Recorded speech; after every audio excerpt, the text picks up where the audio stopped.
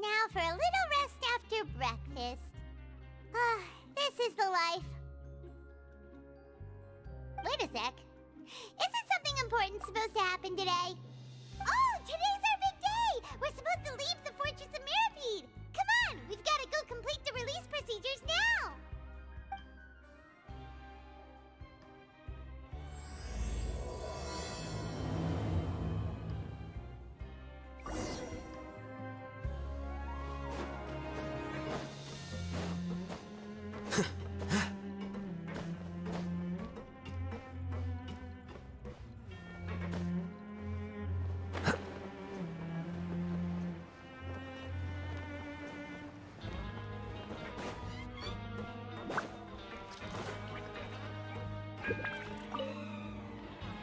Please, sign here. This document will be effective immediately upon signing, and you two may exit the Fortress of Mirapede via the regular channels. It's been so long since we've been to the surface. Let's hurry up and... Huh? What's happening?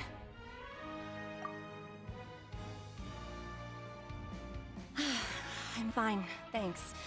But I wonder what that tremor was just now. Let's go ask the Duke.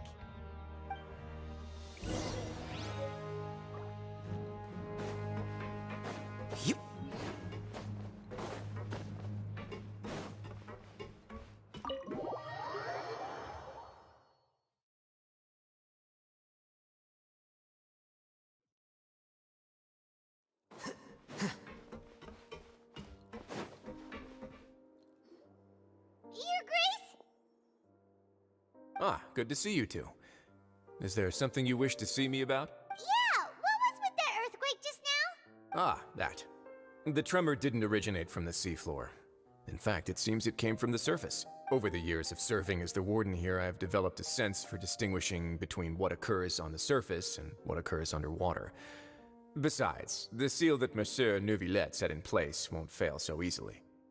So the fortress is okay? If you recall our last incident, if there really were a problem, there would be crowds of inmates in a panic right now. Huh, you've got a point. Okay, seems we need to get back up to the surface and ask about what happened. By the way, do you know what day it is today? I believe today is this month's pipe cleaning day. Wait, seriously? Ah, yes. Have you completed your release papers? Yep. It's you two. Are you leaving now? That's right! Today is our last day in prison! But now that Paimon says that, it doesn't feel like we were confined here. Oh yeah, Paimon feels fond of this place now! Then be sure to come back and visit. I'll miss you. If you've signed the release papers, then you're free to go. The guards will escort you out. You're not going to see us off? I knew you'd ask. All right, sure. Let's go. Well, you actually agreed. No worries, you must be busy. Paimon was just joking. Ah, so you do have a polite side, I see. After being down here for so long, I imagine you must feel like you're lacking companionship. Shall I come along too? Yeah, don't worry, we'll come back to see you. Paimon really likes the cafeteria here. The chefs sure do know how to make good grub. I hope you won't be here as convicts the next time I see you. We'll do our best to stay out of trouble. It seems our work in the Fortress of Meripede is finished. That's the end of another chapter in our journey. And since Nervalet was the one who asked us to come here, we should probably go report to him now. Next up, the Palais Mermonia! You're going to see Monsieur Nervalet? Please pass on our kind regards. I'm sure just your I believe it would be the polite thing to do. You're right. I've heard the Palais has been terribly busy these days. Tell him that I hope he hasn't been overwhelmed by the recent string of troubles.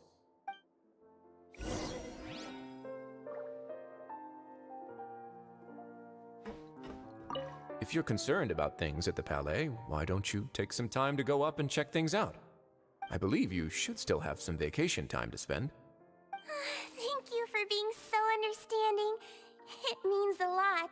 It's been some time since I've gone to the surface. I must say that I've started to miss it a little.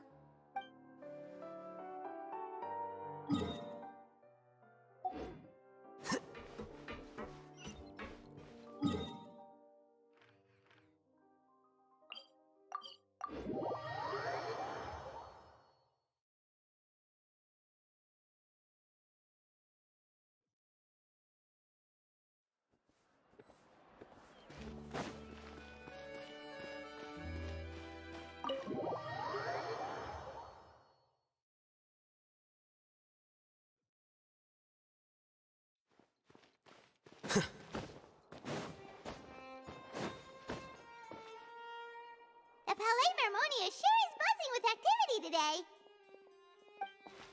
Halt! Huh? Oh, it's you two. Apologies. Monsieur Nervalet did say you'd be welcome at any time. Excuse me, would you mind helping me take a look at this report? I'll be right there. Sorry, I've got my hands full here. You can see yourselves in. Everyone's so busy. Seems a lot has been happening.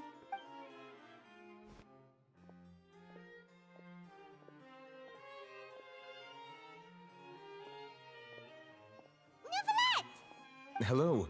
You've come at the right time, but you'll have to wait for just a moment, as there are some urgent matters I must tend to first. In the meantime, please, have a seat. If you'd like to have something to drink, let the Melusine outside know. That's all right. We just ate. Very well, then. Let's take a break over there while we wait for him to finish his work.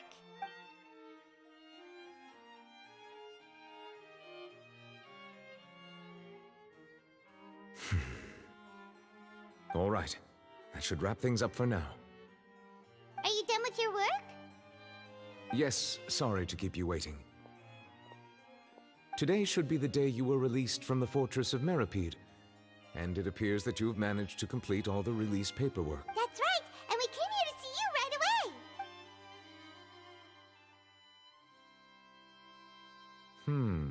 A massive whale. Do you have any idea what that might be? Judging from your description, that cannot have occurred in any ordinary waters, but rather something like the primordial sea. A whale of that size and shape cannot usually be found in the waters of Teyvat. Therefore, we can only assume that Child is presently immersed in primordial seawater. Immersed in primordial seawater? But how? And is he okay? Most people wouldn't be capable of entering in the first place. I'm not completely sure how he could have gotten there myself. Yes? What is it? Ah, right! Paimon felt it too! We asked the Duke and he said it wasn't from underwater, so we figured you might know something about it. It turns out that I have just received a report about this particular matter. In fact, that's exactly what I was busy with a moment ago. The source of the tremor was here on the surface near Poisson. After the shaking stopped, the water levels in the Poisson area rose at an alarming rate. The water levels rose? Oh no! What about all the people there? Fortunately, the water levels only rose for a short period of time, and have already returned to normal now. However, I still have a bad feeling about the whole phenomenon. If the change in water levels is connected with the leaking primordial seawater, then the situation in Poisson may be much worse than it appears. Navia should be in Poisson, right? We need to go check on her! I would also like to go there as soon as possible, but I'm afraid I can't leave just yet. We must immediately formulate disaster prevention plans for the surrounding coastal areas to avoid potential catastrophes. I'll have to ask you two to go to Poisson first. I'll meet you there to check on the situation once I've finished things here. There's no time to lose! Let's get going! Please be careful.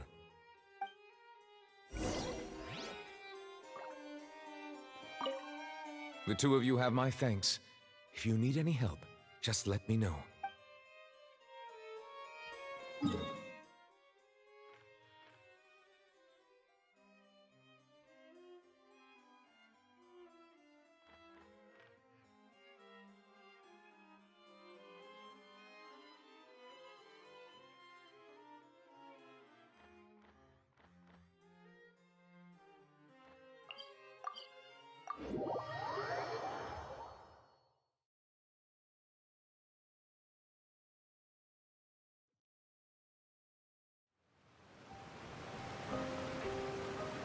Oh no! What happened here?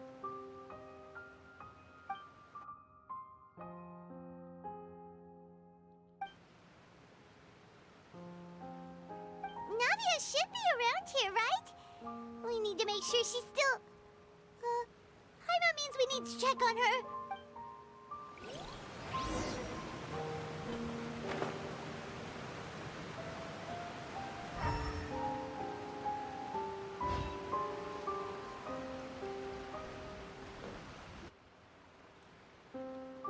We haven't seen a single soul all the way here. Oh, this is getting scary. What will I ever do now? Look, there's someone on the roof over there. Just stay put. We're coming up. Watch your balance. All right, just hurry.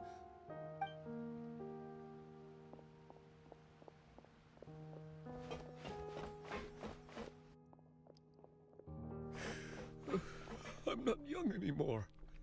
How will I survive on my own?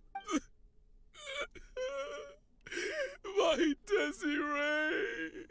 Oh, he looks pretty sad. My leg! My leg! How could this have happened? It hurts! Just hang in there. Help is on the way. You can hold my hand if it makes you feel better.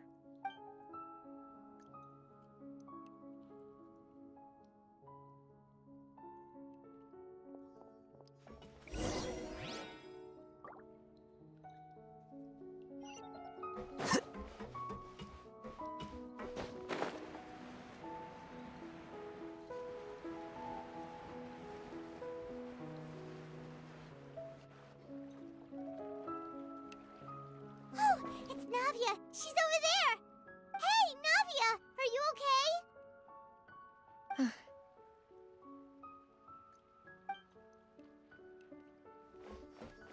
You're here. We heard there was a situation in Poisson, so we came as quickly as we could. Yes. As you can see, the water level suddenly rose. It caused quite the disturbance, in fact.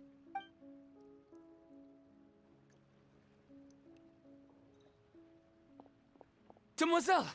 There was a wounded resident next to a building southeast of here.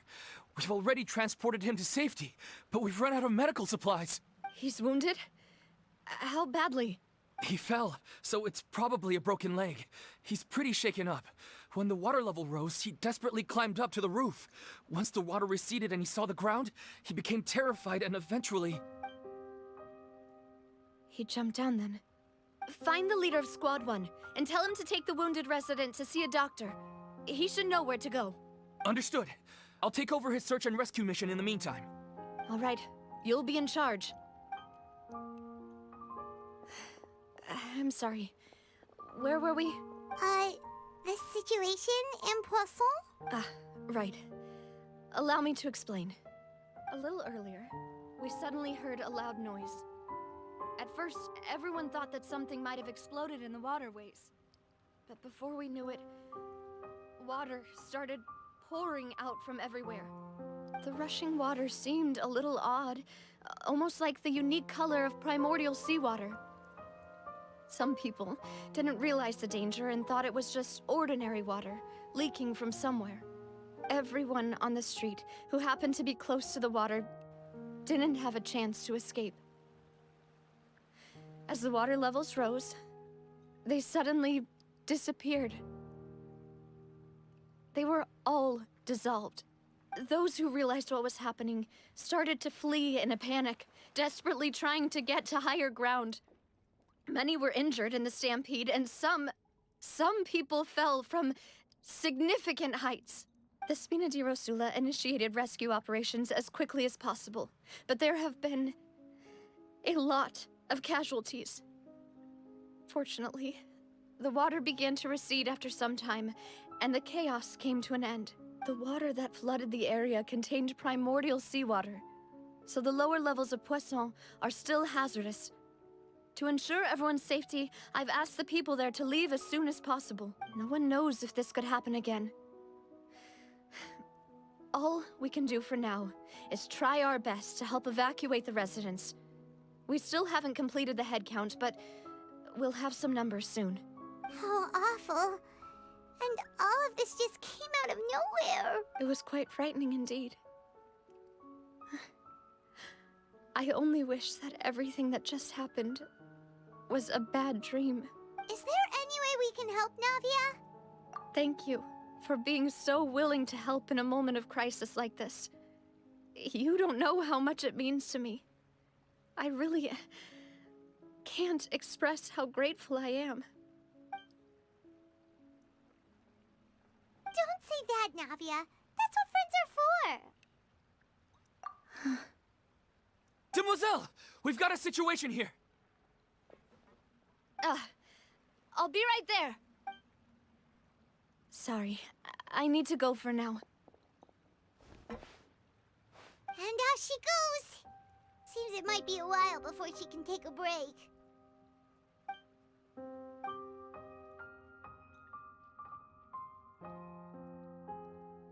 Okay, the wounded are being tended to, and we finished a preliminary head count. More support has just arrived, so I suppose I finally have a moment to focus on my own matters. Of course, we should remain ready for anything, and continue doing our best to rescue others. I'll be sure to have everyone at the Spina di Rosula ready to render assistance. Traveler, Paimon, would you two accompany me to my father's grave for a moment? Huh? Right now? Thank you.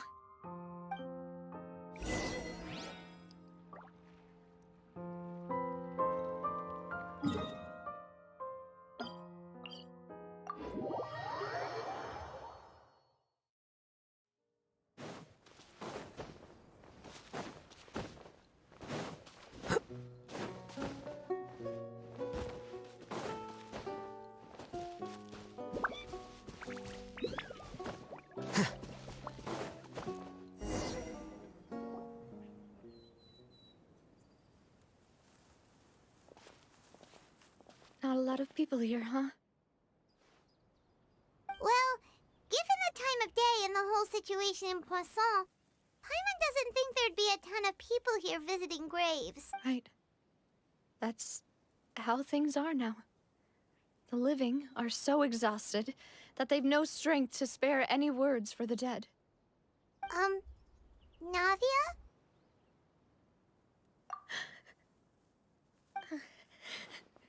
Navia, what's wrong? Sorry. I just... Malus and Silver, they won't ever come back here again. What should I do, Papa? Huh? What happened to them? Everyone agreed on the rescue plan, but still, I was the one who initiated it. They were helping evacuate the residents, but they couldn't leave in time, and they were caught in the seawater. What should we do? I've known them for so long, and I know they weren't afraid. But But I could at least hold a funeral for my father. And I know where he rests. But as for Malus and Silver, they're just... gone. I just can't...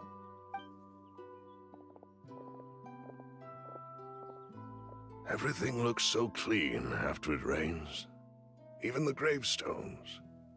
I didn't expect that you'd enjoy a glass of red wine in front of Master Callus's grave. I can understand.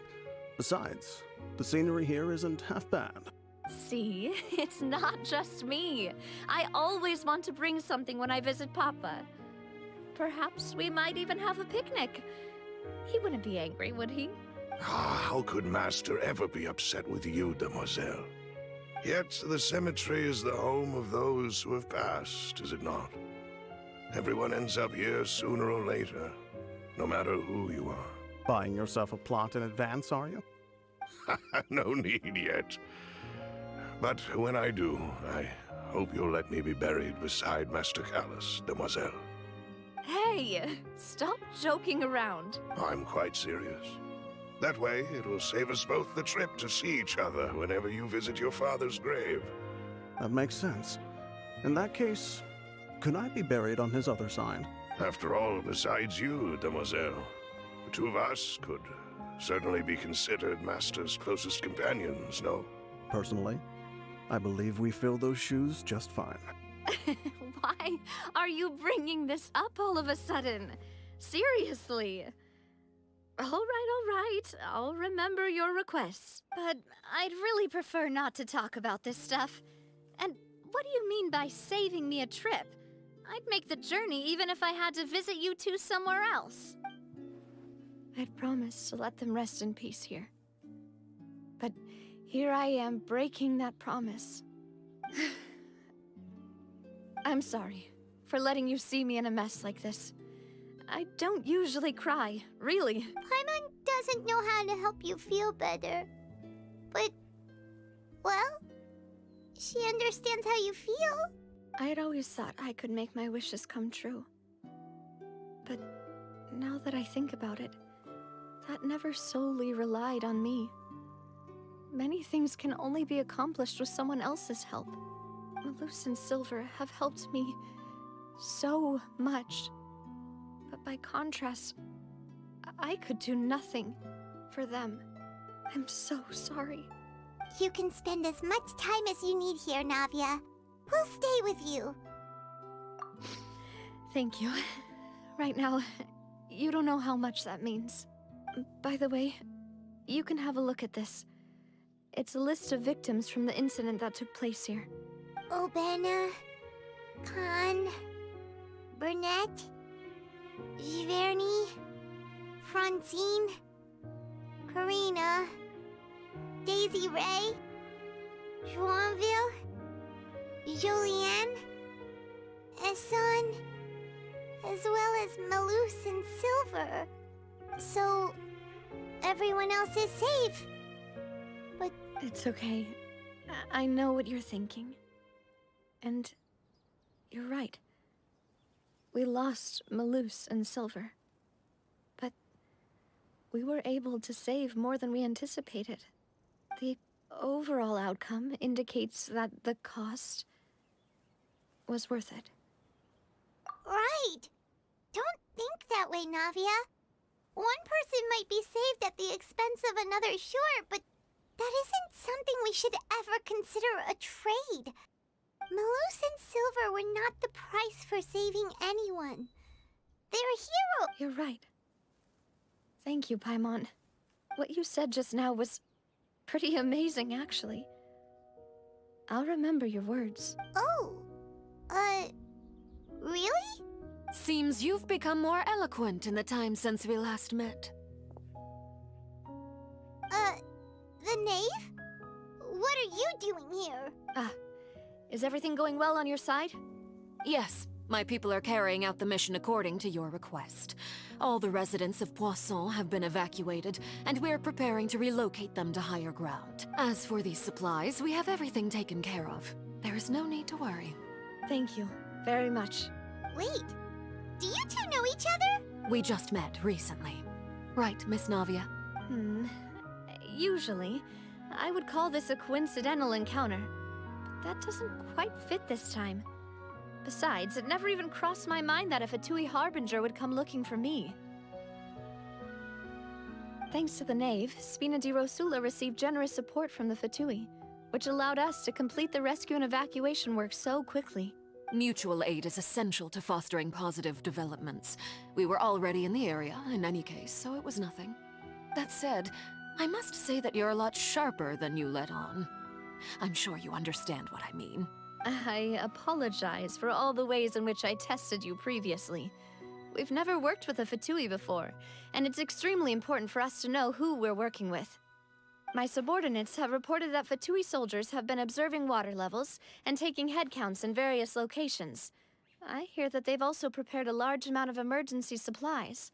I'm quite surprised. This is nothing to brag about, nor do I intend to. It is simply the way of powerful organizations to act forcefully, whether they are doing good or ill. You've witnessed that firsthand, in any case. As I've told this traveler before, I know of the prophecy, and I intend to prevent the impending disaster. Lending your organization a hand was a natural first step in accomplishing that.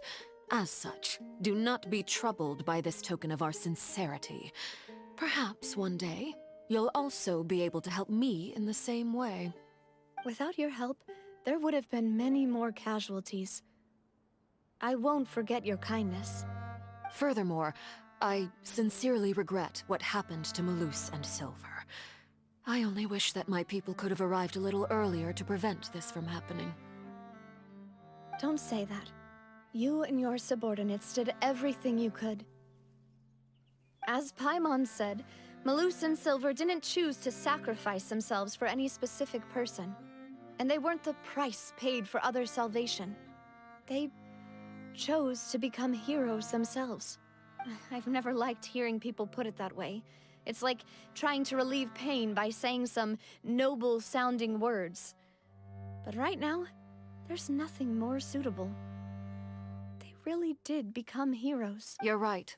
I'm sorry for your loss, Miss Navia. Water is life to Fontaine's people, and it also spells disaster. It's no wonder that people always say that prophecies represent fate. Fortunately, I've never been one for such opinions. So, you're one who will try to change fate, then? Of course. That is why I'm going to Hotel Bouffe de Thé. I still have some things to take care of, and the children need my attention. By the way, Traveler, Paimon, one more thing. Alright, then we'll just... Huh? This isn't right. Paimon thought you would ask us to walk with you for a moment so you could tell us something in private. That is a clever and useful conversation technique, which I do like to use when necessary. But there's no need today. It would not hurt to have Miss Navia listening in. Traveler, I'm sure you remember that I said we could work together when we had the chance. You and I both know that there may be issues with the Primordial Sea. Previously, it was the Fortress of Meripede's sluice gate, and this time it was the water levels in Poisson. These are both signals. Indeed. Allow me to share the latest intel I've received from the House of the Hearth's intelligence network with you. During some recent investigations, a child claimed to have discovered some ruins near Poisson. The ruins date back to ancient times, and seem to be worth investigating in many ways. Judging by the dating of the ruins, they may be related to the prophecy and the coming crisis. The situation is becoming more urgent, so any pertinent information will prove extremely precious. My people initially came to prepare for ruin exploration. Unexpectedly, this disaster struck.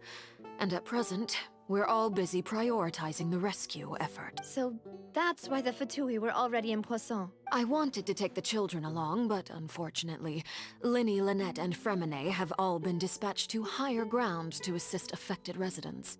Linny told me that outside of the house, the person they trust most is you, which is why I want to give you this task.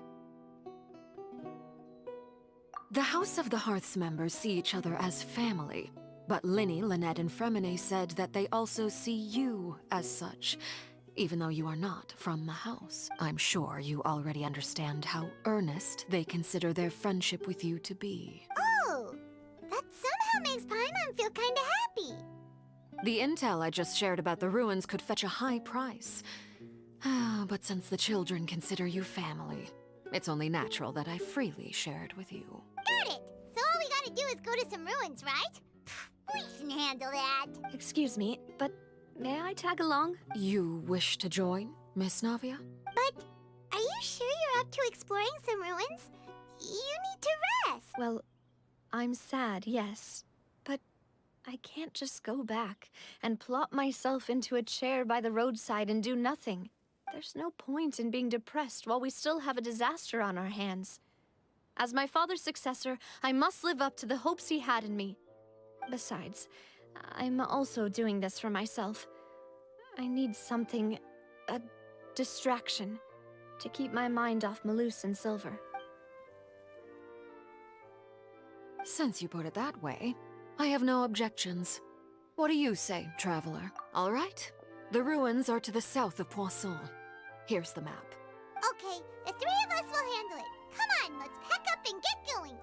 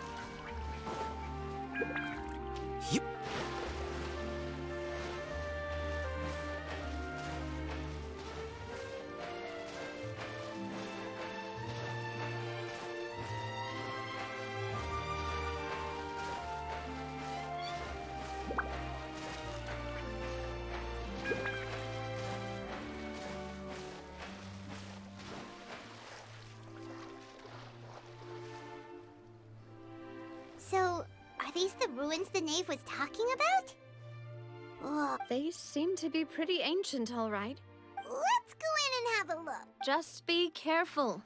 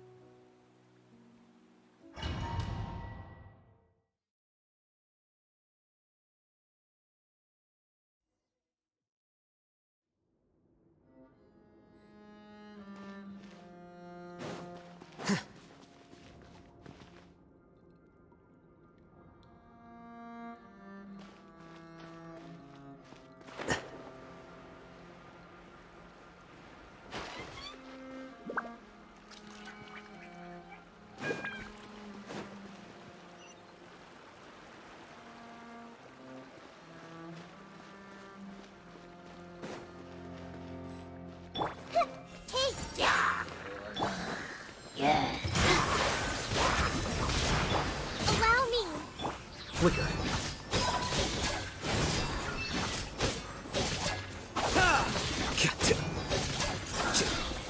Dada Kondala. The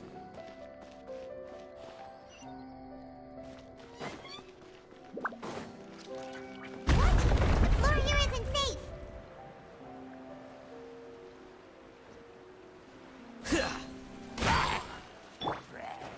With all my strength. Commit it to memory.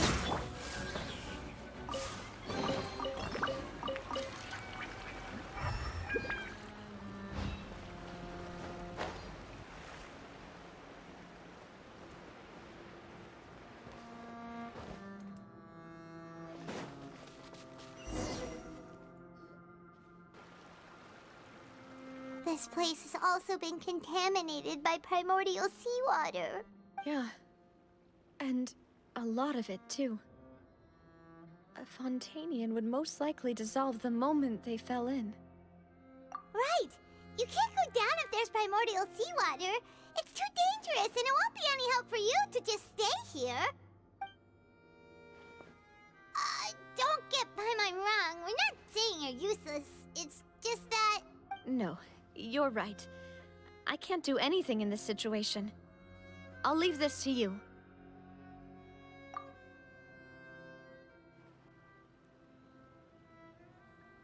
That complicates things. Maybe the only way left is forward. In that case, do you want to wait for us here? The water levels here are unstable, and there's a chance the water will rise. So, staying here wouldn't be safe either. I'll go together with you. Perhaps we'll find the exit just up ahead. All right. Come with us for now then, but please be careful.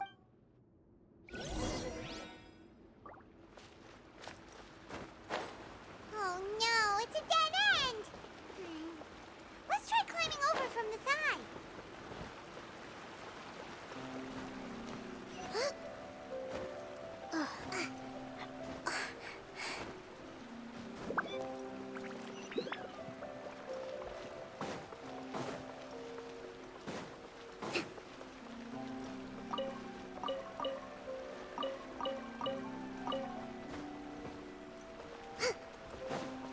Let's move out.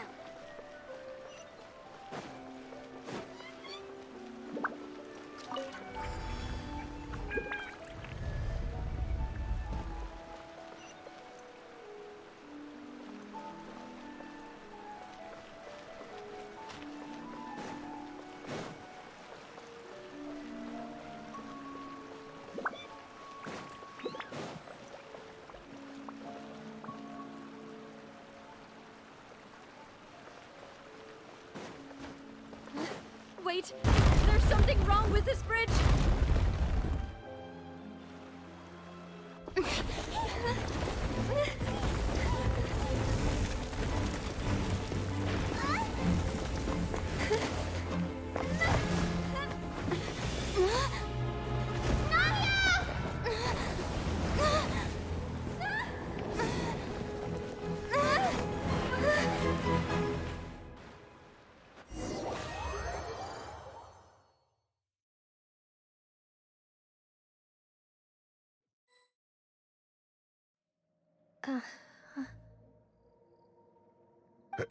Demoiselle? Huh? Demoiselle, what are you doing here by yourself? Would you be standing here till dark if I hadn't come to get you? Maybe she just wants some time to herself, Malus. Oh, was I sleeping? Yes, it would appear so. I must be tired. That's quite possible. However, you were the one that suggested we go out for a walk. Oh, right. I nearly forgot. It must have slipped my mind when I dozed off. I haven't had a nap today yet.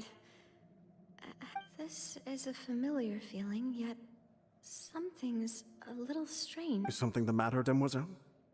Oh, no. No, I'm fine. I was just trying to recall why we came out for a walk. Do you remember Mr. Giverny? He'd requested our help before with foreign merchants who had a debt dispute with him, and we'd resolved the matter not long ago. We were headed to see how things were going with him at the moment. Ah, right. Yes. I remember now. Oh, Miss Navia. Ah, Mr. Malus. And Mr. Silver, too. It's good to see all of you. How have you been? I've been great. Thanks to your help, those bothersome merchants finally realized that I wasn't the one they were looking for. Why, I wasn't even the guarantor for that person. They were knocking at my door day and night. Even my neighbor, Obina, was getting fed up with them. Sometimes force is required to calm someone down and get them to listen to what you have to say. That's right. Oh, by the way, Burnett, what was it that you wanted to give to Miss Navia again? Oh, yes. One moment, I have it right here. Miss Navia, these are some flower seeds that I prepared. Please take them. They're a very good variety, and they'll become very big and beautiful once they bloom. I don't know what we would have done without your help, so this is a little token of our appreciation. Did you cultivate them yourself? Thank you so much. I'll certainly take them. Maloose, we do still have some empty flower pots at home, right? Why, we can have as many pots as you'd like, demoiselle. Perfect. In that case, we'll swap out some of the decorative plants for some of Mrs. Burnett's Very well. Wait. Something seems to be off here. Excuse me, madam. If I'm not mistaken, your name is Burnett, correct? That's right. Is something wrong? No, it's nothing. This is the first time we've ever met, but your name seemed familiar to me. I must have heard it when I was discussing things with your husband previously. I've heard this name before. Sometime recently, I'm sure of it. And why are there so few people around here? Where did everyone... We must mind the time, demoiselle. We still have important things to attend to today. Huh? We do? Like what? Well, now, did you forget? Miss Navia, here you are. I've been looking for you. Please, come to the Opera House. Your trial is about to begin. My trial? Wait, why would I... Yes, she's right, demoiselle. It's just about time now, so we should go. Oh? All right then.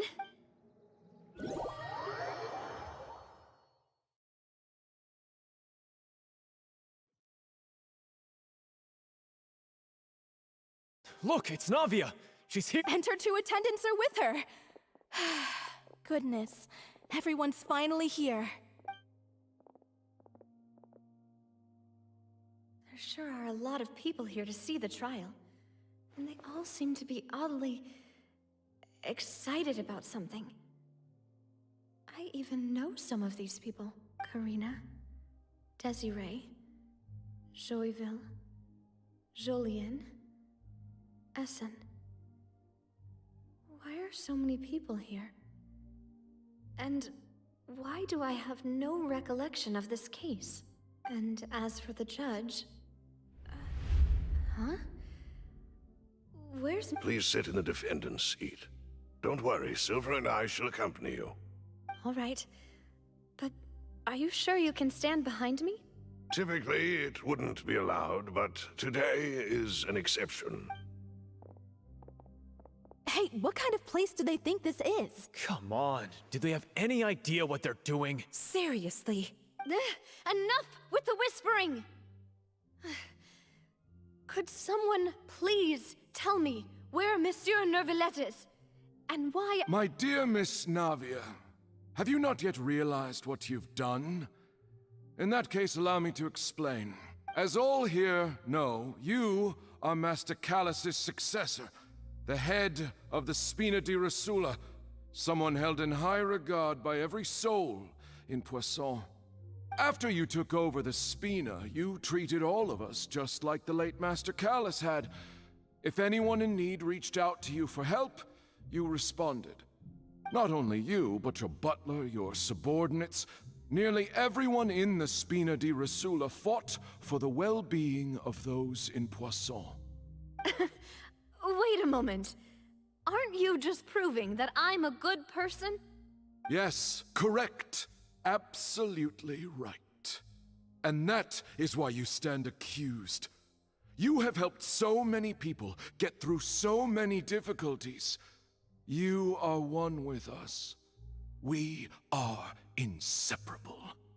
We are one big family, all of us who are from Poisson, inextricably linked. And with you being so important, we couldn't possibly do without you. Therefore, this fair and honorable court shall declare you guilty, and you shall stay here. You will be together with us forever. Huh? What are you saying? Everything you have said is correct. I have indeed done a lot for my hometown, and I would be willing to be with you all, but what is the purpose of having me stand here like this? What is there to discuss? Ah, well, if that's what you think, then I have no further comments. How wonderful, Miss Navia!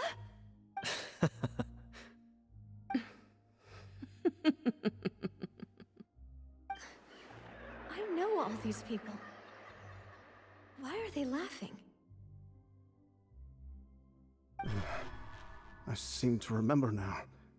Yes, I get it. This trial is... Wait just a moment. This isn't right! Malus? What was that, Mr. Malus? Our conclusion is very clear and unanimous. Let the court judge her now. She's guilty! Stay here, Navia! You're one of us! Demoiselle, don't admit guilt. This trial means to keep you here forever. I wish to exercise my right to defend Our Lady. Mr. Joinville, you only know of Navia's goodness, but nothing of her utterly independent mind. She was born a free and independent spirit. She has never been tied down by anything. Indeed, even the death of Master Callus couldn't stop her. Her actions cannot serve as proof that she identifies herself as part of any group. She merely acted as an individual, extending her hand to help others. Please do not mistake her actions as being otherwise. Really? As an individual, you say? Don't forget, we are all Fontanians here. This is the nation of justice, the nation of Hydro. Even if Miss Navia only voluntarily rendered her assistance, that doesn't change the fact that her beautiful soul must return to everyone. Water accepts all, blends with all. It will surely accept her kindness. Everything is measured here in the nation of Hydro, and in the end, everyone shall meld together. Thus, when a unanimous opinion emerges, that opinion represents justice. Now I speak for everyone. Our opinion is consistent. Navia should stay. We and Navia are one. And you would call this justice? Preposterous. You are merely jealous that Demoiselle still has a chance to exist as an individual. Have you forgotten how much you all once longed to become individuals, to become independent? Do you mean to defy our justice? If your justice is flawed, then why should we acknowledge it? As you said, we can also have our own justice. Silver and I shall defend Demoiselle. And that is how we will enforce justice. Ugh, my head... It hurts. Demoiselle. Silver, it hurts. My head is spinning. All I can see is stars swirling in front of me. I remember now. Everything that seemed odd from the very beginning.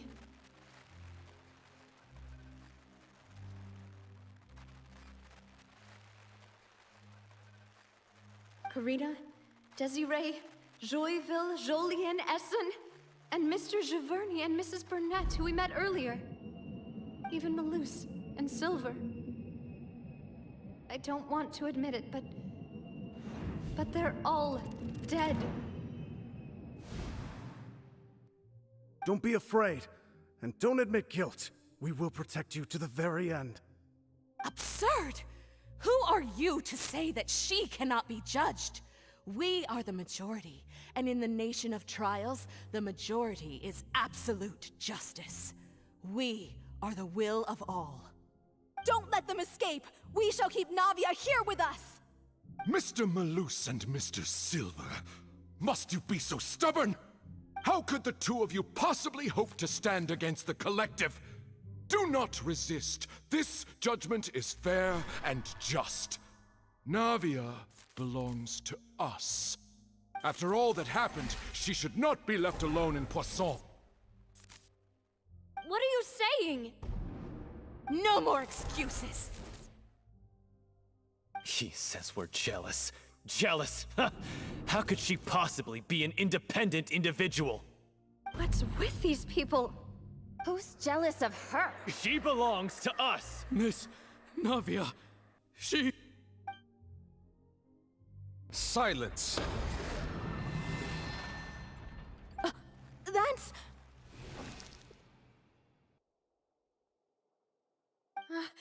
Monsieur Neuvillette! Such commotion is prohibited in the court. The accusations you just presented are nonsense and cannot constitute a proper trial. The court will adjourn for the rest of the day. In this, I shall hear no objections from any unauthorized party. Our thanks, Monsieur Neuvillette. Please leave with me, Miss Navia, while there is still time. But... Go on now, demoiselle. This is your only chance to leave this place. What, can't bear to leave us behind or something? Malus. My apologies. I couldn't resist making one little joke once I realized that this shall be our last goodbye. Malus... Silver... Quickly, you must come now! Goodbye, demoiselle. Farewell.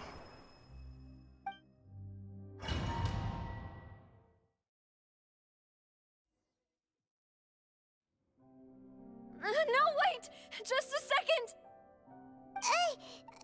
Navia? You're awake. Good. I must have been dreaming. Malus and Silver were still alive, and they were defending me at some insane trial. It looks like you're all right. Did all the sad feelings cause you to have a nightmare? Paimon could give you a hug. The ruins you were exploring suffered a cave-in. When I arrived, I found you falling toward the water. You were just about to be dissolved within, but I...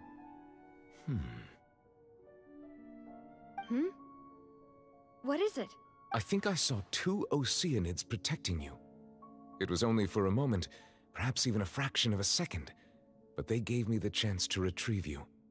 Were it not for their intervention, I would not have been able to rescue you before your consciousness dissipated. Wait, did you say Oceanids? You mean like what happened with Vache?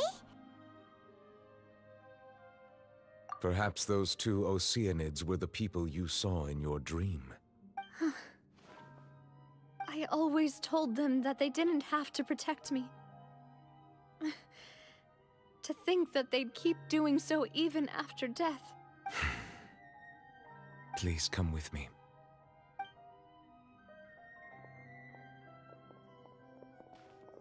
Neuvillette, are you okay? Oh, I am quite all right. Perhaps there's something we could chat about? Why do you look so stiff all of a sudden? Oh, Paimon knows. You're the type who feels awkward when there's nothing to talk about, right? I merely thought that we should give Navia some time to herself. Huh? Why didn't you just say so then? Don't you think it's even more awkward to call us over like this and then have nothing to talk about? I suppose so.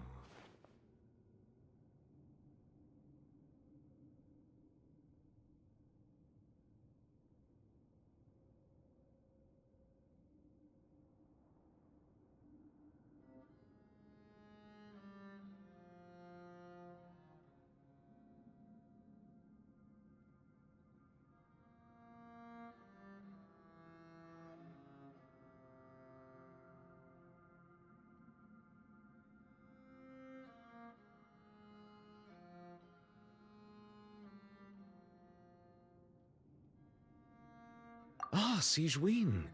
I hope all is well with her these days. Her work in the Fortress of Meropide has not been too much for her, has it? No way, don't worry. She's doing fine down there. She's an amazing head nurse. I see. Well, that is good. I have always worried that Sigewinne would need a lot of time to understand the world of humanity, just as I have. Oh, and the Duke also says hi. Even though Sigewinne made him do that. He hopes that you haven't been overwhelmed by all that's happened lately. Thank you. I have indeed been busy lately, and I also hope that everything is going well in the Fortress of Meropide. He still doesn't know what to talk about. Let's chat about something else then. So, Neuvillette, you're probably quite the swimmer, huh? Yes, of course. This isn't going anywhere. Let's try something else. How did you find these ruins? Did the knave tell you? Yes, in fact. I had arranged to meet you in Poisson, but when I arrived, I discovered that the Fatui were helping the residents evacuate. They had even transported a large quantity of supplies to the area. Amid my astonishment, I ran into the knave, and we had a chat. She informed me that she had asked you to investigate the ancient ruins here. Yeah, we originally planned to meet up with you, but we thought you might still be busy with all those official documents. We didn't think exploring the ruins would take very long, and who would have thought you'd wrap things up so quickly?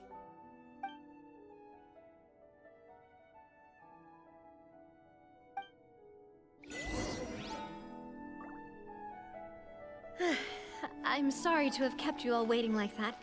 I'm feeling much better now. I guess we should get going again. Will you come with us, Monsieur Neuvillette?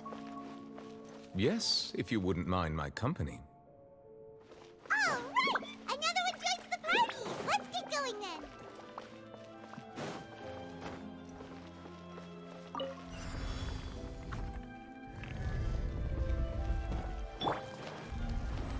Everyone hold hands! Yes. Let's move out.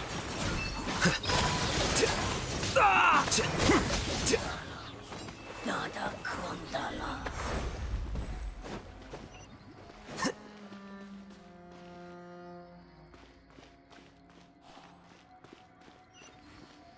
Oh no!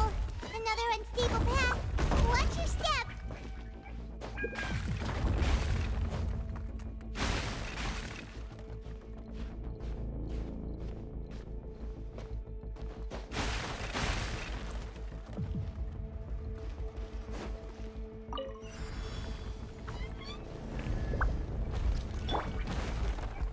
Hey! Watch out! There are rocks falling over here!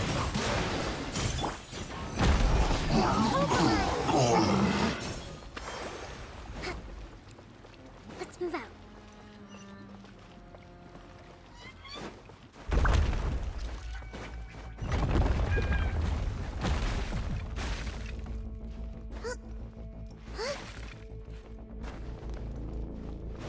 Seems we're almost at the top. Keep it up!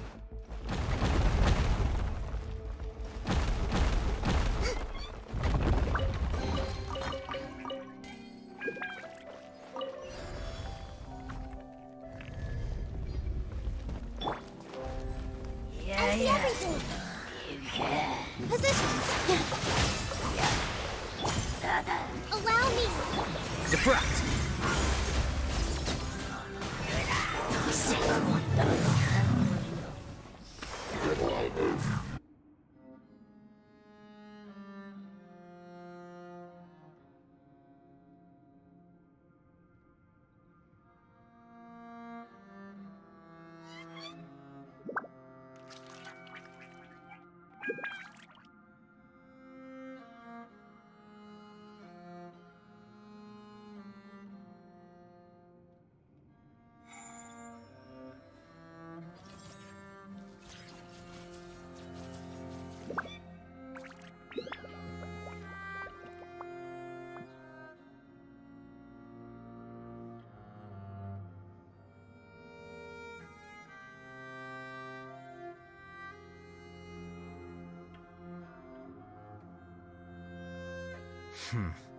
There have been many poorly written applications lately.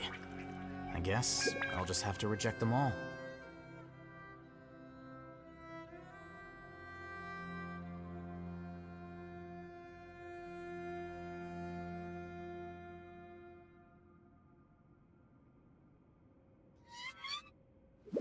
Wait. Huh? No. Whatever.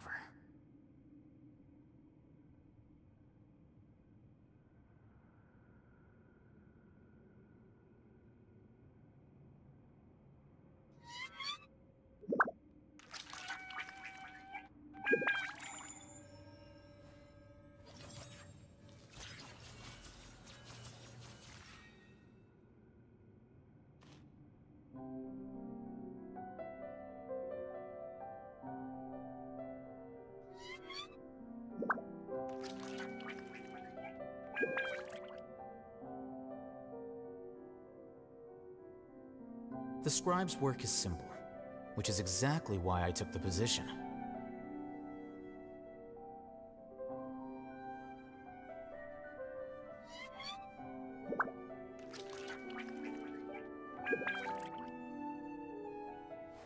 Wait.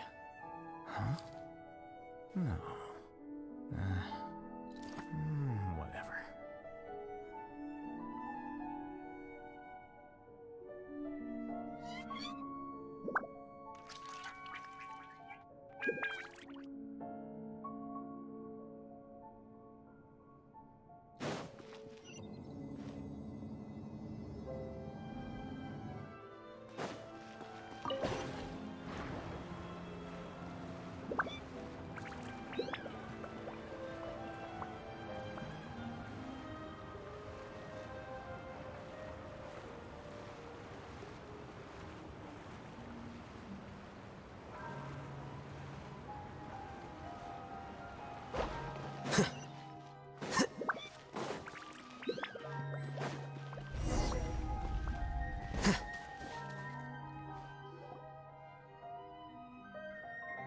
Looks like we've reached the end.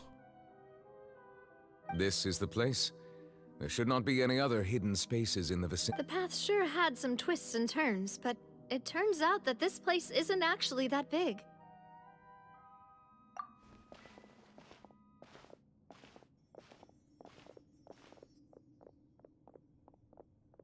Stone slates? It seems like they were put here as an offering.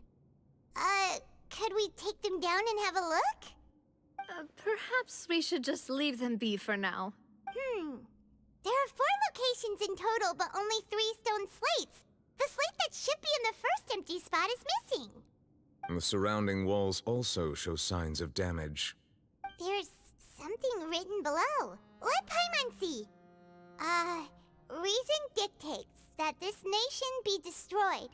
I shall record the history of its future here in its past.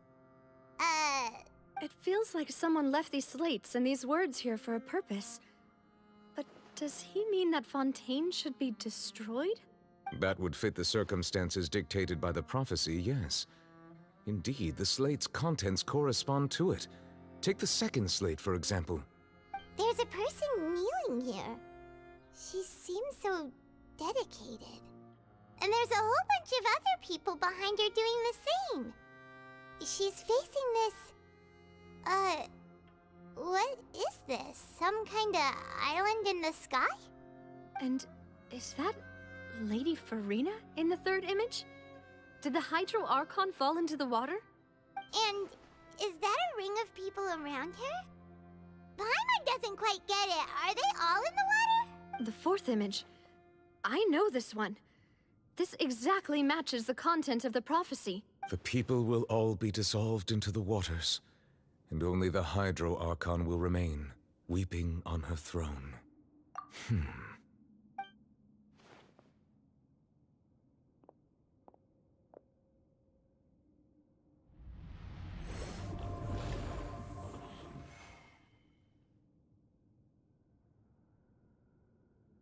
More information should be hidden in these slates, but I fear I cannot easily uncover it, most likely due to us missing the first slate. I am very sorry. Don't blame yourself, Monsieur Neuvillette. Deciphering ancient stone slates isn't one of your duties. Ooh, Paimon's getting the chills just looking at these slates. This says that it's the history of the future, right? That means the prophecy's sure to come true. I really hope it doesn't mean that. Still, Paimon feels like these images are kind of weird when you look at them together.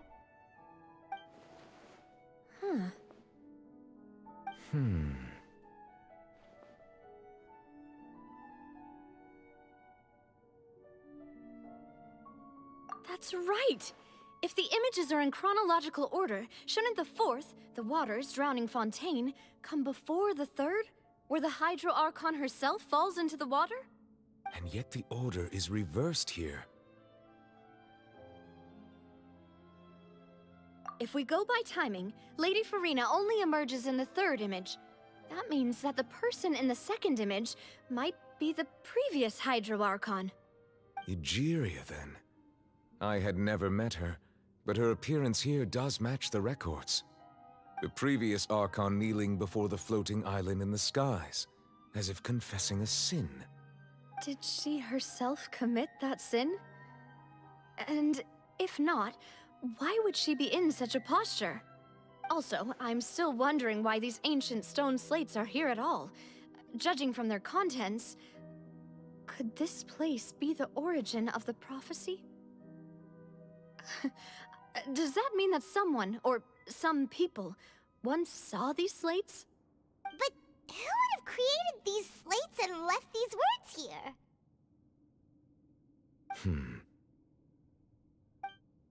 It seems that any further clues will have to come from Farina.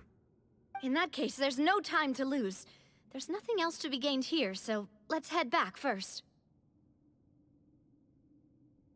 Yeah, we better get somewhere safe for now.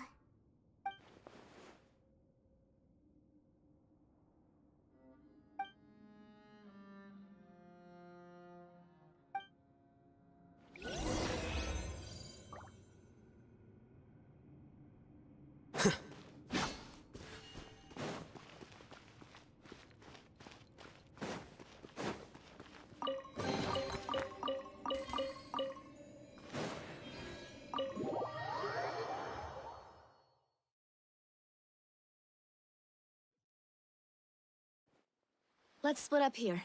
I'm going to check on what's happening with the Spina. You know how it is. There's some things you just need to be there for yourself. You still have energy for that, Navia? Paimon's already beat! Just head back to the Fluvsandra and have a rest then. Thanks for keeping me company all this time. I'll depart as well. Thanks for your hard work today. Rest well, everyone. Traveler, I will go talk to Farina tomorrow morning to ask about the stone slates. I'm sure that you're concerned about this matter as well. If you have time, drop by my office. I will share the results of our discussion with you. Are you really gonna talk to her about this directly? Will that be a problem? Paimon's getting a little scared now that it's come to this. She has long been harboring secrets, and will not give them up easily, which makes it all the more my duty to ensure that she understands the present situation. Alright, we'll leave it in your hands then. You're probably the best person to talk to her anyway. I will be carefully considering my words tonight. Traveler, Paimon, our safe house at the Fluvsandra is always open to you, as ever. So please don't think you're an imposition. Alright. I'll be on my way then.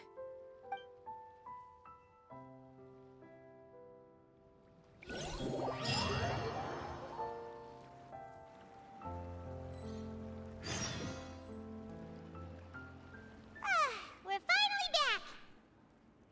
Welcome back. We've got a special menu prepared for you two tonight. Yay! And there's good food too! Navi, no, the boss is the best. Ooh, desserts! Nice, these are all Paimon's! Paimon's already starting to forget what happened today. Oh, that voice.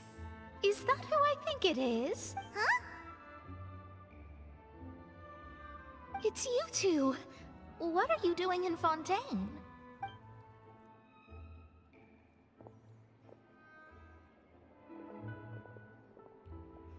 Mona?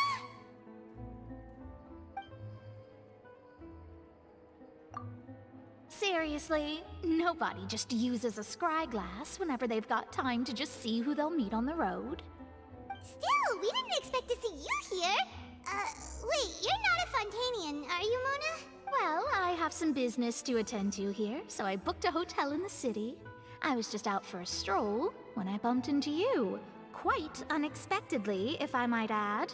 Why did you think I was from Fontaine, though? Is that because Magistus doesn't sound much like a Mondstatter surname? Yeah, let's go with that. Well, I used to have my own surname, which was, well, some other thing. Either way, the old hag told me when she took me as her disciple that the first step to being a great astrologist's pupil was to change that name. There was nothing for it, really. She really is amazing at astrology, so I changed my name to what it is now according to her wishes. To my surprise, however, Megistus is not the name of some ancient house or clan. It isn't? Nope. Although it is used by us in place of surnames, it generally just means great. Wow! Imagine including a boast in your name. Wait, are you gonna have to put that into your genealogy as well? I reckon so. In any case, I'd give my disciple a name like this as well, if I were to take one. Astromancer Barbeloth Trismegistus. Whoa, that's a long one. Does it also mean great or something? My name means Mona the Great Astrologist. As for the old hag, hers is, in plain speech, the thrice-as-great Scholar of the Stars. Just take it as a title specific to astrologists. Thrice as great? That's so petty. I know, right? That's just how she is. She used to call herself Megistus, actually, but when she took me in, she changed her name to Trismegistus. Talk about excessive. Megistus is thus the calling card of our school, so to speak, which makes it about the same as a surname. It's all right if you don't get it. You can look into it further should you need to study astrology more deeply. That sounds terrible! But anyway, you're not Fontanian, are you, Mona? You're from Mondstadt, right? Well, I was born in Mondstadt, yes. My parents migrated to Dorman Port, and I traveled with the old hag for a while, after which I settled down in Mondstadt City. Oh, that's a good thing then. At least we know you won't be dissolved by Fontaine's waters. Speaking of that, I'm sure you're aware that a bunch of things have happened here in Fontaine, right? I know you're not a local, but I'd avoid getting too close to any water that looks strange all the same. There's something ominous about it. Well, the water, I mean.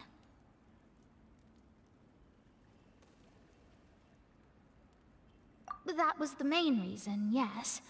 Just a while back, the Steambird invited me to take part in a panel and speak about the circulation of the prophecy as an astrologist. The invitation was sent quite early on.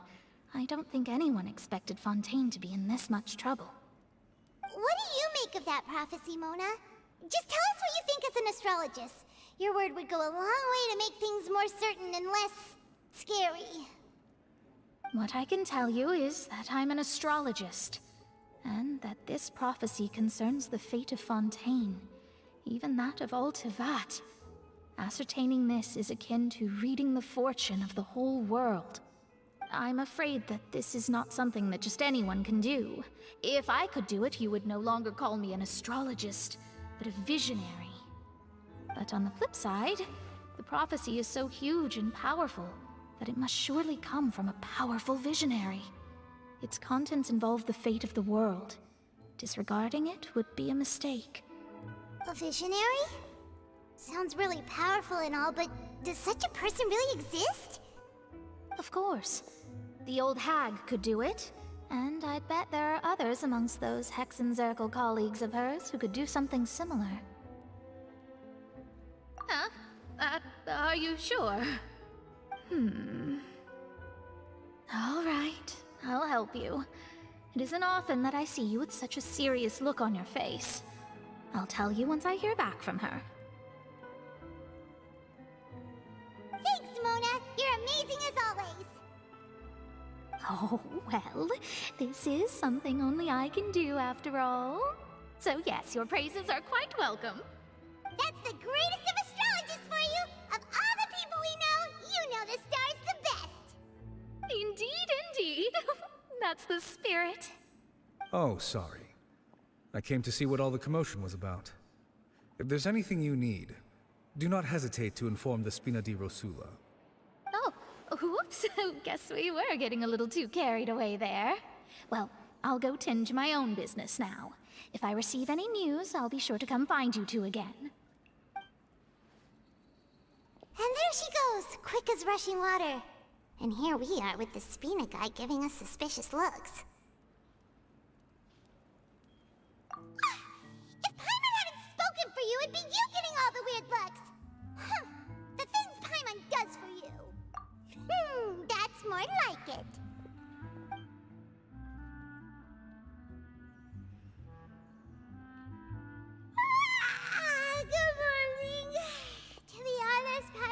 still feeling kind of sleepy.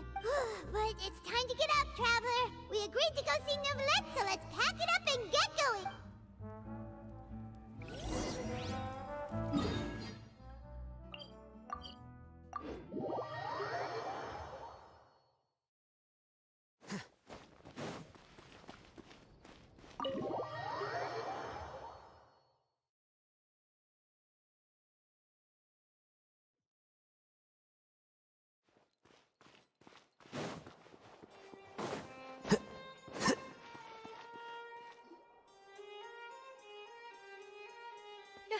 You're here! Finally! Is something wrong? Monsieur Neuvillette and Lady Farina, they seem to have gotten into a dispute. Please go see for yourself.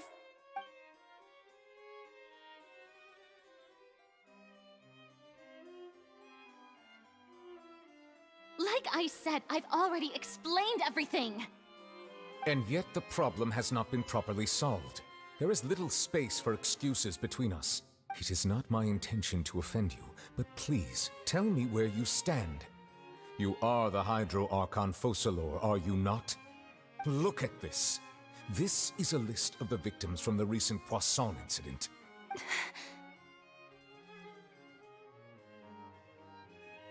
You mean... they're all... We did not arrive in time to avert this disaster, and I will not have it happen again. I will say this once more. You must tell me everything you know. Yesterday, I found 3 stone slates in some ancient ruins near Poisson.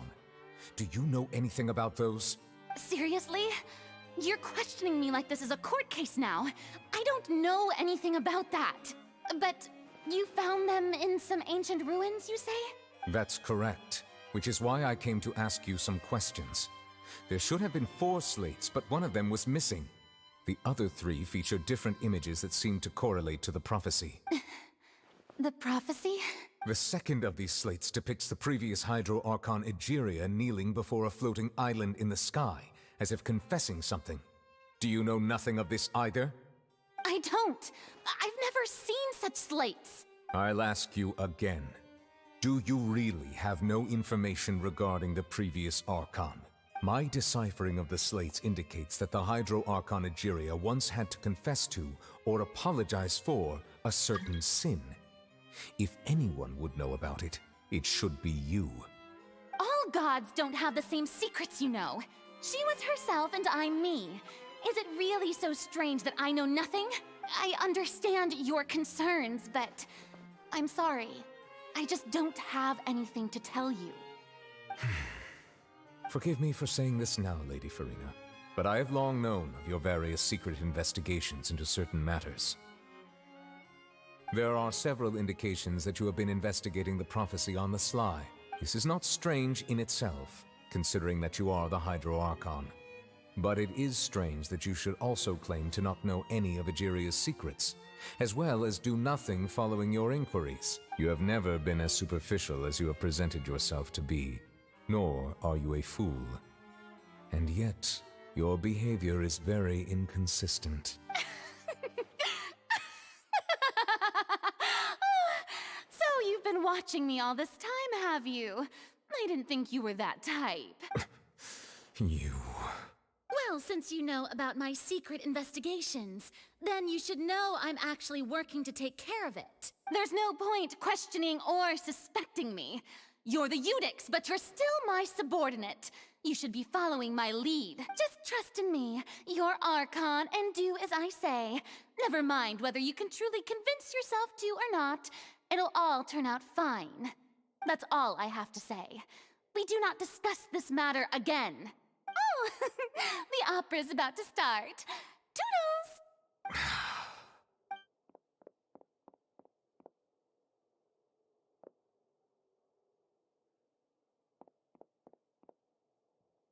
Did Farina not notice us standing by the door? Wonder what's up with her. She was smiling. Huh. She didn't seem in the mood to care if we were listening in or not.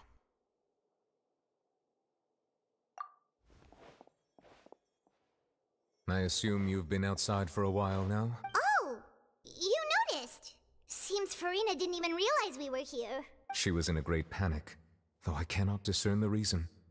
Our discussion reached impasses time and again, a state of affairs that we cannot allow to continue. Still, I do not understand. Dialogue is the basis for understanding, so why did she keep refusing to engage? Everyone in her inner circle has noticed that she is hiding some secret. The issue is her attitude. I fear that she will not reveal anything unless absolutely forced to. We may have to create a situation in which she will have no choice but to speak. Oh? Like what? Normally, people will only reveal the truth when standing trial. Perhaps we must have the Hydro Archon experience just such a scenario. But Farina's seen so many trials, and she's really good at dodging questions. How do we make sure that she won't just slip away at the first chance she gets? We will need to consider this thoroughly, join forces with various parties, and then do what we can.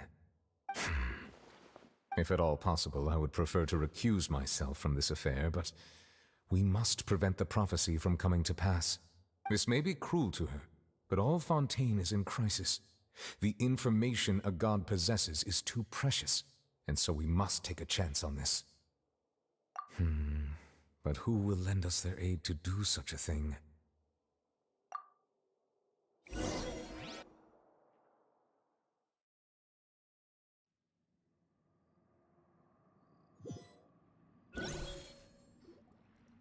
Well, that's everyone, huh?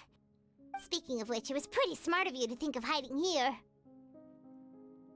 Poisson was just involved in a disaster, so it's presently devoid of people. That naturally makes it the best choice. And here you are drinking tea like it's the most natural thing in the world, huh? That's what families should do. Sit and enjoy a leisurely time together. It's nice to enjoy tea here, you know? Care for a cup? Lend me your ears, everyone. Or perhaps one of you might like to start us off. How about you, friend? Me? No, I don't think I can. Then, how about you, good sir? I fear that I will cause the mood on this boat to become as somber as it is in court. Well then, I guess we're lucky we've got a local like me to organize things. Wonderful, the spotlight at last. I guess I'll be facilitating things from here. That was a little long-winded, don't you think? Oh, you might be right. Anyway, to cut to the chase, our friend here, the Traveler, has brought us together to discuss something. As for what that is, well, let's start by saying that we'll be pooling our efforts together to create a series of traps. Oh, how intriguing. Well, it's just an expression, really. One that I just learned from Chlorand, and used on the spot. So, let's invite her to explain in detail. A round of applause, please.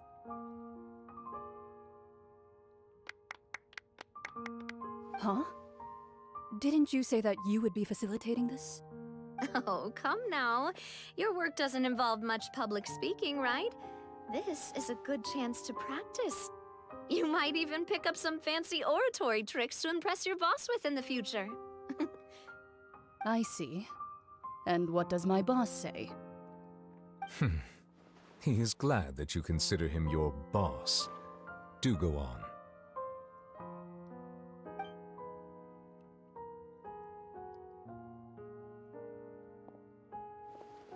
In that case, do any of you have experience hunting? Not that I recall. Fremine and I once used a wooden stick in a basket to catch wild rabbits when we were younger. As for Lynette, oh, right. You were sick that day, weren't you? I've also gone diving to catch some fish before. Does that count? I'm afraid not. You may or may not have heard, but Fontaine once played host to a group known as the Marechaussee Hunters. Though that was their name, they did not hunt animals, but rather various monsters left behind by the ancient dynasty of King Remus.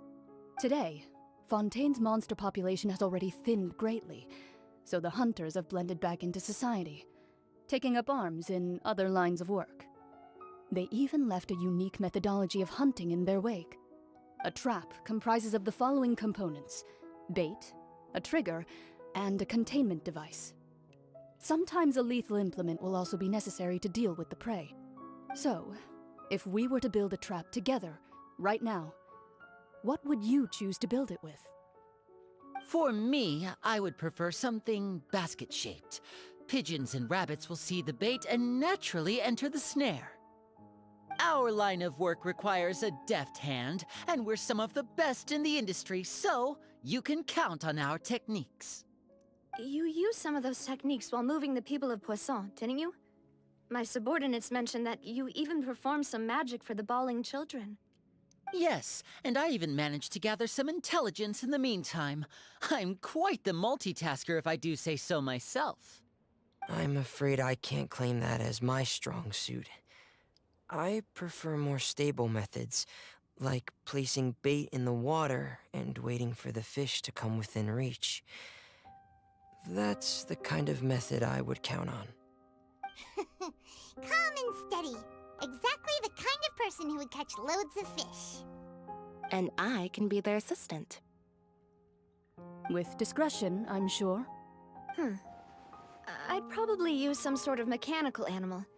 Papa once bought me some small clockwork squirrels, mice, and such. When placed in the forest, they can attract others of their kind. I remember that you liked those too, didn't you? I did. And that would be a good way to go about it. If they're realistic enough, animals of the same kind will follow them all the way to the trap. What about you, Monsieur Neuvillette? I fear I do not have any related experience. That makes sense.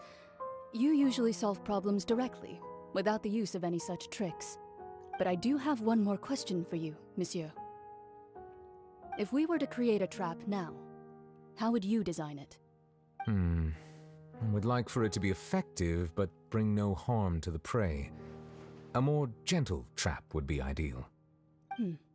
Kind, as always. However, our intention doesn't necessarily change the containment device and the type of implement we need. If we wanted to kill the prey in one strike, we would need a powerful implement. However, that also goes for prey that must be captured and safely contained. Wait, why's that?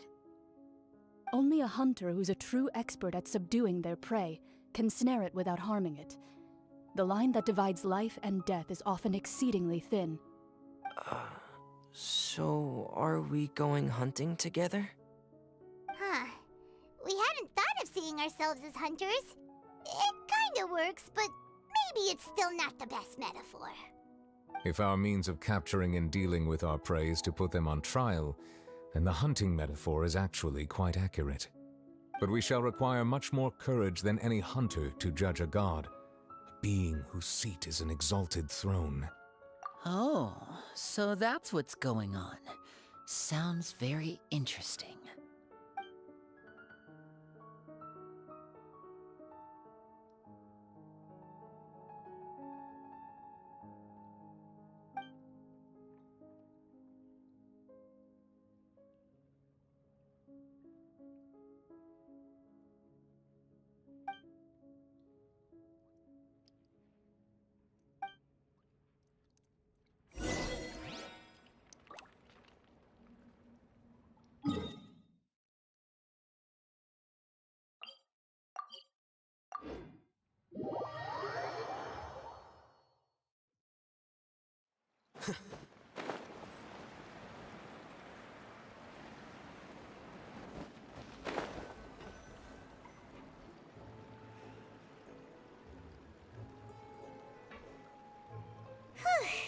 It's been a tough few days, hasn't it? So much has been happening. Paimon didn't think the meetings would go on for so long, but everyone seemed pretty fired up, huh? Paimon thought they'd be at least a little frightened. Well, Fremine was, now that Paimon thinks about it, but everyone else just looked a little surprised. Well... It's hard to say. Paimon doesn't doesn't have any experience with this sort of thing. But with you around, Paimon sure will do great. After all, you're the most reliable person in the world, aren't you? Did you just pour some tea? Paimon didn't notice you doing that at all. Then what's that? Paimon's never seen that cup before. Don't be frightened. I'm just joining you two for tea. I merely refrained from saying anything till now. Who's that voice? But there's no one here. Ah, have you forgotten me already? Wait, you are familiar. You're the voice we heard from the sky in Sumeru. The voice from the sky, I fear that description is wrong. Though, not completely wrong. You're feeling lost now, just as you were feeling previously. I sensed that confusion and thus came to you. Guiding people is an irresistible hobby of mine, after all. Consider me a passerby, just accepting a commission from my friend's disciple on a whim. The prophecy. Yes, what has been prophesied will be fulfilled. You may view such things as the history of the future. What? Then is there any way we can stop it? I believe you have witnessed a failed attempt with your own eyes. Can everything in Teyvat so easily be changed? Ah, so you've caught on. Just as prophecies are usually only the future as seen from the perspectives of the gods, could things be happening in hidden corners where the gods' gaze does not fall? Are the things that you shall see different from the fate that the gods perceive? What is she talking about?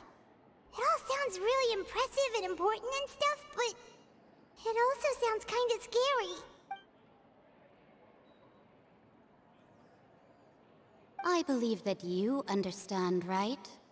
Some things are insignificant, but others you must reach out to change.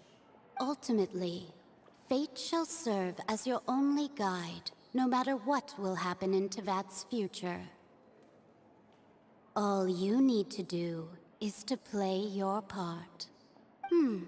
This was good tea, by the way. Thank you for your hospitality. Well, that'll be all for today. The voice. It's gone.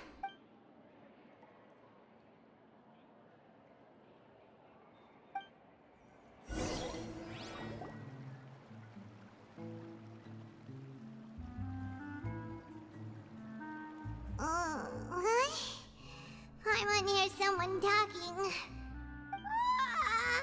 right, coming. Hey, it's you who's getting lazy, okay? Well, I see I've walked in on some lively banter. Mona! Fine, just fine. I went to take part in that Steambird panel. It turned out to be more interesting than I expected. Not all Fontainians are pessimistic about this. One journalist mentioned that sitting around and waiting for the end to come would be wrong, and that they should make their own rescue preparations. I agreed, so we had a brief chat with her. Did she have pink hair by any chance? Why, yes, it was Charlotte. I assume you've heard of her, no? That daredevil journalist? I'm in full support of her view. Prophecies are very important, but how can people allow their lives to be commandeered by just a few words? That's right! Paimon's glad to hear something sensible for once. Ah, yes. About what we had discussed before. I did try, but I'm afraid I couldn't reach the old hag. I'll try again tonight, but I wouldn't get your hopes up. Huh?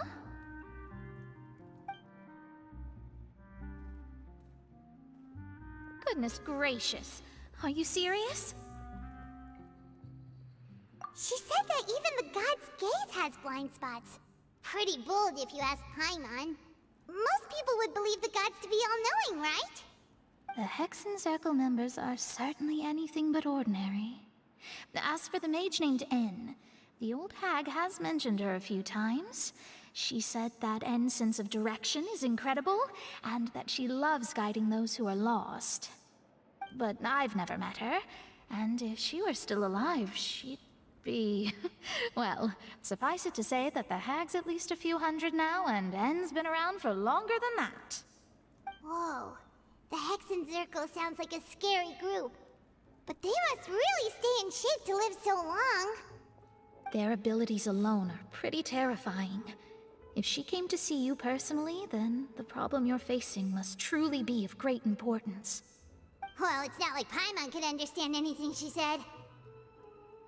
Yes, she was quite cryptic, but I suspect she means that there is still a way to turn things around. She didn't say when or what that would be, though, so... perhaps it is something that you cannot know right now.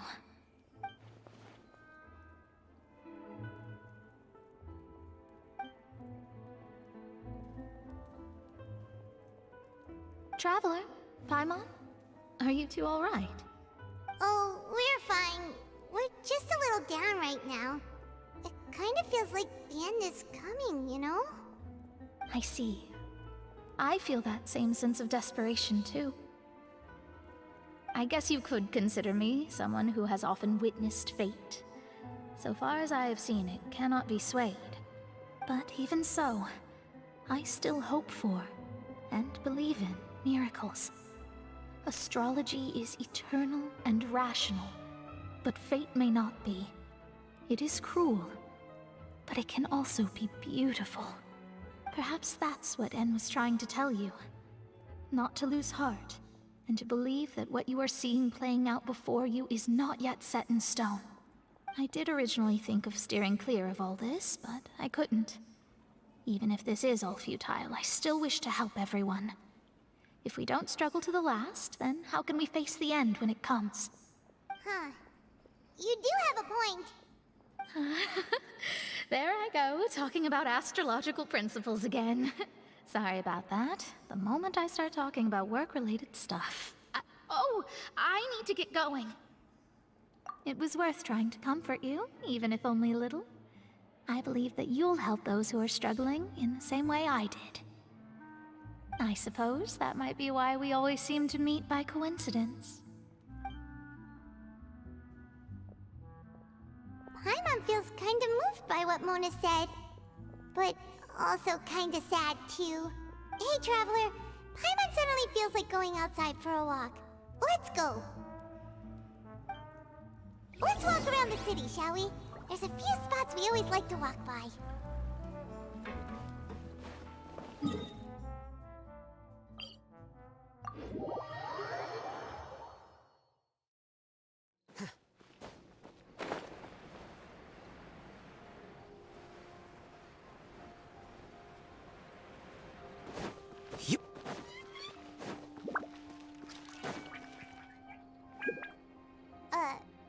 Huh?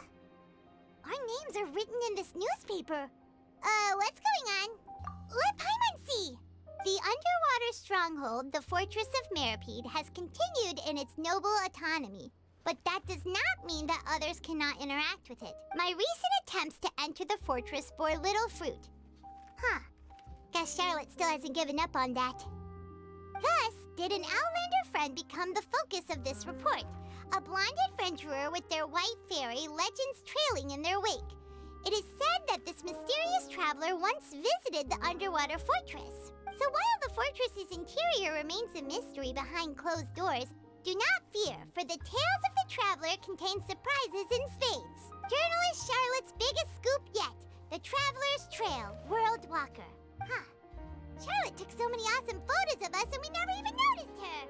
She hasn't been able to get a hold of anything at the fortress, so since we're easier to find, she's using us as the subject matter instead?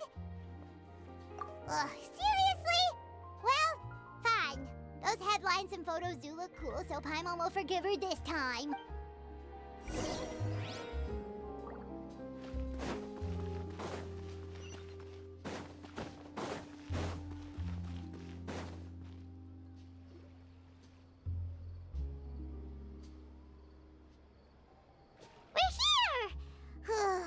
Paimon's hungry. Should we go in and get something to eat?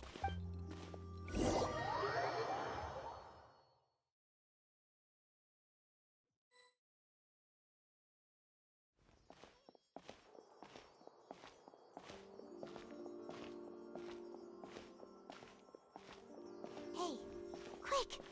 Look! That's the limited edition only 16 slices a day cake! It was so delicious the last time we tried it! Despite the tense situation we were in, let's give it another go. I'm sure it'll be great! 1 slice of cake, please. Someone showed up after all! Oh, wait, you're the one from the Palais Mermonia. Oh, are you here to buy cake too? It seems Monsieur Nervalette was right. You really can eat. Wait, did he really say something like that? That's right. Even he has his own preferences when it comes to food. As for me, I love the cake and coffee here. Do you come here often? Usually every day. Every day? It's part of my daily schedule, apart from work. I shall have my cake and coffee. Then what if someone told you one day that this place would be closing soon, and you wouldn't get to eat cake here anymore? What would you think? But why would it close? Well, Paimon doesn't know either, but maybe the waters will rise tomorrow. You know, like in the prophecy. Oh, the prophecy. To be honest, I haven't paid much attention to that. No, still, even if there'd be no more cake tomorrow, that wouldn't keep me from having some today. No, it's the same for eating in general. You might not be able to eat tomorrow, but if you can do so today, then you should carry on. That's what people call living, you know. Huh. Don't be sad. Excuse me, could I have 2 more slices of cake to go? These 2 slices are for you. Sijuin said that this kind of expression you're making is what humans call being sad. Oh, you know Sijuin? I sure do. She was born before me, and she sometimes comes to the surface to teach us things about humans. She said that humans are creatures that are saddened easily, yes, and you can only lift their spirits by feeding them delicious food. So please try the cakes here. I've got something else to do, so I'll be going now. You two try to stay in a good mood after eating, all right? Bye.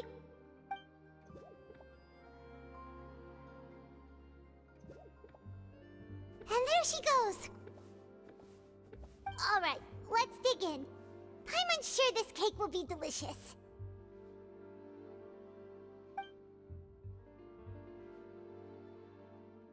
It's more delicious than last time!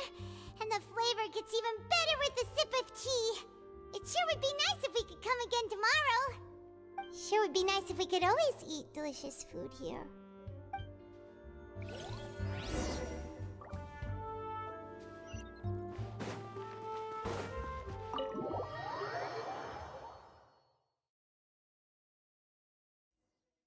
Oh, we're near the Steambird office.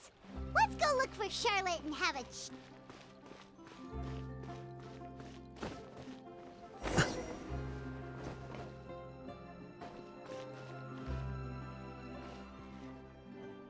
Wow! If it isn't the Traveler and Paimon! Oh, have you seen... Ha! You've got some nerve! You just used us to make some quick mora! Oh, you needn't worry about that. I heard that you were in Poisson some time back, so I sent you a letter to discuss just that. It appears you didn't receive it, though.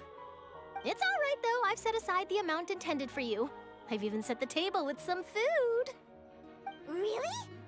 Oh, you're the best! You're almost a little too easy to win over, Paimon. If I were a journalist with ulterior motives, you'd be in trouble now, you know.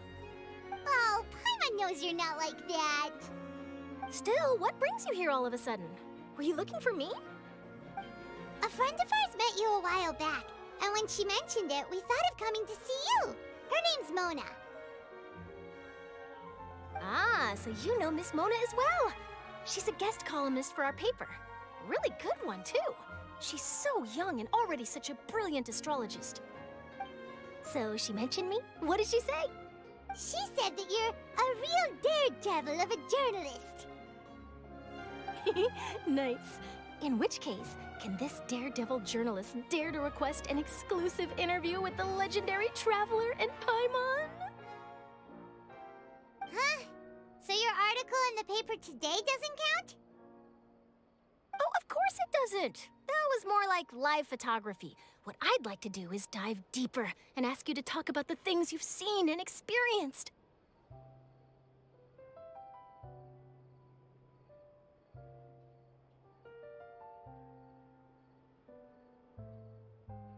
Yeah, are we even qualified enough?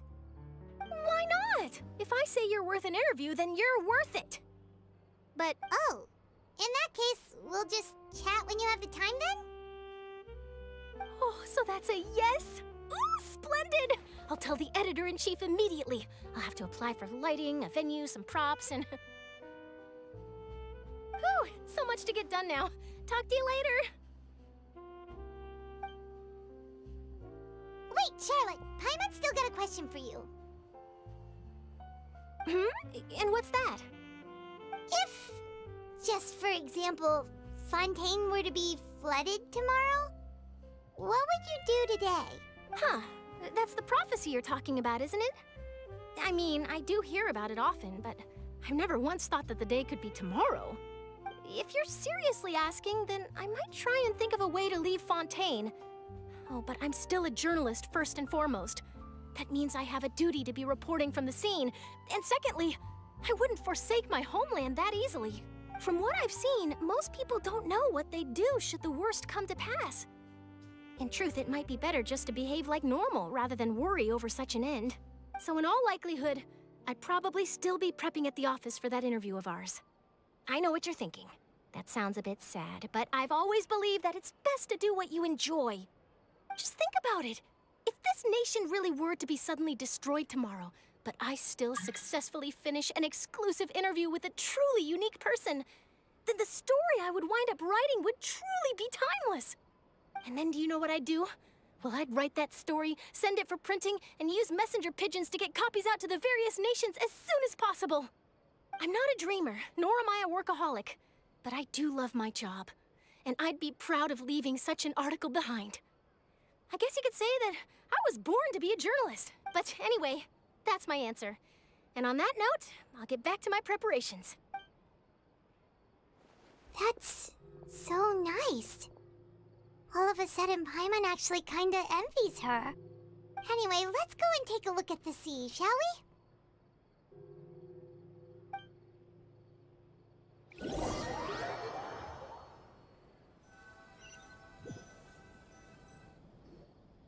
The sea breeze and scenery can be a pretty soothing combo, huh? Paimon's been thinking. If it wasn't Fontaine, but all of Tevat that would be destroyed tomorrow, where would we go and what would we do? No, Paimon should ask, if you could choose, what would you like to do?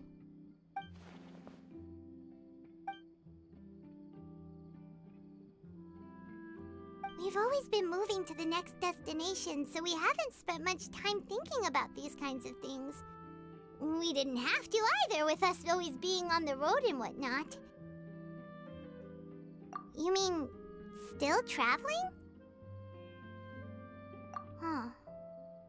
Wait, isn't that what we've always been doing?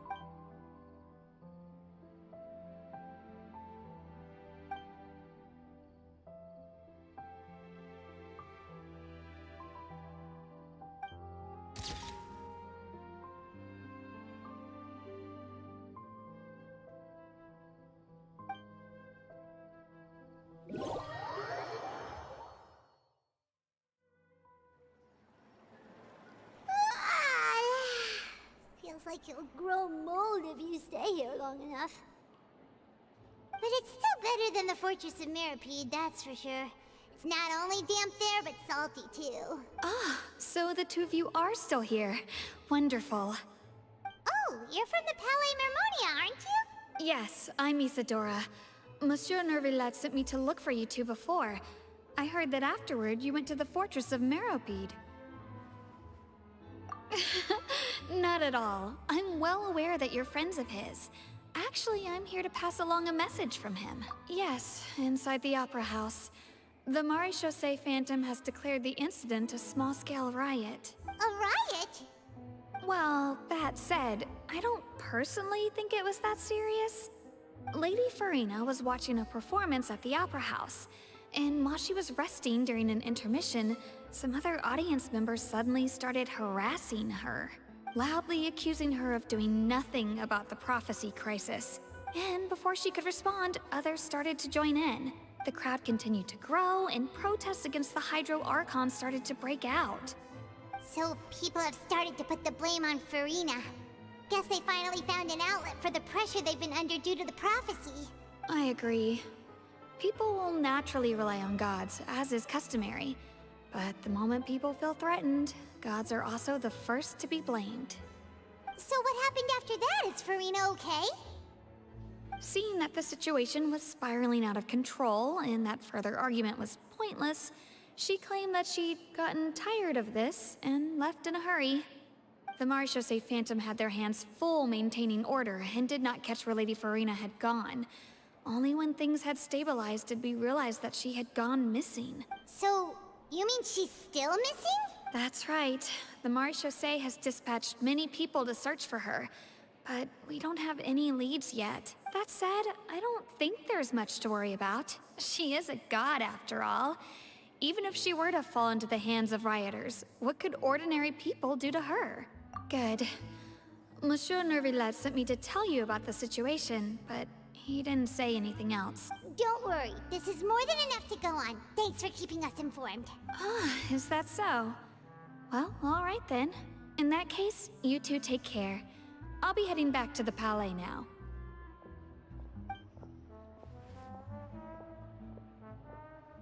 Well, sounds like we should hurry over to Poisson then. If we know Farina, she won't try to fix things in this situation. Instead, she'll look for a place to wait out the heat. And, as we also know, she may be loud and dramatic, but she doesn't have a heart of stone. When Nervilette was talking to her in the Palais Mermonia, and she heard about Poisson, she couldn't hide her sadness and remorse. It would be hard for her to ignore being accused by the public today. Paimon thinks Farina's probably taken the opportunity to slip away to Poisson and try to relieve the sense of guilt that she's feeling. Huh! Well, what do you think? Paimon knows the answer. In that case, there's not a moment to lose. Poisson, here we come!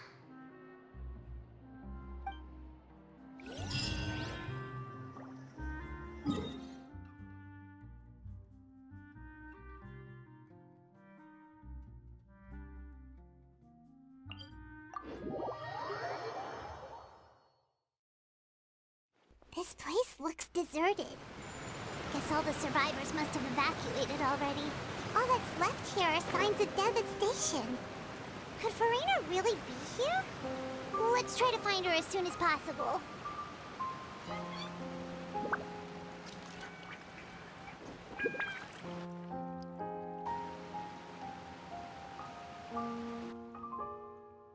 Ah, that's Farina, right over there.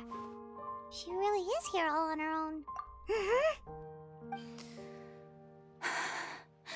Should I just give up? This is all meaningless. What was meant to happen did happen after all. Everyone's dead. I'm sorry. I am so sorry. Give up, Farina. There's no point in holding out. I'm sorry. But what can I even do other than to repeat meaningless apologies over and over? Who's that? Don't worry, Farina. It's just us. So it is you, blonde traveler from another land.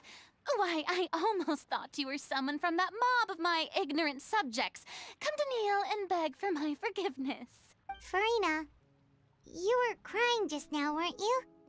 The tear stains on your face are obvious. What do you mean, tear stains? Oh, I remember. The show at the Opera House earlier this morning was so moving. I'm still trying to process it. Who did that uncivilized rabble think they were? Disturbing my enjoyment of the arts. They even dared to tout their Archon. I must teach them a lesson. I can just imagine their twisted and frustrated faces once they realize that I'm nowhere to be found. Oh, and I'm sure Nouvellette and those people from the Maréchaussée Phantom are freaking out right next to them, too. Of course not. Hey, there she is! The Hydro Archon's over there! Quick, after her! Farina, those people seem to be after you. They are? They're just some rabid fans who want to cut the line because they haven't been able to meet me in person, aren't they? That's against the rules. I can't let them get their way. Farina just ran off! Quick, we have to catch up with her!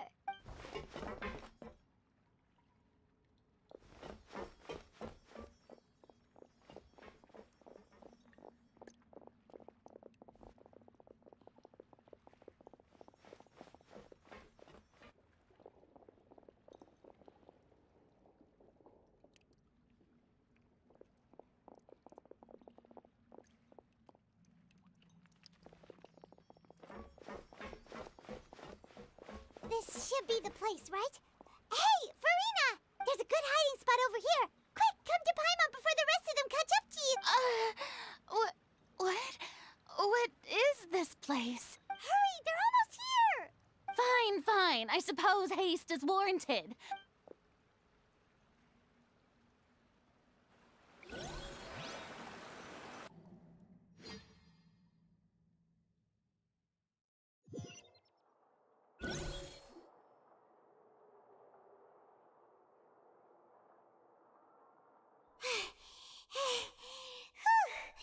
Paimon's exhausted.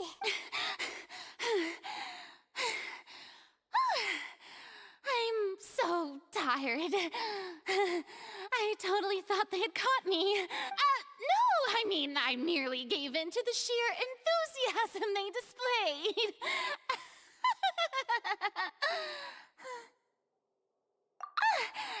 You were right. Yep, that's a good girl.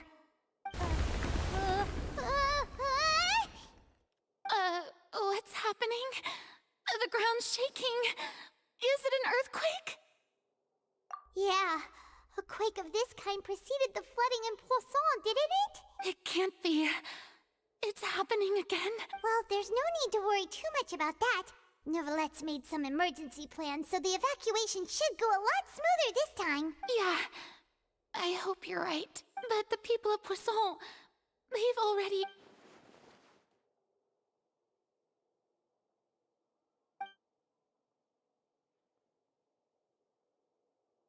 It's true. I've been investigating the prophecy for hundreds of years. I once had informants all over Teyvat, searching for clues and feeding information back to me. I've tried all kinds of ways, too, to hold back the sea. Anything to keep the coastline from advancing.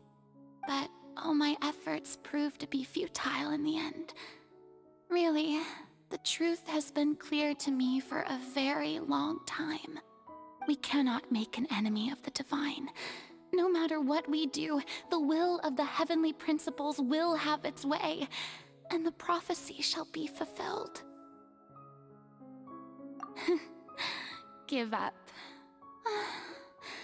I do love the sound of that phrase.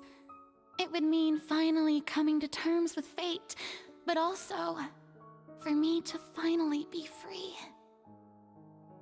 Indeed, I've thought about giving up so many times, especially after we almost lost Poisson. Fate is really unreasonable, isn't it?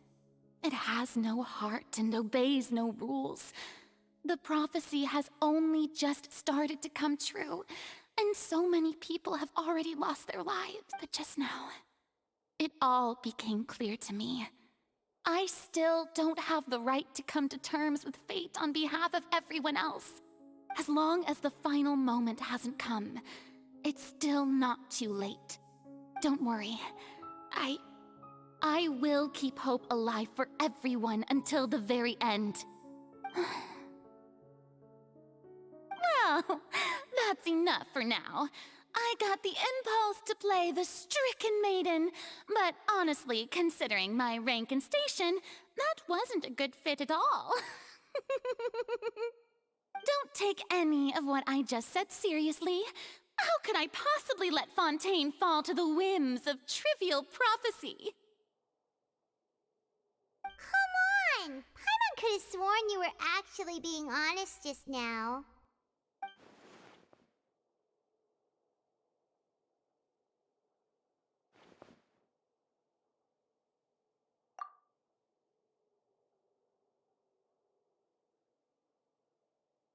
Share my burden.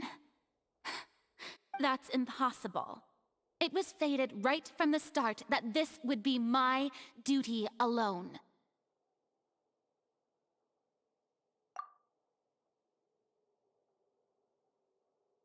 A witness.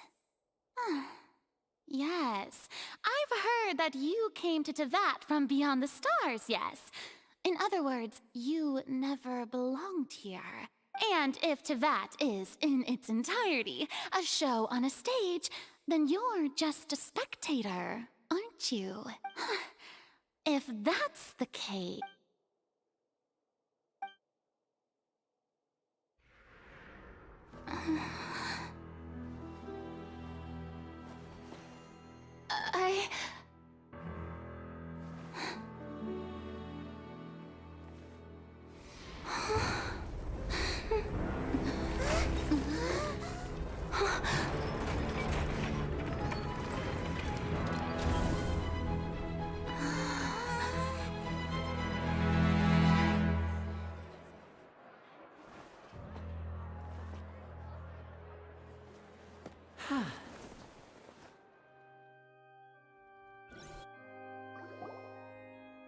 Ladies and gentlemen, this concludes my opening performance. Now, without further ado, we may proceed to the trial of our god. So this is what it is. Yes, you deserve praise for the effort you took to raise the dramatic stakes. Do not forget, however, that I am Focalor, the god of justice, the embodiment of justice itself. Does it not strike you as even the least bit absurd to bring the very concept of justice to trial? May I interpret these words as your refusal to stand trial? In that case, you will have the opportunity to defend your honor through a duel. You would draw your blade against a god?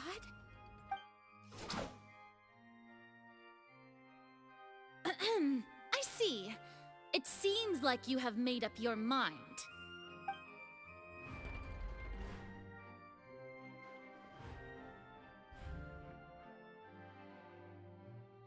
Paimon can't believe it. She just surrendered. What the heck is going on? Did I just see an Archon surrender to a human? Wow, how utterly humiliating. Lady Farina, what is the meaning of this? Shh! It would seem that there has been a misunderstanding. To be clear, the raising of both hands is not always an indication of surrender. Looking for excuses again, huh? I raised my hands just now to indicate my acceptance of the trial. No duel shall be necessary. I will admit that I've been running away for a long time. I'm sorry, everyone. I was unable to protect the people of Poisson. It is my duty to stand trial for my crimes. You are not the only ones to be disappointed in me. I too am exceedingly disappointed in myself. But now, it is time for the Hydro Archon to show you her courage and resolve. I, Farina, will use this trial to show the world the true meaning of justice!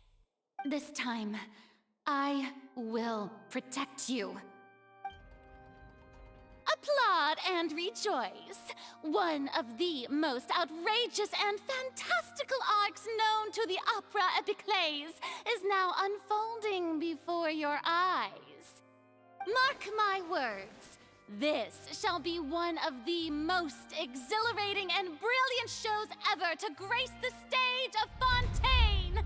The trial of the Hydro Archon, Focalor, will now begin! Woohoo! Oh, now we're making history! Why does it feel like Farina just took over the whole thing? Like, come on! Didn't she just get forced to stand trial for her crimes? Also, even though she's still acting super dramatic, she is taking this seriously this time, right? All right, then. Who will be my opponent in this trial? The court asks the prosecutor to please take the stand.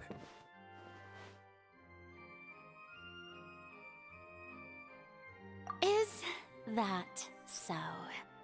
Very well. Then please speak, witness of Tivat, my accuser and fated opponent.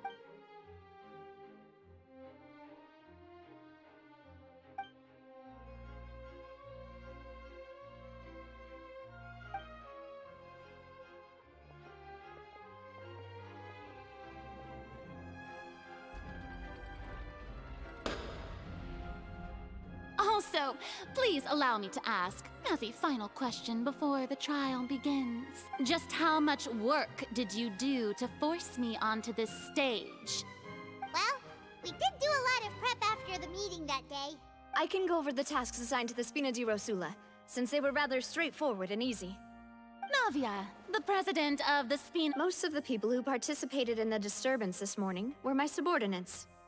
They changed into plain clothes and came to the Opera House as regular audience members, waiting for the perfect opportunity to incite insurrection against you. The people's resentment against their Archon has been building as more and more of the prophecy is fulfilled. A spark was all we needed to turn smoldering anger into a flame. Moreover, according to our understanding and analysis of you, when something like that occurred, you would likely flee the scene and head to Poisson by yourself. So, we arranged for a second group to lie in wait there. So, you mean... the ones who scoured the settlement for me were also from the Spina? And their goal was to force you to step into the giant magic box so you may personally participate in the greatest magic performance in all of Fontainian history. That's right. That house was a magic box, rather than someone's residence. As the super ultimate version of the setup that I used when I first performed at the Opera Epiclese, the volume of the box was increased by a whole order of magnitude, and the distance it traversed was the entire gap between Poisson and Aranias. It was an Archon instead of a human. My thanks, Farina. Without your help, we could never have pulled off such an extraordinary performance. You're welcome? Of course, this performance was only made possible with Father's support. The House of the Hearth spent a massive amount of labor in Mora to pull this off. We had to select a location, construct the giant magic box, dig a tunnel, and open up a path through the water. It was a lot of work for all of us. So, in other words, the earthquake that we felt within the giant magic box was just a normal tremor from the transportation of the whole house? That's right. It wasn't a sign of another disaster to come. Then, I can guess Nervilette and Cloran's parts. You gathered a crowd, prepared a stage, and made sure that the champion duelist would be immediately ready for a fight. Also that as soon as I appeared on the stage, the trial may commence without a hitch. Yes, that is correct. Well, Clorand, I must commend you for your courage. Only the most outstanding champion duelist in all of Fontaine would accept a duel with an Archon without flinching. Thank you. As for you, Traveler, I suppose your role was to keep me distracted with conversation once you found me in Poisson. You'd make sure that I didn't notice anything amiss before revealing yourself as my prosecutor once we'd arrived onto the stage. Oh?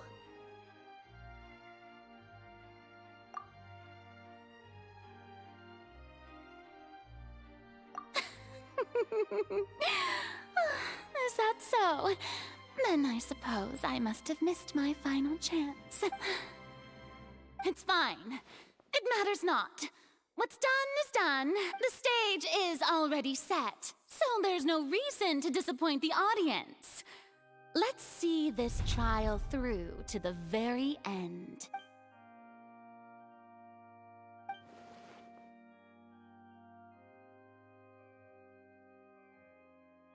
Madam Prosecutor, please allow me to pass this along.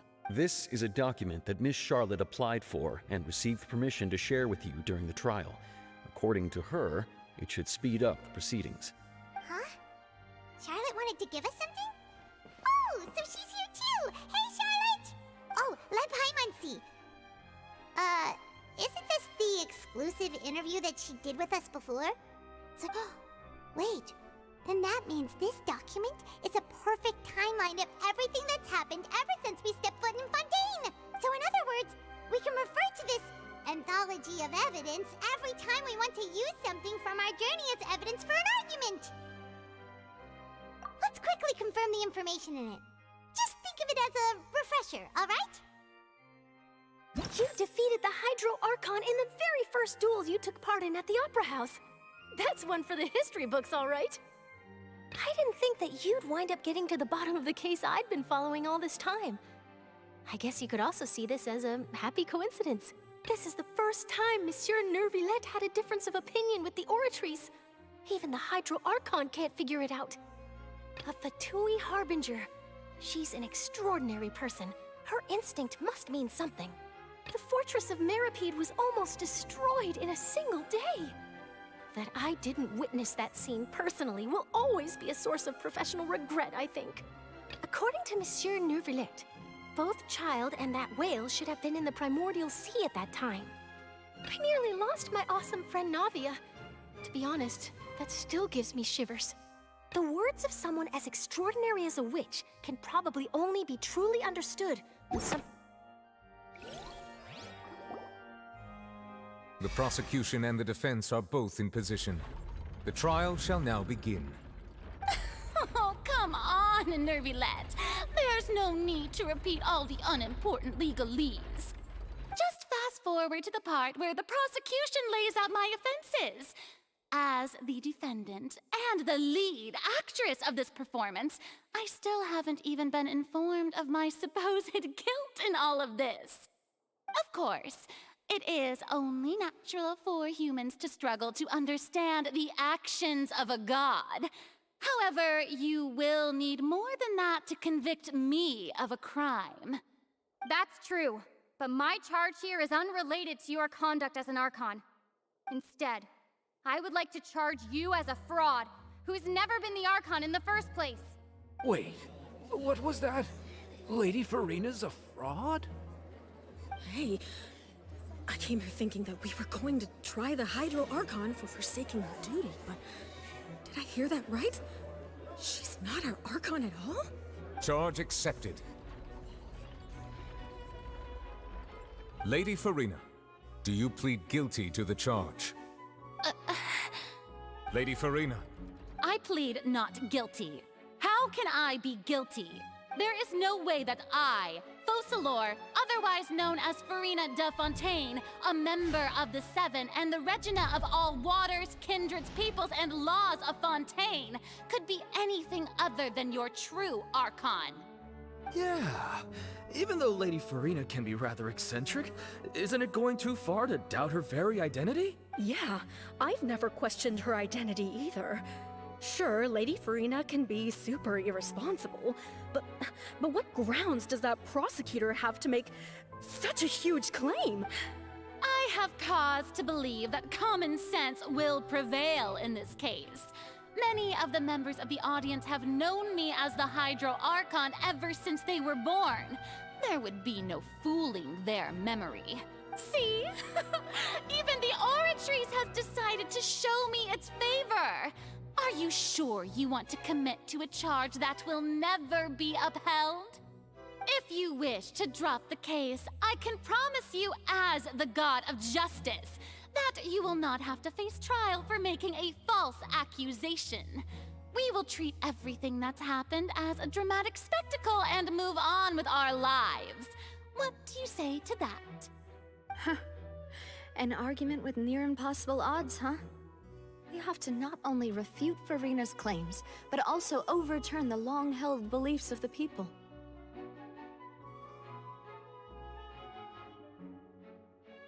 Well, I tried to give you the chance to surrender.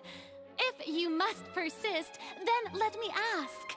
If you believe I'm not the Archon, then what manner of being do you think I am? And if I was not the Archon, then how did I manage to live for over 500 years?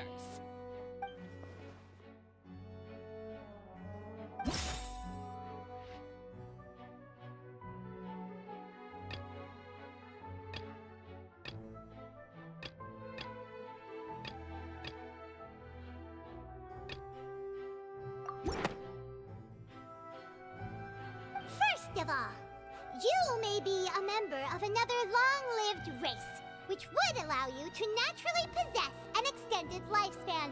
And second of all, even if that wasn't the case, there could be other ways to extend your life. Who gave you that idea? Was it the knave? You'd sink so low as to use a harbinger's words against me. A curse? I once thought it possible that the aura of an Archon might naturally resemble a type of curse. But in light of this claim, perhaps what I sensed was not your divinity, but a curse after all. You sensed it too, huh, Nervalet?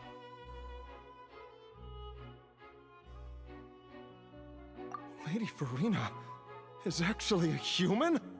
Well, it is true that it's extremely difficult to tell humans and gods apart just by looking at them. It's not impossible.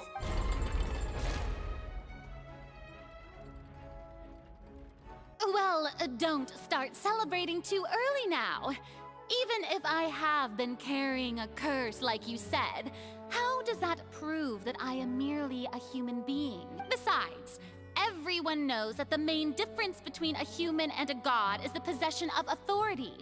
Gods can do what humans cannot.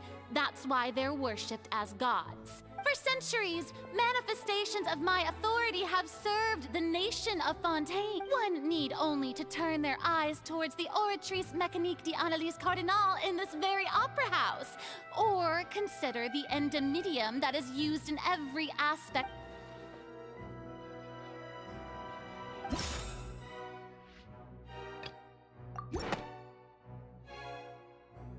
You tried to reference the Oratrice. But weren't you as confused as all the rest of us when the Oratrice declared Child to be guilty without any proof? Otherwise, you should have come up with a good explanation for that by now. Didn't I make myself clear at the time? The decisions of the gods are naturally difficult for humans to comprehend. There is no need to provide an— Lady Farina, I believe a reminder of your current circumstances is in order. While the court is in session, the principles of justice and the law must come before all else. While you are an Archon, you are also first and foremost the defendant in this trial. You will prove yourself unable to defend against the prosecution's charges if you continue to withhold vital information against the rules of the court. I never thought you'd use that kind of rhetoric against me. That was no trick of rhetoric, Lady Farina. I've merely reiterated the rules of the court. Rules that all should respect and follow. So, you neither knew why Child was declared guilty, nor did you understand the structure and operations of the Oratrice. Instead of having been created by you, The manifestations of authority you mentioned have been made by the real Hydro Archon, haven't they? The real Hydro Archon? Well, now you're really losing me. It is true that I did not know why the Oratrice gave out a guilty verdict that day. But the Oratrice handed out that verdict unilaterally, and it has been operating independently ever since it was first created. You can't argue that just because a divine creation is flawed, that the god behind it must also be no god at all. She's still throwing out all kinds of excuses. Seems like she's confident that we won't be able to produce proof that she has no power over the Oratrice.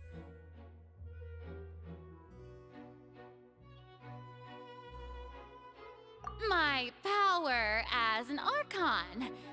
There are many ordinary citizens in the audience.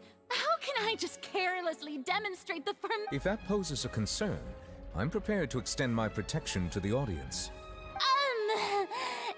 You don't need to go that far.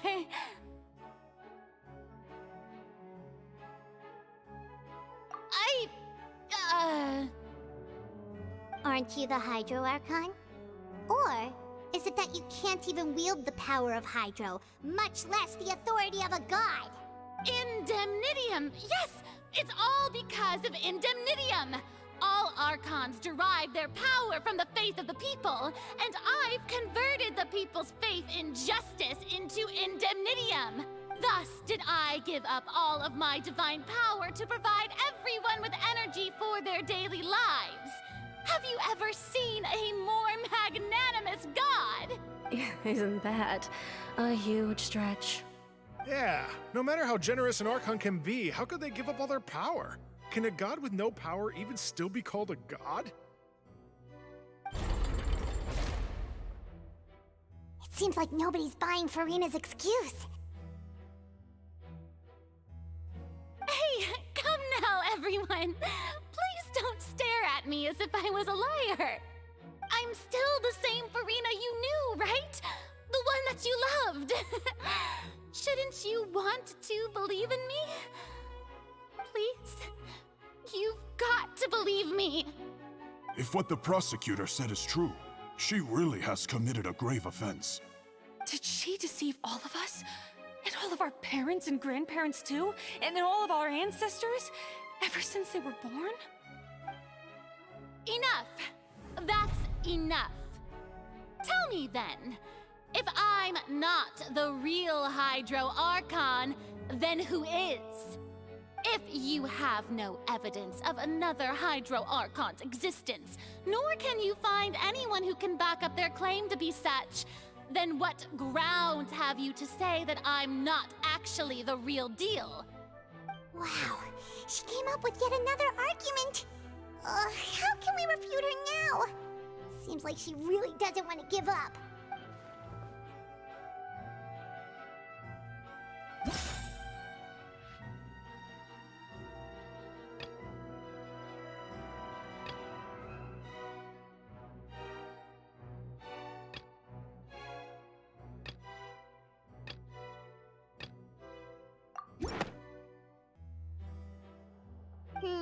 That doesn't sound right.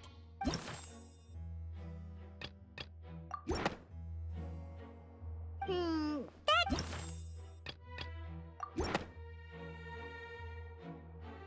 It has been established that all Fontanians can dissolve in water from the primordial sea. And that means... Since you insist on claiming to be a god and not a human, then there's a method that you can use right here and now to eliminate all suspicions of you being the latter. Miss Navia, please apply to serve as a temporary attorney for the prosecution before addressing the court. Though you act in partnership with the prosecutor, you must still adhere to proper procedure. Super sorry, Monsieur Chief Justice. I swear this really will be the last time now. I've brought some seawater from Poisson. As everyone knows, a massive flood struck the area not long ago, taking many lives, including those of some of my closest friends. So, Miss Farina, would you dare to touch some of this seawater? If we are to believe that you are indeed the real Hydro Archon, touching this seawater would have no effect on you. All it should do is strengthen your case. But if you don't dare to touch it, then we would have basically proved the reverse.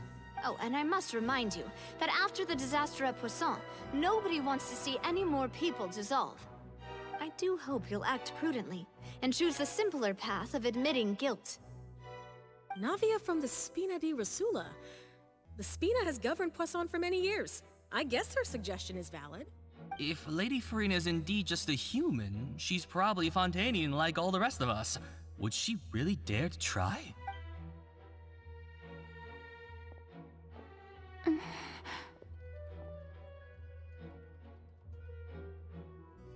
Lady Farina, this test has been unilaterally proposed by the prosecution. As it falls outside the realm of standard court proceedings, you possess the right to decline participation. Well, of course he had to tell her that. But refusing to participate is basically the same as a confession of guilt. She's just staring at the water without saying a single word. It really does seem like she's quite... What's going on? Is she really planning to... Due to the inherent risk of the test, Lady Farina. Hey!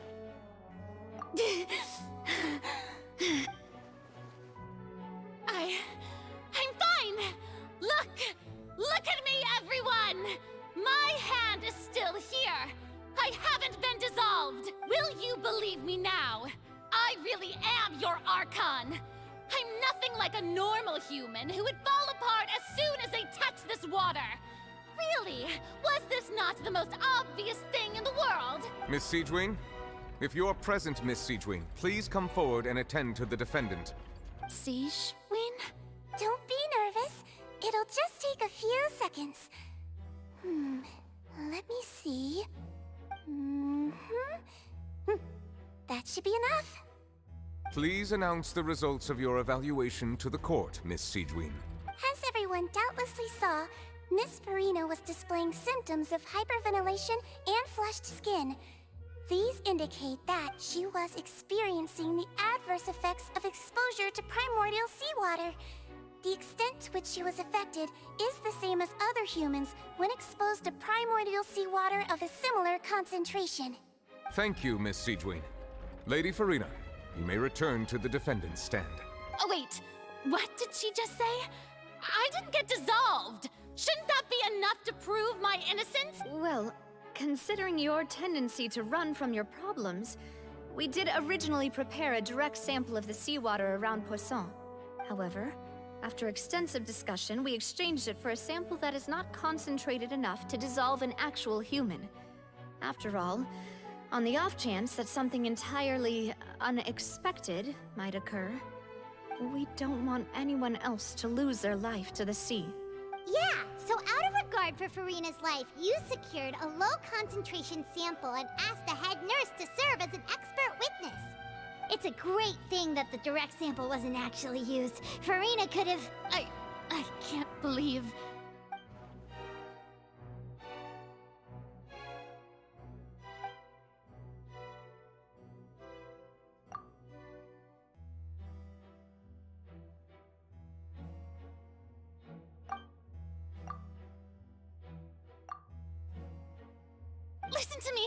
Listen to me, everyone. Please don't give me such cold and disdainful looks. What happened just now didn't prove a single thing. Think about it. How can you conclusively prove that an Archon can't also be affected by the primordial seawater? Also, if I was really just a human, why would I dare to just put my hand in that kind of water?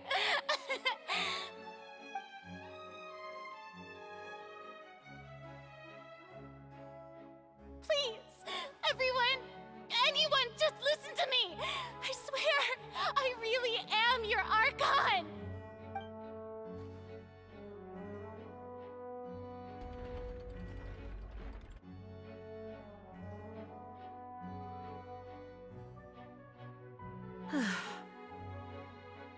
I don't think anything she says at this point will sway anyone. The odds are just too stacked against her now. With all the things that have been said, Paimon doesn't think there's any way left for Farina to win. I believe the time for arguments and presentation of evidence has come to an end. If there are no objections, we will move on to the final judgment.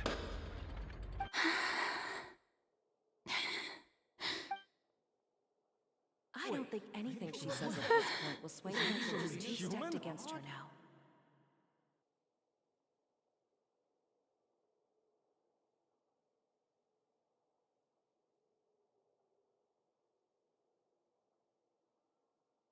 In my capacity as Chief Justice, I shall now render judgment on Furina's misrepresentation of herself as the Archon of Fontaine. As a human who knowingly deceived her fellow citizens, Furina is guilty.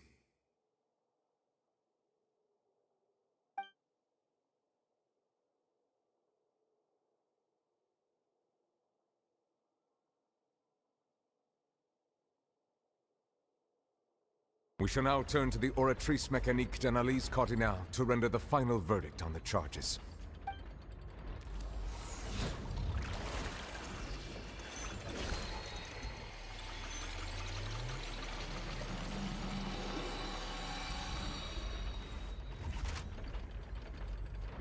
According to the judgment of the Oratrice Mécanique d'Analyse Cardinale, Furina is...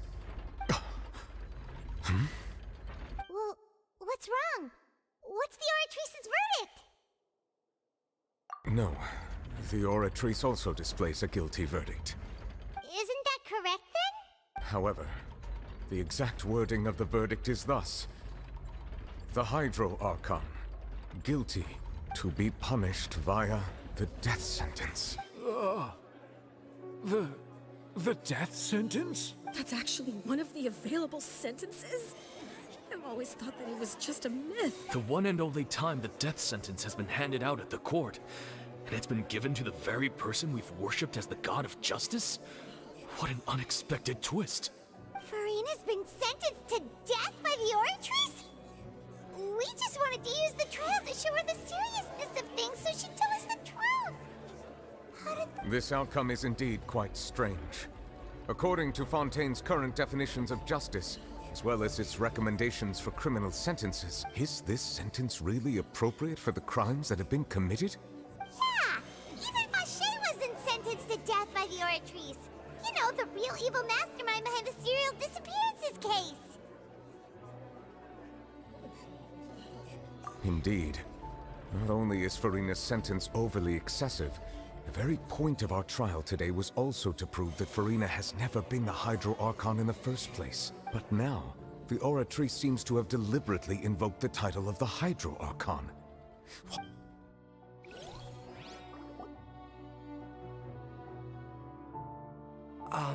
Excuse me, if I may interrupt. Is the trial still going? Fremine! Oh, you finally made it. I assume this means you've completed your mission? Mm-hmm. Any mission Father assigns to me will all... Is that the first prophecy slate? Huh. So the knave privately arranged for Fremine to try and find the missing slate. I looked everywhere and finally found it at the bottom of the sea. It took me a long time to get around some dangerous stretches of water, but has the trial already concluded? Then... doesn't that mean I've come too late? Oh no. Father will be disappointed in me. Thank you for your hard work, Mr. Fremine. Please allow me to review the record left on the slate. Traveler, I believe that you have already seen the other existing slates, and would like you to come here and confirm their contents.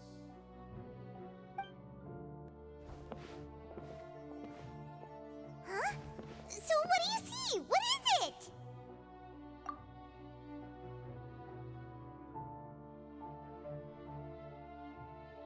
I believe I've now made sense of the Hydro Archon's crime. It has to do with Fontaine's lost history. Huh? Isn't the Hydro Archon just guilty of deceiving her people? Oh, wait, no, that's Furina, and we've already proven that she's not the Hydro Archon. So when you say Hydro Archon, Do you mean the real Hydro Archon we've been kinda talking about? In truth, everything that you've encountered in Fontaine up until this point can be traced back to the contents of these stone slates. However, I'm uncertain as to how much sense they currently make to you. Okay, let's try to recall the contents of the other 3 stone slates. Paimon will do her best to help you remember.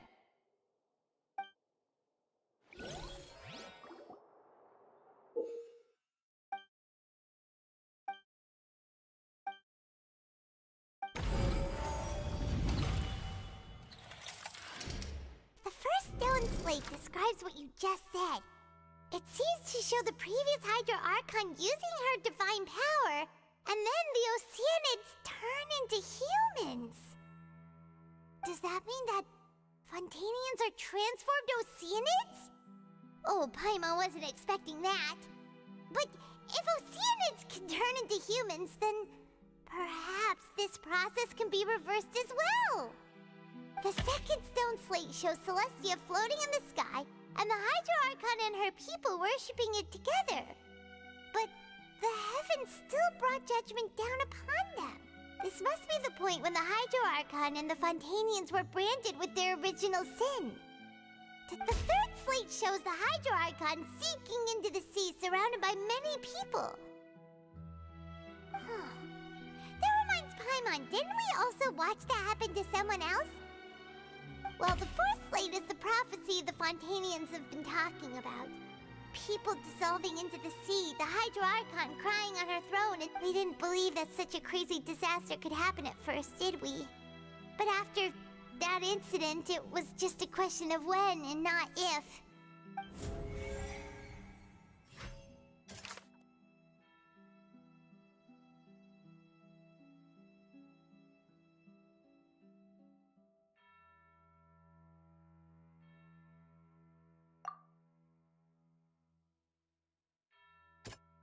That doesn't sound quite right. That doesn't...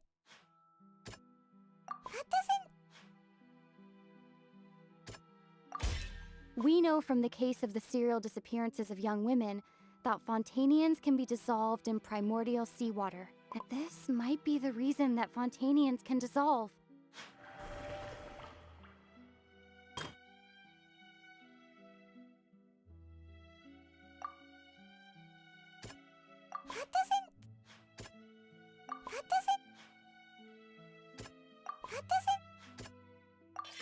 Perhaps what is about to take place has all happened before.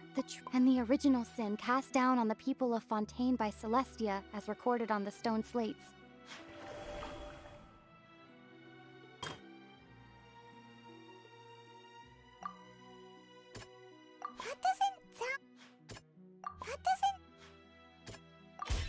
It's not as simple as falling into the sea. When Navia fell into the sea, her consciousness was subjected to judgment. The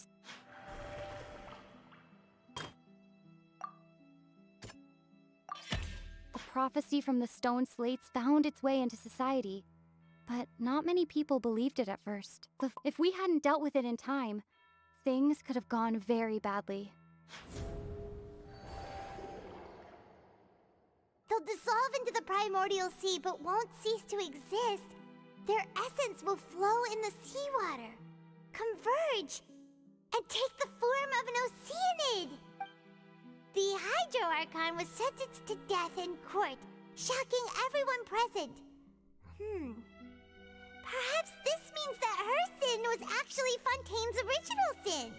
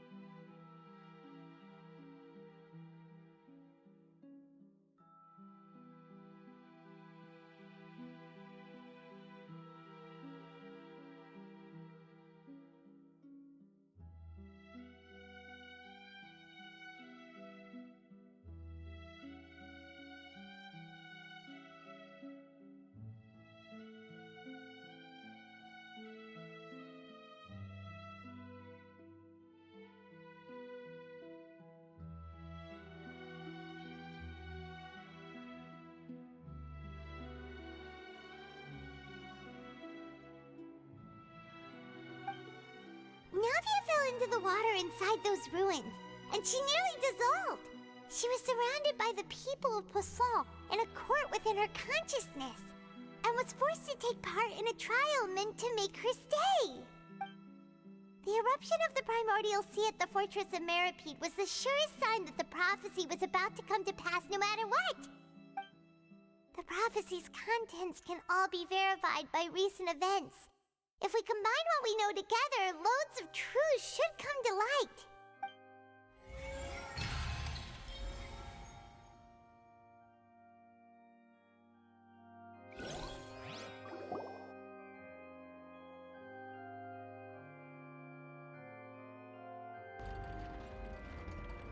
Huh?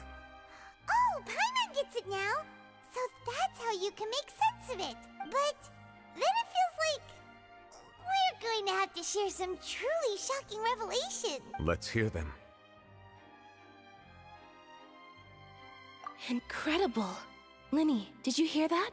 We're not real humans. All Fontanians were originally created by the late previous Hydro Archon, with Oceanids as their basis.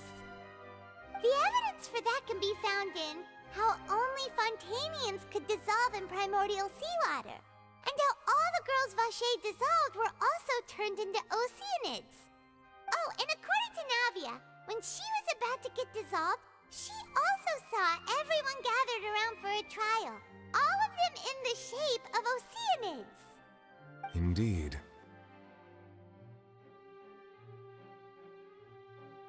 Yeah, and it follows from the content of the first slate that she probably angered Celestia by creating humans without prior permission. That could also explain why the Oratrice judged the Hydro Archon to be guilty. It's to account for that ancient sin.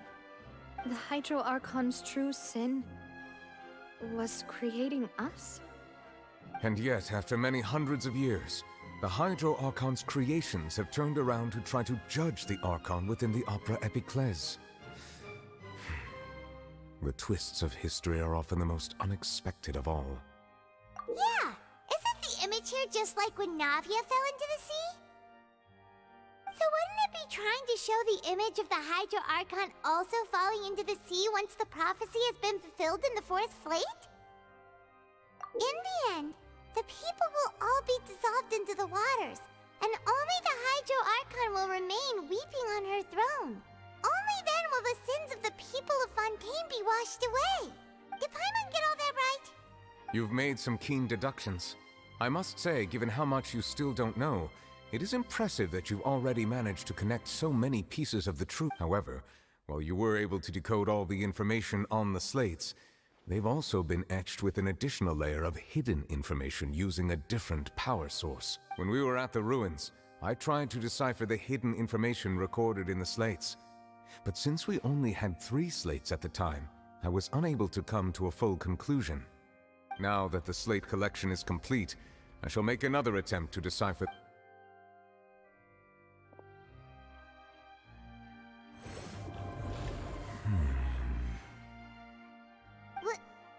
Well?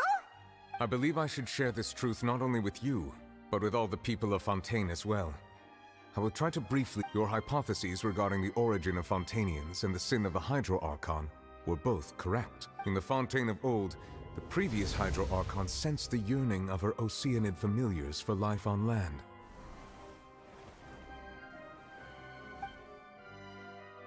The Oceanids were enamored with the beauty and romanticism of human beings, and wishing to have those experiences for themselves, expressed to the Hydro Archon their desire to become of a similar kind.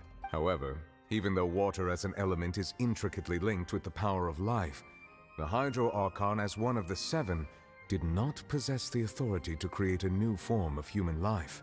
Not one to give in, she eventually found a way to create permanent humanoid bodies for her familiars by appropriating the power of this planet's primordial sea. She poured primordial seawater into the Oceanids' blood vessels, creating humanoid mimics in the process. But if Fontanians were to ever come into direct contact with water from the primordial sea, the power within their bodies would escape these artificial restraints and return to the sea. As a result, their forms would collapse, and they would be reverted to their original forms as Oceanids. Of course, the Hydro Archon never received permission from the heavenly principles to create a new human race. And thus, the Hydro Archon and all of her creations came to shoulder the original sin of appropriating the power of the primordial sea. That is the true history of how the people of Fontaine first came into being. So we were all Oceanids before we turned into human beings? That's way too much information for me. I think I'm just going to pretend that I never heard a single thing. Wait, but if that's the truth, we can't let the Hydro Archon be sentenced to death. After all, her only sin was creating us. This really might be too much information for your regular Fontainian, but it does answer a lot of our questions. Alas, your hypothesis regarding the third and fourth stone slates was inaccurate. The slates' respective positions are, in fact, correct. A key point of the visual on the third slate is how all the individuals depicted in the water are humans rather than Oceanids. They have not been dissolved, which implies that the water depicted in this slate is not water from the primordial sea. The nation of Fontaine is the nation of Hydro, as well as the nation of trials and justice. Instead of being the literal element, the water in the scene symbolizes judgment and justice. You may also recall Navia's experience. When she fell into the sea, her consciousness was surrounded by that of many others who intended to hold a trial to determine her. Therefore, the meaning of that the people of Fontaine shall try the Hydro Archon at the court of justice. Yes, it refers to our I think I'm following now. So, what you're saying is, even though we decided to put on this trial to avoid fulfilling the prophecy, in truth, everything we've done has happened exactly as the prophecy foretold. So now, it seems, we're the ones making sure it comes true.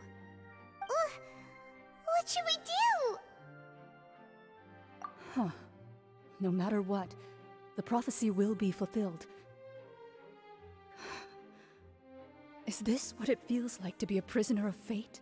If that's the case, does that mean the scene in the fourth slate will also be fulfilled soon? Traveler, I would like to point out another small fallacy in your deductions. About the fourth slate, you probably thought that the eruption of primordial seawater beneath the fortress of Meripede served as the surest sign that the prophecy was about to come to pass, yes? However, I believe that rather than being a sure sign, that eruption could in fact only be a small warning of something far worse to come. As for the root cause of the catastrophe, I believe you've already encountered it once before.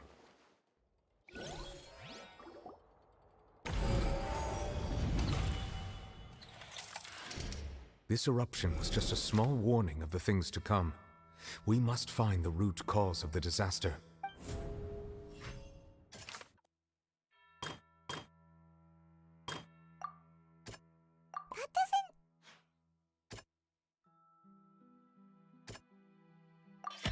It was both dream and... If we're talking about a true culprit, that could only be that thing inside the primordial sea, right? The truth, the original sin, the trial, and the root cause of the disaster.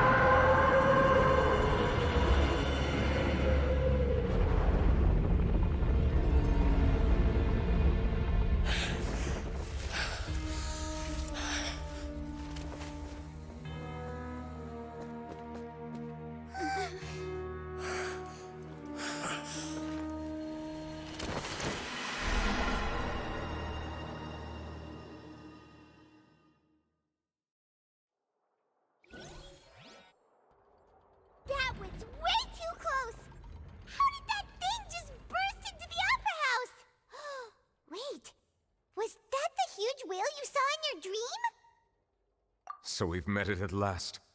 I understand very well why it has chosen to make an appearance here. That whale does not belong to Teyvat. It is a monster that has traversed the stars, weeping all the while. It has been greedily consuming the energy from the planet's primordial sea, using it to grow. That is the main cause for the rising sea levels. And once it has finished consuming all of the energy contained within the sea, its next step will be... You said that when the Hydro Archon first created Fontanians out of Oceanids, she filled their blood vessels with primordial seawater. Precisely. That whale finds the blood of Fontanians nigh impossible to resist. Therefore, when it left the primordial sea, it decided to make its next stop a packed opera house full of food. Food in the form of Fontanians. We just barely managed to push it back, right? In that case, won't it come back to target the people again once it's managed to recover its strength? That is correct. Indeed, it is more accurate to say that we should thank that Harbinger for buying us some time. Without him, the whale would have likely come onto land far sooner. From the way he looked, he must have been fighting the creature for quite a long time. That battle maniac. We've always known that he had a special connection with that whale, but we definitely didn't expect it to help us out like this. Anyway, now that we know that this whale is the actual cause of the disaster recorded in the prophecy, all we need to do to stop the prophecy would be to find a way to beat it up, right? It is too late. It had already absorbed too much of the primordial sea's energy before we could notice it. At this point, it has become practically integrated with the sea itself. Even if the entirety of Teyvat were to be destroyed, it could still survive and swim off towards some other world.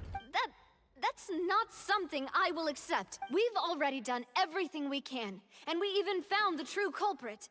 We've come so far. You can't just tell me that the last hurdle is some Indeed. That's not how a grand performance should end. I'll fight it to the end. No matter what. So the prophecy will be fulfilled no matter what, huh?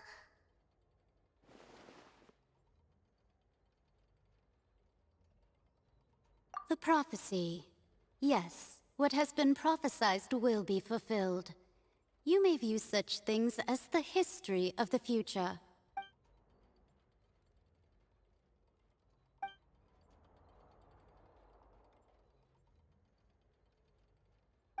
Just as prophecies are usually only the future as seen from the perspectives of the gods, could things be happening in hidden corners where the gods' gaze does not fall? Ultimately, fate shall serve as your only guide, no matter what will happen in Teyvat's future. All you need to do is to play your part.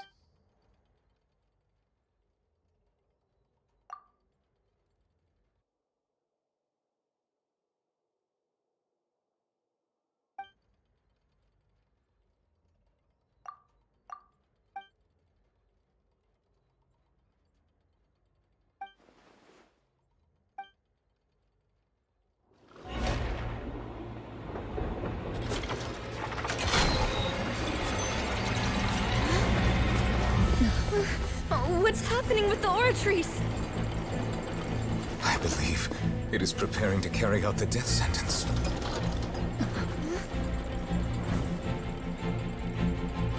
Farina!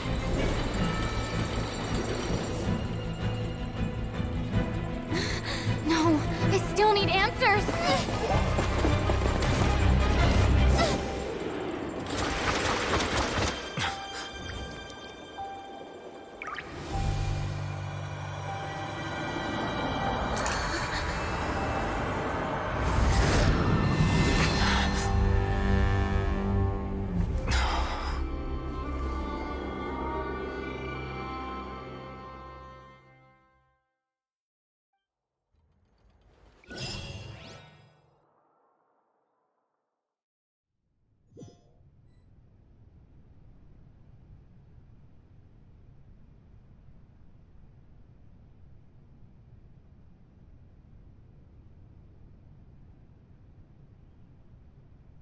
You...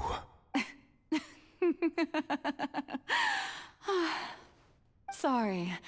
That shocked expression on your face is just too amusing. I couldn't help myself. You are not Farina. Who are you? Ah, the sweet sound of bewilderment. Marvelous. A sure sign that my attempt to deceive everyone was a resounding success. But to answer your question, I am Focalor. You know, the god. Focalor? Why did you deceive us? Oh, that wasn't my goal, of course. Goodness, no. But I had to fool everyone else too, if I was to stand any chance of deceiving the heavenly principles. Deceiving the heavenly principles? It's all because of that pernicious prophecy. Dreadful, wasn't it? Everyone doomed to dissolve. Fontaine condemned to be flooded. One was not amused. In fact, one was positively bemused when that problem was thrust upon me by my dearest predecessor. That's the former Hydro Archon Egeria, for the uninitiated. It hardly gets more disastrous than a preordained national catastrophe. She knew full well that the prophecy would surely come to pass. And as one of the seven, she also knew full well that one defies the heavenly principles at one's peril. So yes, as you have no doubt surmised, it was a rather impossible situation that I found myself in. I spent a terribly long time mulling it over, alone on the ocean floor. And I was almost growing barnacles by the time I finally realized there was only one possible solution to this confounding conundrum. I had to outwit the heavenly principles, allow the prophecy to be fulfilled, ostensibly at least, while saving everyone at the same time. I'm a genius, I know. I can only assume that's why Egeria chose me as her successor. Although, looking back now, it was hardly the inheritance one dreams of.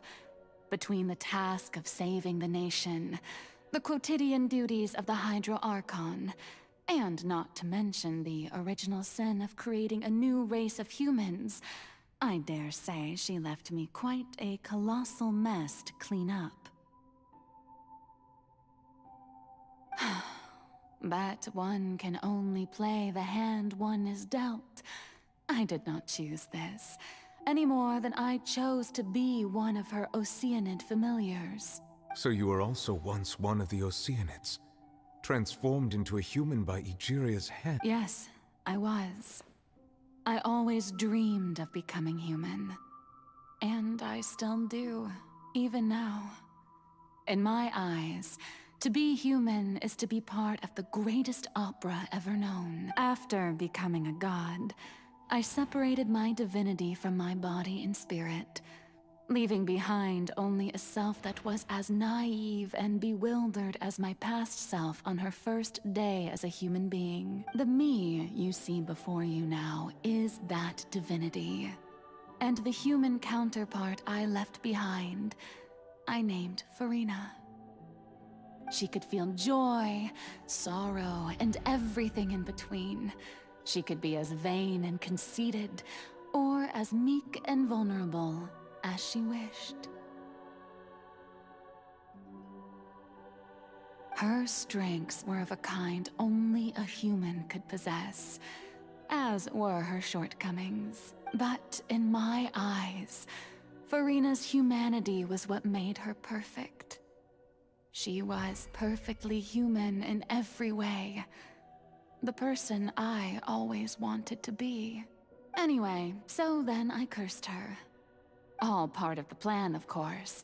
The plan to deceive the heavenly principles. Do you still remember the final scene of the prophecy? The Hydra Archon, alone, weeping on her throne. In order that the prophecy might appear fulfilled, I invited Farina to be an actress, to play the part of the Hydro Archon in the prophecy, under the curse I placed on her. So long as I, Focalor's divinity, continued to exist, she could not die. But nor was she free to live her life in the pursuit of happiness. Instead, she was forced to take the stage in the opera house, to embrace the role of leading lady, to forever play the part of the god from the prophecy, all to create a deceitful appearance of that prophecy coming to pass. I suppose now you probably understand why your court is called the Opera Epiclese. But Farina is only human, isn't she? Even though she has had a long life, her mind is no stronger than that of any other ordinary human being. I cannot begin to fathom what she has had to endure. It must have been torture for her. It has indeed. And although she is, in a sense, me in human form, I most definitely owe her an apology for it. It's been 500 years, and all along, she's been playing her part in the most unimaginably long, unbearably lonely, and agonizingly painful opera of all time.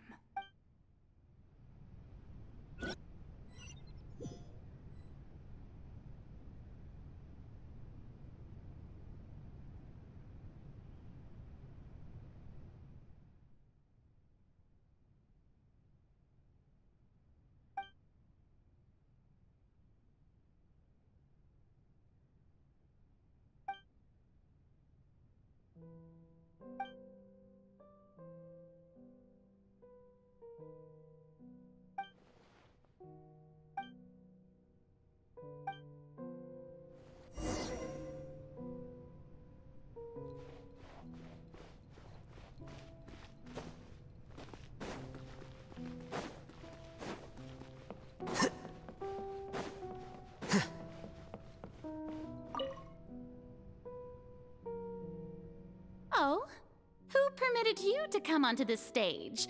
Now, I understand your admiration for my august self, but I must ask you to keep to the rules. All right. It is not my intent to reprimand you. There is no need to state your name. Just be off with you. Do not distract me from my performance. Oh, do not jest. Can you not feel it? I am Focalor. The eyes of countless Fontanians are upon me. I must, at all times, display the utmost elegance and nobility.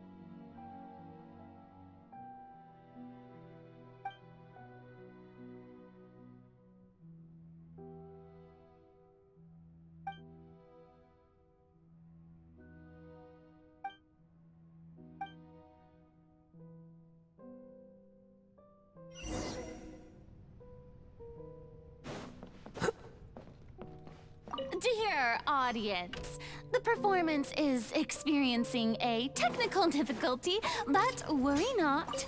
The guards shall resolve it soon enough.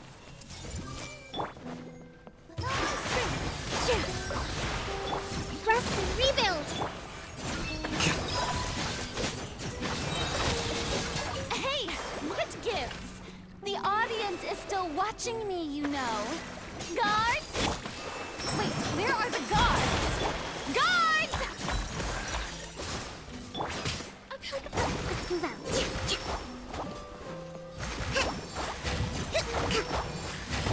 This might hurt a little. Oh,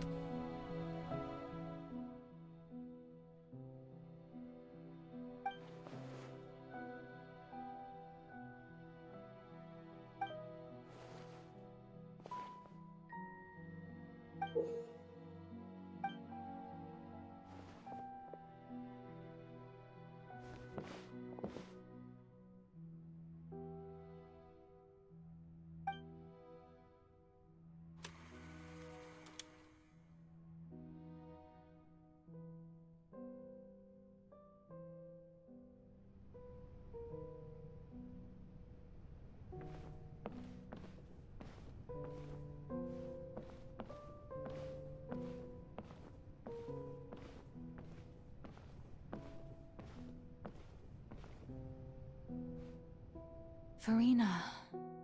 Farina. Huh? Who's that? Who's calling me? Where are you? Be not nervous. Be not afraid.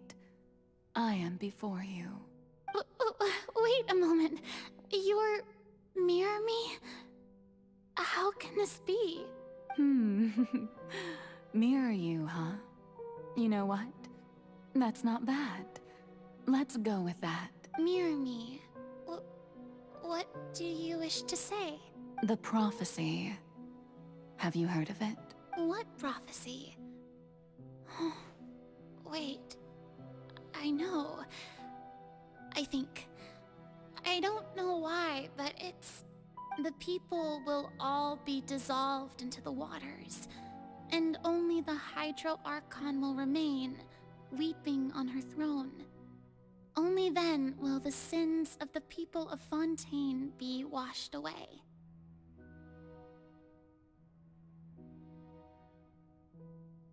Oh, very good. You know it well. What's going on?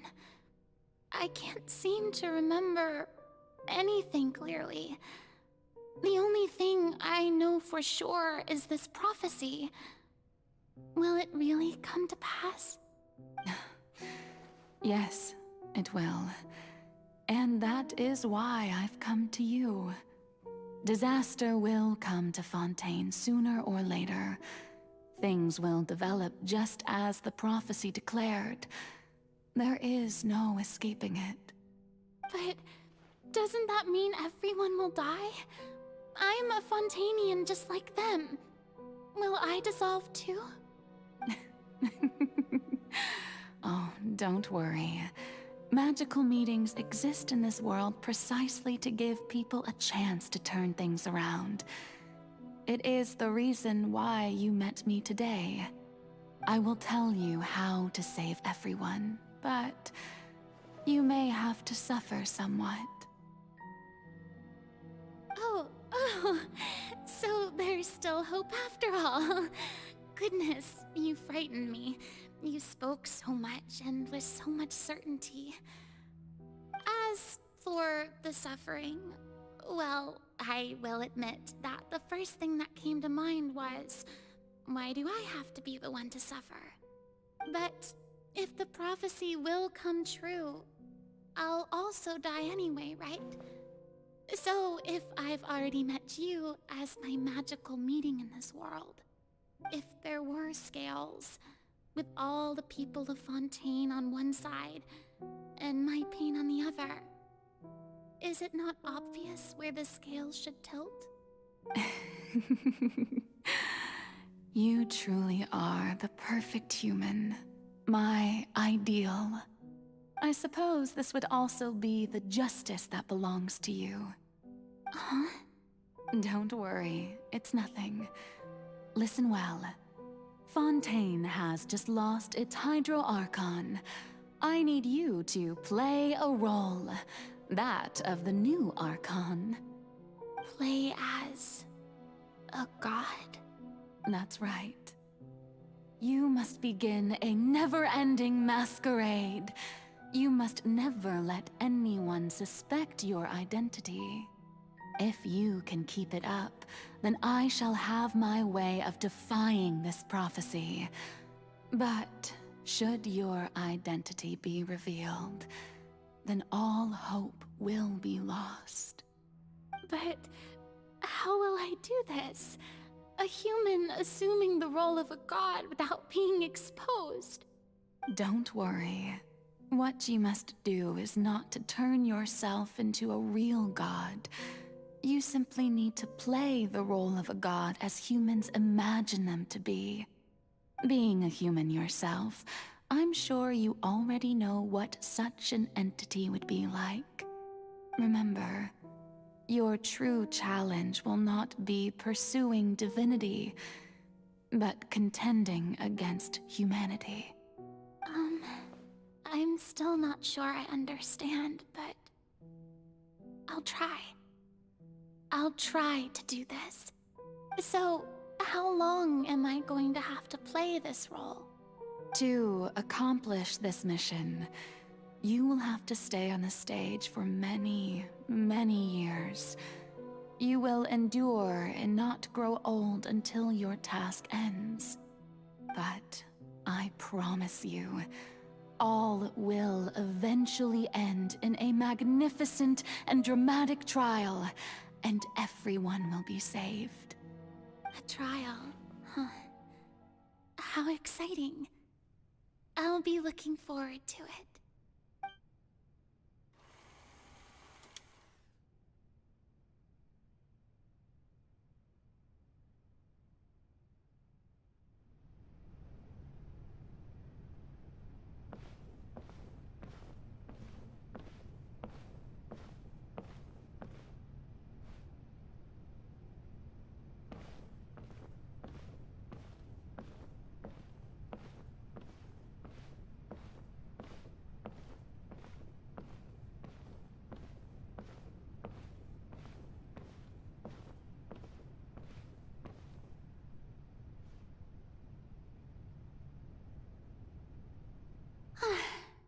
The Maison Cardinalise has announced my accession, but this is my first time facing the people. What should I say to most appear like a god? To be honest, I still don't know. Perhaps I should first try to act natural. Ladies and gentlemen, good evening, and welcome to the Opera Epiclese. I'm sure you've all heard about how I have taken on the role of Hydro Archon. Indeed, I am Verena de Fontaine, your new Archon. In truth, I know little about becoming a nation's new god, but it will be my honor to guide you all as the god Focalor, the god of justice. I shall do all within my power to lead you into an age of fairness and justice. Once again, thank you all for coming. If you should have any questions or suggestions, please send them to the Maison Cardinalise. The future of Fontaine will require us to work together, after all. This should do it. I thought I might stammer, but thankfully, I was able to convey my thoughts just fine. Okay, and next. That's the new Hydro Archon. Is this some kind of joke by the Maison? I would have thought that a being that surpasses humanity would be a bit more assertive. Hey, did you hear that? She even told us to send her suggestions there at the end. Shouldn't gods be all-powerful? She's being so modest. What's the difference between her and an ordinary person, then? If you ask me, perhaps the succession didn't actually happen. She might just be a Maison-backed puppet. Wait, what's going on? Why is everyone suspecting me of being a fake? This is bad. If I get exposed here, there'll be no saving the people from the prophecy. Right. Mirmi said that I just need to play the role of a god as humans imagine them to be. Calm down, Verena. Think. What do the people want? How would they imagine a god to speak and act? Assertive, with a strong sense of presence. One who can dispel all doubt. That is the character I'm fated to play.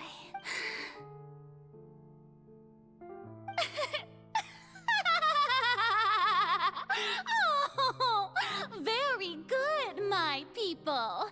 Only ones such as you are deserving of my rule.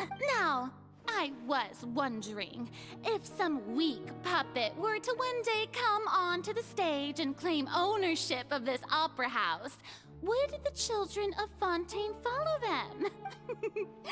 Well, it seems that you would all see right through them. Having passed my test, you are qualified to witness wondrous trials alongside my august self. Here in this opera house, you may consider my previous act a door gift of sorts. I thought it was a debut that suited the atmosphere. Now then, let us be reintroduced. Ah, so that was just a performance. How could I have forgotten that we were inside an opera house? Her personality. It's quite shocking, to be honest, but I suppose it's a better look than before. Such a fascinating and bold deity. How wonderful! Our future may yet be bright after all. It seems I've turned them around. Best follow this flow and restart my accession speech. My dear people, whether you acknowledge me or not, whether you trust me or nay, I say to you, keep faith in your ardor for justice. We have heard it said that this nation's sins can no longer be washed away.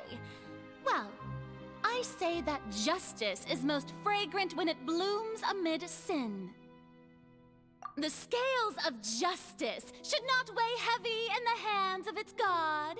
On one side, it must carry fairness and justice. And on the other, praise and applause. May law be the prayer on our lips. May judgment be our worship. Let us light the fires and drink to the future of Fontaine! There is no trouble in this world that justice cannot solve. All that is needed is for you, my people, to believe in it, heart and soul. So long as I, the Archon Focalor, stand within the Opera Epiclese, so long as I stand before the Oratrice, I shall even judge the gods of this world!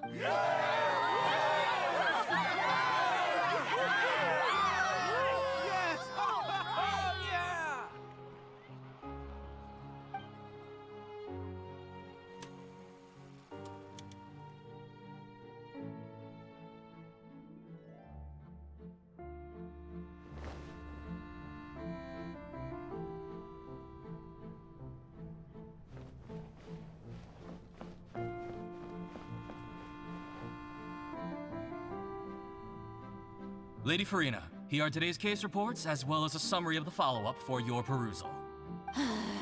Come now, was I not just at the Opera House in person?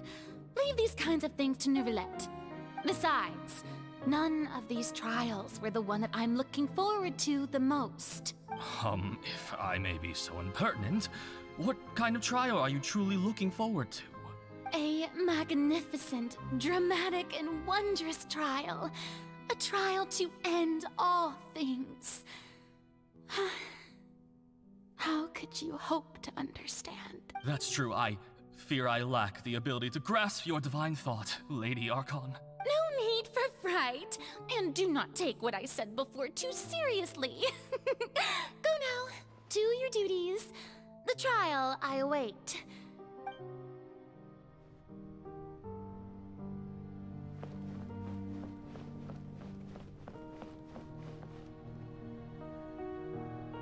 Lady Farina, I don't know what to say. Thank you for agreeing to see me. No need to thank me. Or rather, thank your own sense of perseverance instead. Long have you stood in line to meet me, have you not? Oh, I'm afraid that's just an inevitable consequence of my divine charm. All right. Deuteria, is it? How is your son's illness? You remembered me. And you knew of my family, too. He is doing much better now. In fact, he is far more of an ardent believer than I. He was the one who forced me to seek an audience with you, and to bring your words back to him. Oh, good. Very good. If this should happen again in the future, please do not hesitate to come and tell me. Going down to citizens' homes every so often, while not usual practice, should serve as a fine change of pace. Oh, you're such a gentle and wise god. Thank you once again, on behalf of my son.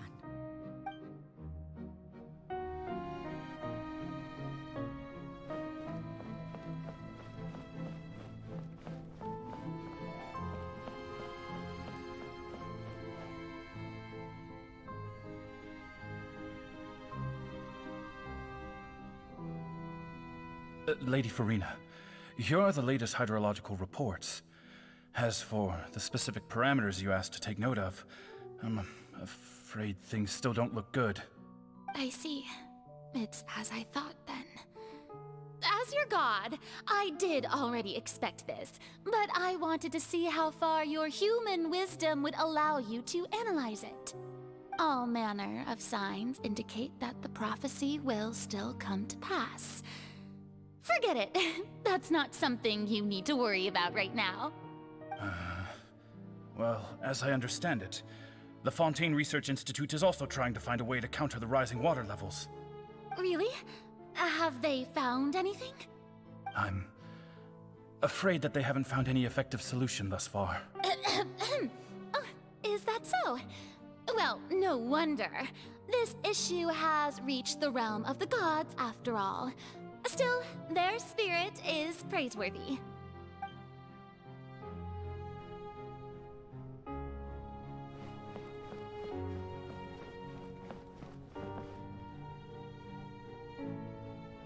The day is finally over. I haven't had a moment to breathe this whole time.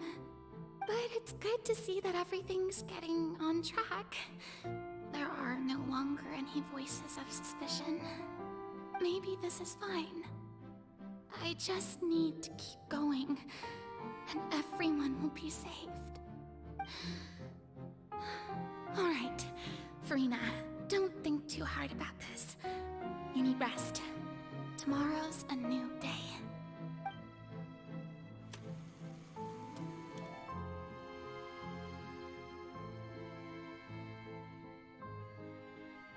Lady Furina, here are the new trial reports for the latest cases, as well as a summary of the follow-up. There'll be no need for that. I've seen them already. There's no need to go back over scenes I've witnessed in person before. Lady Furina, I've waited so long for this chance. Indeed, my dear, loyal citizen. This joyous moment is an honor for us both. Lady Furina, we're detecting significant hydrological anomalies near Poisson. Understood. Keep monitoring. Keep me informed should anything come up at the Institute. I don't think I let anything slip today. I must show the people that there is nothing to worry about. I just don't know when these days will end. I feel utterly exhausted. Best to rest early today, too.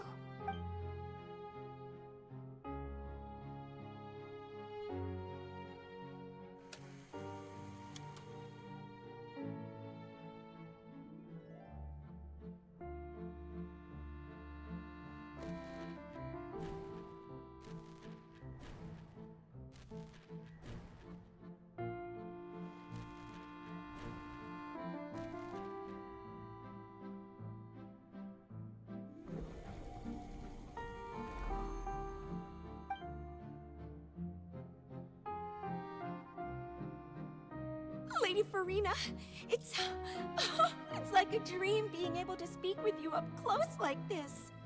I've heard that the first member of our family who was honored to receive an audience with you was Madame Deoteria, almost 20 generations ago. And what a fine family yours is indeed. It brings me great joy to meet such a faithful believer. A descendant of a line most ardent. Surely you exaggerate, Lady Furina. My lady? What is it, good citizen? Oh, are you crying? Uh-huh. Oh, really now?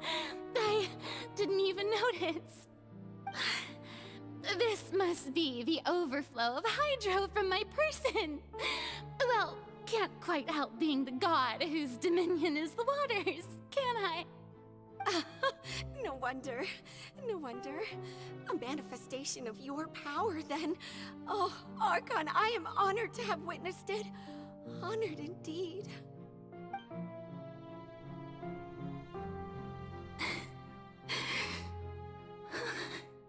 So interminable.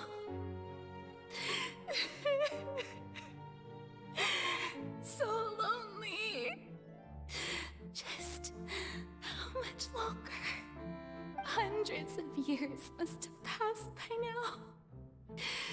Perhaps the show must go on for hundreds more. I never imagined that it would hurt so much. Have I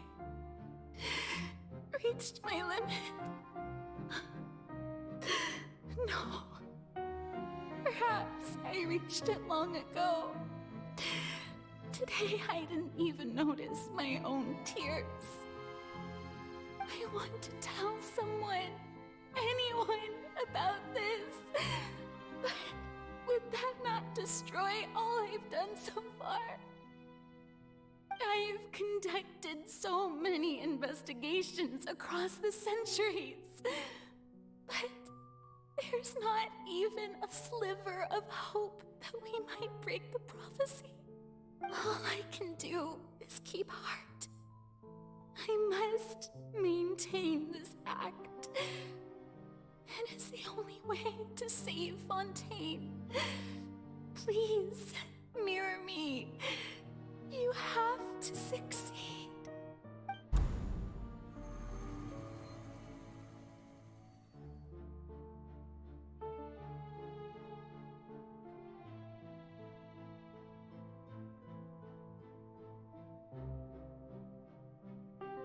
Farina, you don't have to shoulder this burden alone.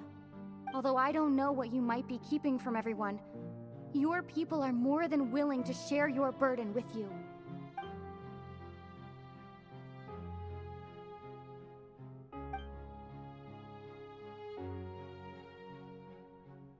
Share my burden. That's impossible. It was fated right from the start that this would be my duty alone. But even if your burden doesn't need to be shared, you can still choose to confide in someone. Just share it with me. I'm what you'd call a witness. A witness? Yes, I've heard that you came to Tevat from beyond the stars, yes. In other words, you never belonged here. And if Tevat is, in its entirety, a show on a stage, then you're just a spectator, aren't you? If that's the case... She's right. I could confide in her, couldn't I? But if things don't play out as expected, the people of Fontaine will be the ones to pay the price. No, Farina. You shouldn't be selfish. But what if it's really alright? Farina, you've worked so hard for so long. Surely it would be okay to put yourself first for once. Just this once. Is it such an outrageous thing to do anyway? To find someone in whom you can confide your frustrations and sorrows? Surely it could not hurt. If you let this opportunity slip through your fingers, it might never come by again. Think about it long and hard.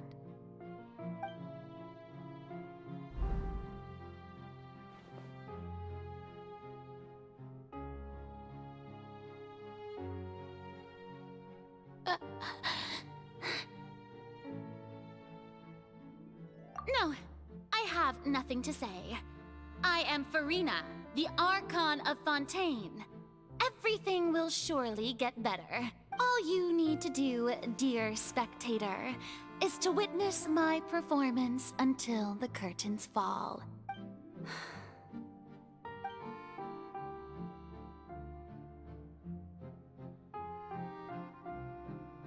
Fine.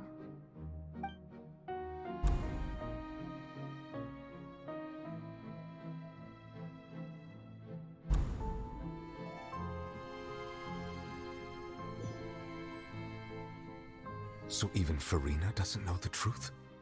You've never once let her in on the full plan? Yes, it had to be done. To deceive the heavenly principles, you must first deceive yourself. She did very well. If she had let her resolve falter even once in these 5 centuries, Fontaine would have been doomed to the most tragic fate. It seems that trusting humanity was the right decision after all. I believe that I understand how your deception works, but that is only half the truth, is it not? How would you build on this foundation to save the people of Fontaine? That is the most important thing. Ah, good. Of course, the Eudex of Fontaine has pinpointed the crux of the issue. I'm sure you've long sensed that the Oratrice is no simple machine. I've always suspected that it had its own consciousness. And Lenny did mention that he heard a human voice within the core chamber. It now seems that that person was you, hidden within the machine all along. And then I became one with the Oratrice, taking Fontaine's gnosis with me. Yes, it would seem so, wouldn't it? Alas, your understanding of this device still lacks sufficient depth. In truth, it is no enactor of justice. It is, in fact, a device created to kill the god of justice. I beg your pardon? Oh, you have it.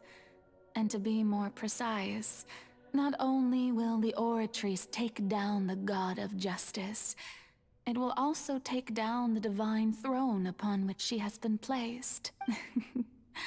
I mean, did you think I would be the sort to enjoy peaceful repose while Farina suffered? My work over these last 500 years has been to constantly accumulate indemnitium within the Oratrice. But really, some have already discovered that only a small fraction of the energy generated by the device was ever used to provide power to Fontaine. The vast majority had to be, accumulated to enact this death sentence. It was all a part of your plan then? Both the trial and the sentence? Indeed. This power, accrued over 5 centuries, could have sustained Fontainians for millennia, had it only been used for that purpose. Almost all of it has now been stored within the Oratrice, but only power of this magnitude could hope to destroy the Hydro Archon's divine throne, shaking the rules established by Celestia, and breaking through the institution that is the Seven. So the Oratrice's call for death was for neither Farina nor Focalor, but for the Hydro Archon. The destruction of that divine throne. If I do not misunderstand your intent... Returning what's rightfully yours to you, of course. In other words, this was all done to return the authority of the Hydro Archon to the Hydro Dragon of this planet. But...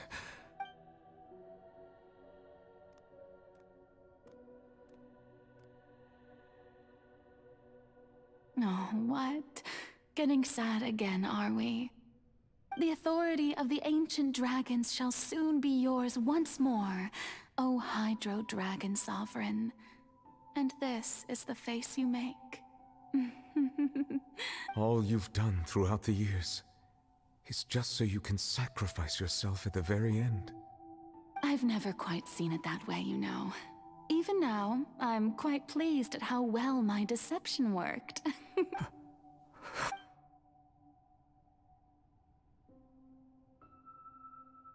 Hydro Dragon, don't cry.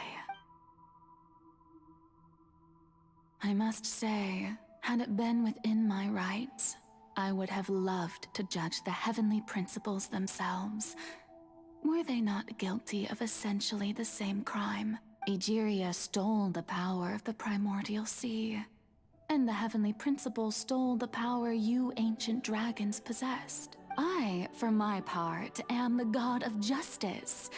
And is it not just that your original powers should be returned to you? Speaking of justice, I have always believed that justice lies in the process of pursuing human existence itself. So, if the theft of the primordial sea's might was Fontaine's original sin, then, leaving matters of procedural right and wrong aside, The descent of the Fontainians as humans and their right to exist in this world would be Fontaine's original justice. In other words, existence was Egeria's justice, and to me, justice is the continuation of that existence.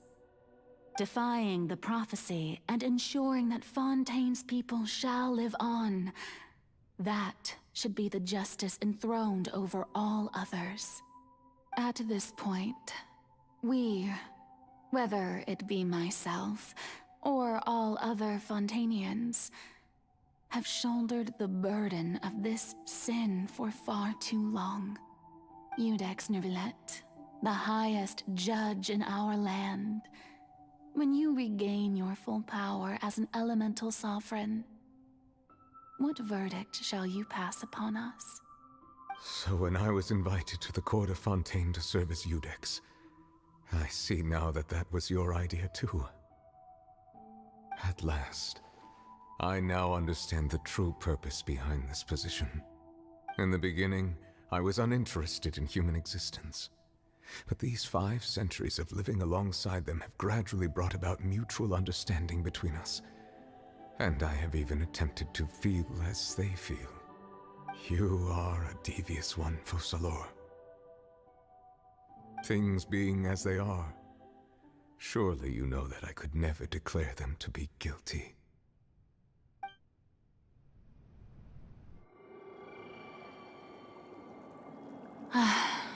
The hour of my execution is almost here. For the sinner, the curtain call has come. I know I may not sound it, but faced with death, I find myself a little afraid. Perhaps this is one thing both gods and humans have in common.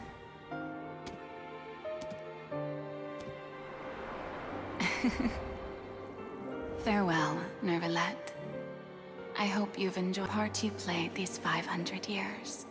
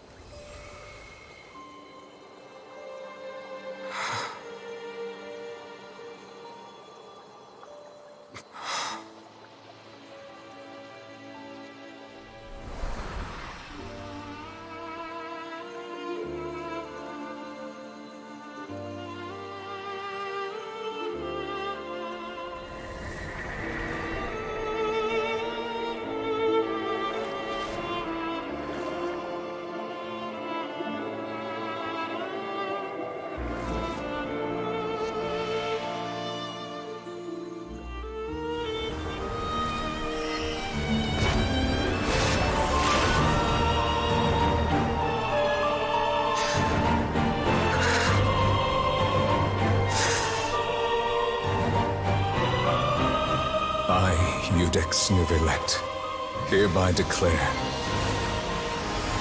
people of Fontaine, your sins are forgiven.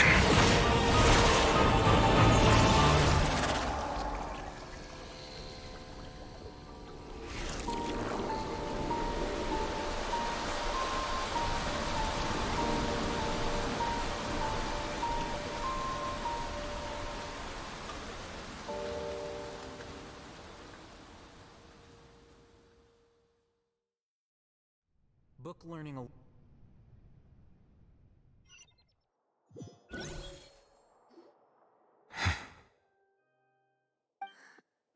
What just happened?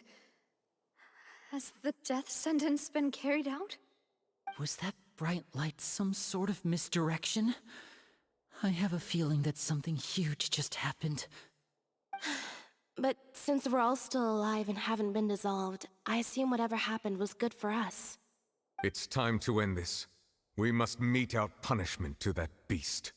Didn't you say just a moment ago that it can't be defeated? I have gained the strength sufficient to deal with it. Through certain means, I now have the ability to separate the power of the Primordial Sea from that creature. We should seize the opportunity to pursue our quarry. Traveler, now that the oratories can no longer function, I require an executor to help me mete out justice. The root of the calamities befalling Fontaine, the beast that enacts the prophecy.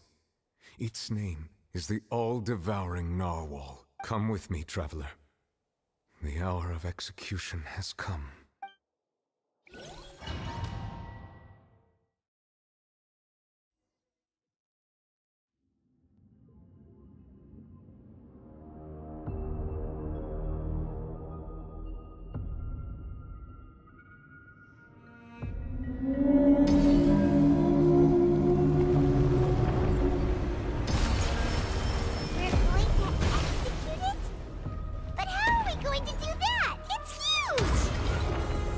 Done my best to separate the power of the Primordials from the way. Considering the size of the beast, I cannot reach the power source. Unless we can find a way to attack it from within. I shall share a part of the ancient dragon's power with you. We shall look for an opening together.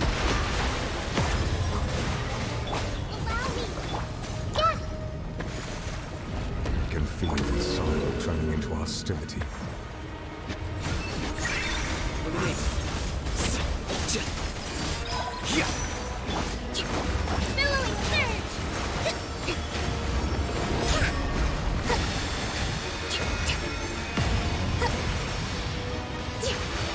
Devouring Narwhal cannot resist its instinct to devour.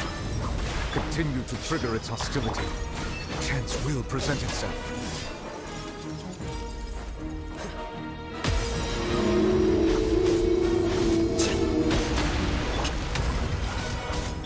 Commit it to memory. Hold the line.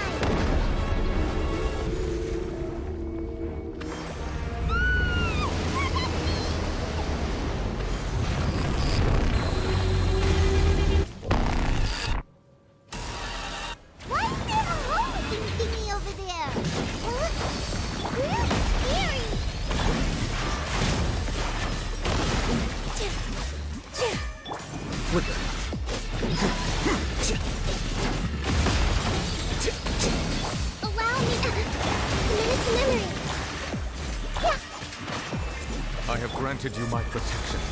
Do not fear. Seize the moment and use my power to suppress its root from within.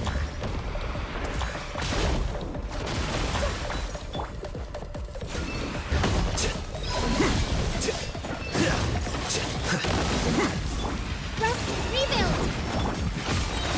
Defract. Commit it to memory. Position. Here you are.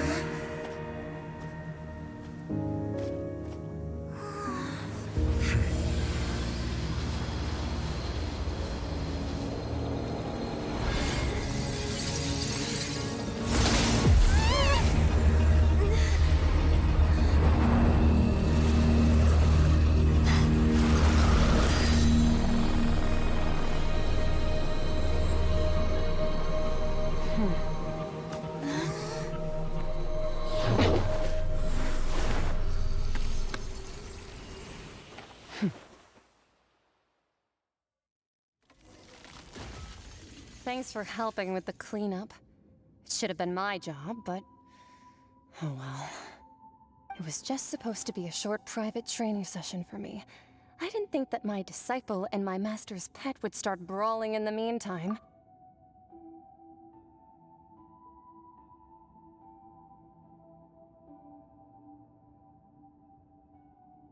Well, actually, I had a feeling that it would happen at some point, but they bumped into one another earlier than I thought.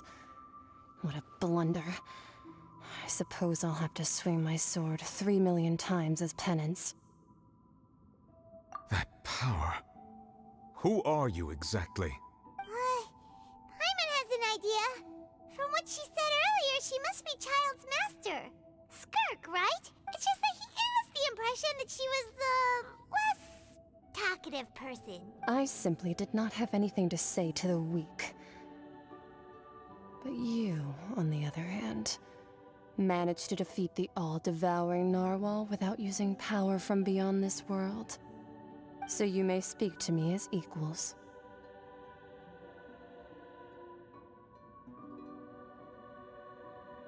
I have to agree. It's a strange use of a planet's primordial waters just to raise an all-devouring narwhal. That kind of power is wasted on it. It's not cooperative. It eats too much. And I have more important things to do with my time than pet sitting. The only thing that creature has going for it is its looks. All in all, it fails as a pet. Miss Skirk? I think you might have missed the point. The point being? Well, being that this pet almost destroyed an entire nation. So what sort of person is your master? Well, Child's master's master. Wait, is that right? Oh, right. So you don't know him. Sorry, I assumed you did. His name is Sertologi. Huh? I am unfamiliar with that name. Huh. So Master isn't sufficiently famous. How should I describe him then? Have you heard of the name The Fowl? The Fowl? Still nothing? Well, how about the Visionary? Vetterfilnir then? Or Gold Rhine-daughter? Ooh, that one we've heard. Rhine-daughter's part of the Hexen Circle. She's Albedo's mom, right? Oh, so you do know that name. To be honest, I also heard all of those names and titles from my master. I don't actually know them either. But I suppose you understand now, yes? My master is likely a similar sort to Rhine-daughter. They are both pursuing some form of perfection. Wait, didn't you also mention a visionary person? Paimon didn't quite catch their name. Actually, never mind that. I believe it expedient to inform you that the all-devouring narwhal used up nearly all its strength fighting you. Such roiling hydro energies will prove difficult for the planet's deep seas to digest. As such, the fontaine back on the surface has most likely been thrown into chaos. In other words, the prophecy that you've been fretting over should now be in full swing. What?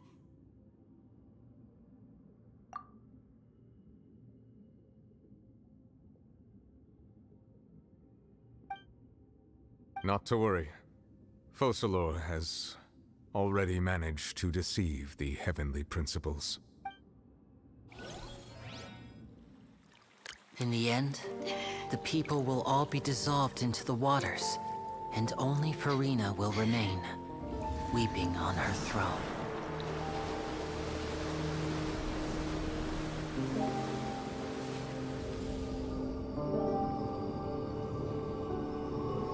Only then will the sins of the people of Fontaine be washed away.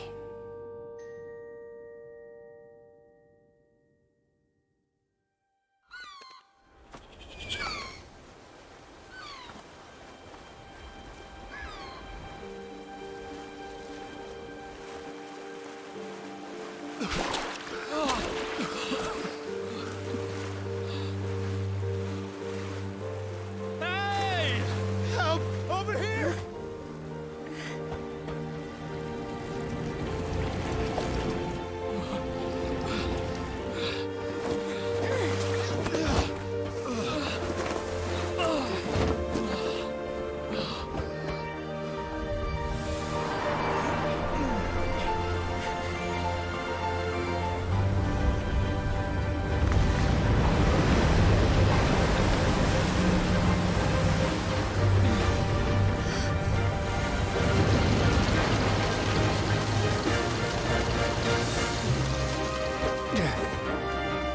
Initiate emergency rescue!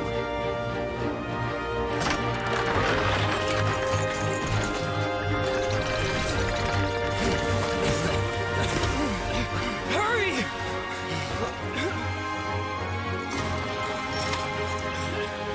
Hey, lend a hand!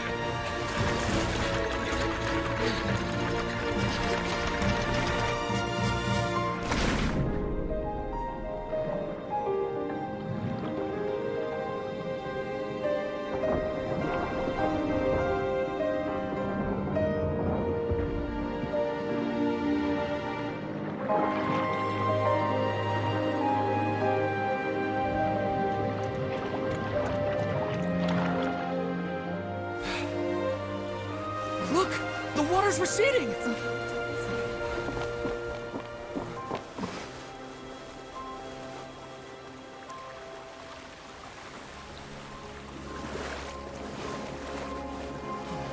It's a miracle! Water's receding. We didn't dissolve. The prophecy was wrong. The prophecy was wrong!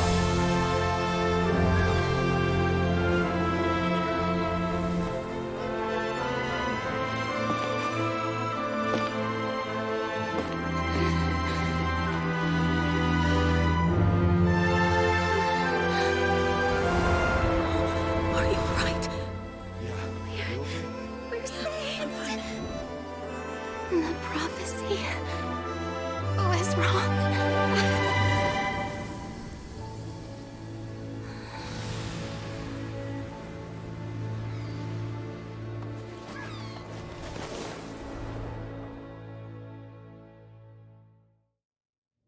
The scribes.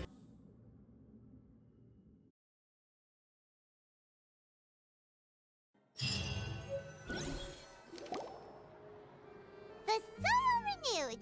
The Spina di Rosula talks post-disaster rebuilding. I recently visited Poisson to meet with Miss Navia, spokesperson of the Spina di Rosula, and we spoke about Poisson's present and future. Old soil can still give birth to new bloom, Miss Navia stated. Hope is like seeing a small cookie when you're starving late at night. You just need a little of it. Skyship Winglet, lunar brain of the Fontaine Research Institute. The various disputes that have arisen on account of Mr. Edwin have suddenly become a shield over the Institute, with Jurier turning out to be a once-overlooked hidden gem. People always call the first researcher mad, but few know what to call the second. And should that latter person achieve a miracle, they would find it all the harder to find a word with which to classify him and his team. Wow! Paimon barely recognizes the people in the reports. Are those really Jurier and Navia? They sound like real big shots. What do you think? Pretty enthralling, huh? The Steambird's idea was pretty simple. With the disaster just having passed, we would print a free edition packed to the margins with good news to calm people down. The value for these big scoops lies in their inevitable follow-ups. We'll publish further reports and go into the stories behind those people.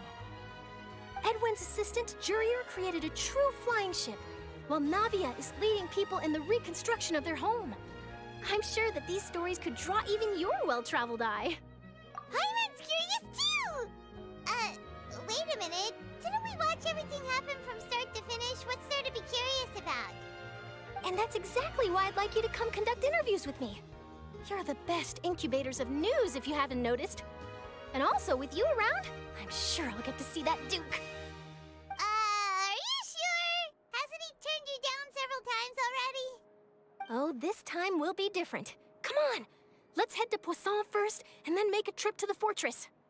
There are some things you'll only know when you get there.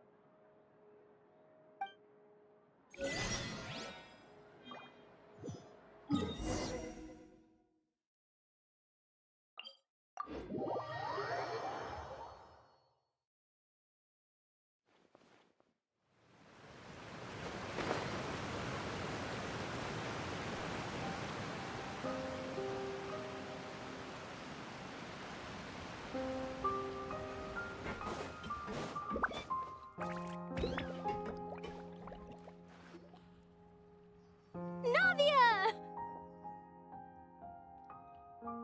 Oh, it's you. What brings you all here? Hey, we're just having a look around. I'm here to update myself on how things are going here. Oh, the Vtuber are here too. Let me introduce you. This is Mr. Garunt Snezhevich. He represented the Knave in sending us a large amount of supplies, and is helping with our work. Our residents are hard at work as well. Thanks to everyone, work is progressing nicely.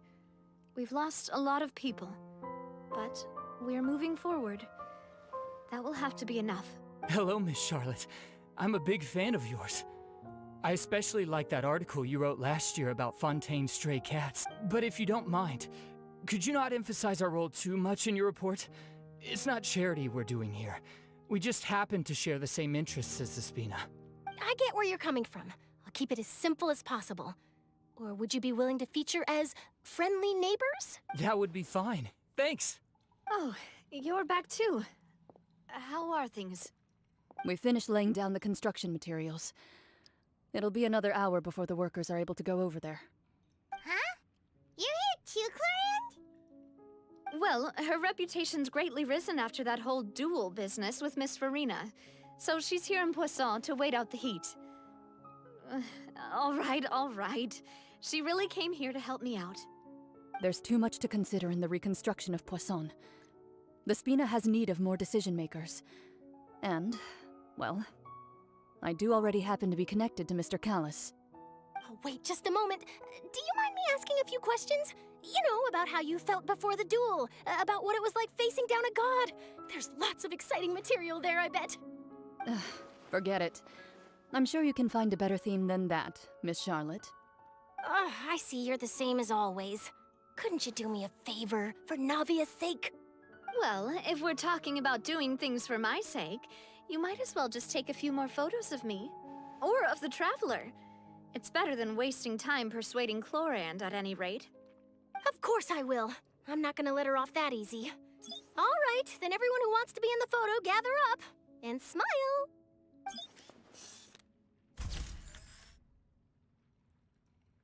How did it go? Was it a good shot? Did Paimon look cute in it? Not bad. Your addition really helped the composition of the picture. All right, hang on a moment. Let me snap a few more shots. All right, that should do it. I'll be back here later anyway, so let's call it a day.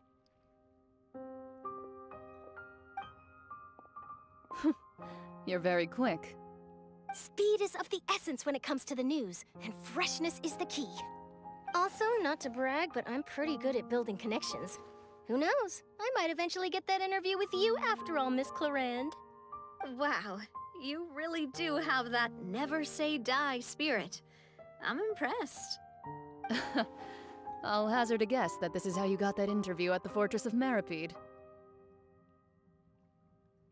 Whoa, you're well informed. Let me make a guess too. I asked Sigewinne, who told Monsieur Neuvillette, and he told you, right? That's a very complete information chain.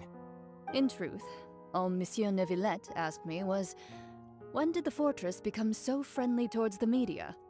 I told him that it was best not to speak too soon. There's no guarantee that Ridsley will make a personal appearance. You're right.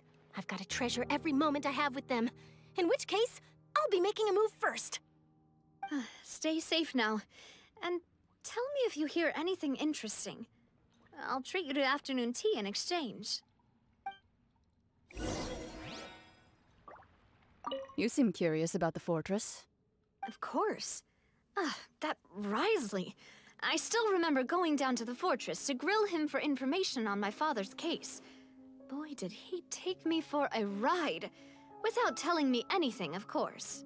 But he did invite you to tea. 2 large pots of it, in fact. It was good tea, though. I have to agree. The tea there is very good. Speaking of that, would you like to have some today? I mean, you've got time, right? Well, I'd be partial to some shortbread. Wow, it's like we've got a menu or something. Sure. Good. What flavor of biscuits would you like, Mr. Snezhevich? Me? I'm fine with anything. But I would prefer chocolate, should you have it. All right. Leave it to me. I'll go over the newly arrived supplies with you later, Mr. Snezhevich. We should be able to finish the preparatory work today. That works great for me. Huh. Is it just me, or did you get a new lipstick? I did. It was a gift from Sijuin. Want to give it a try? I think the color would suit you, too.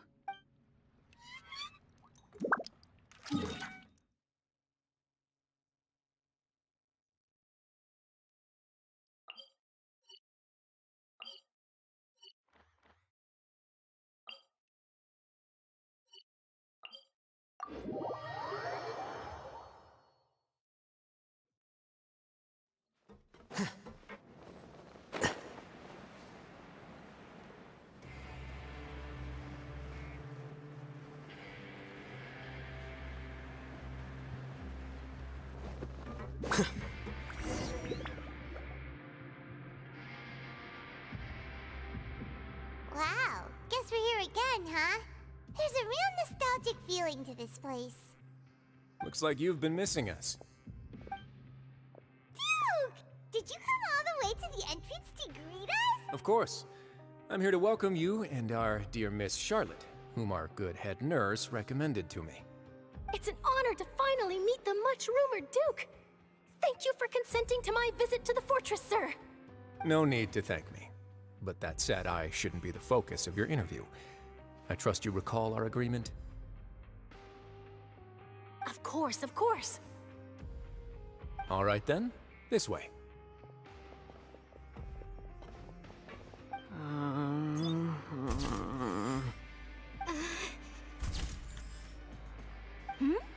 Hey, no need to be so nervous.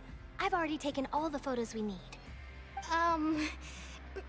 Miss Charlotte, do these pictures really need to be published on the cover of the Steambird? It would seem that Miss Lorvine doesn't want her face to appear beside that of Mr. Jurier, Sir, please don't say things like that. But it looks like dear Mr. Jurier denies it. Might this interview be very important to you then? No, I just... This is my first time being interviewed, and I'm very thankful to the Steambird for... Now, I might not look it, but I actually did meet Mr. Edwin once. And I'll be honest, I enjoyed chatting with you more. You've definitely got more of that genius vibe going on. The boat that brought about a miracle, the ark that saved the people. Why, you recreated a myth back there, like an emissary of legend. Still, if I might ask, where's that flying ship now? Huh! Looks like Charlotte's trying to get herself another exclusive scoop. I have to apologize, but that ship is presently in the bowels of our factory. I'm afraid it won't be easy for you to get a shot of it. Really? Well, then in that case, could I have an interview with you to make up for that loss?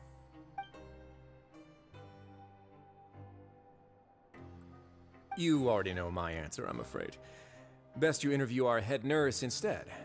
Or perhaps you'd like to take another photo of this couple of researchers? Did you really have to use the word couple? Well, then, 2 solo photos will do. Is my hair messed up? Please, someone help me have a look. Things sure are getting pretty lively here. We've seen this kind of thing before.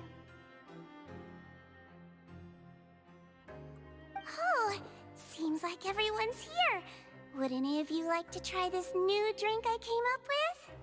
Ah, Sijuin. Hey, Miss Charlotte. Why don't you, take some pretty photos of our head nurse? Sure. Come on, Miss Sijuin. Over this way. Let's find a brighter spot. Sure. Do I have to smile? So, how have things been at the fortress?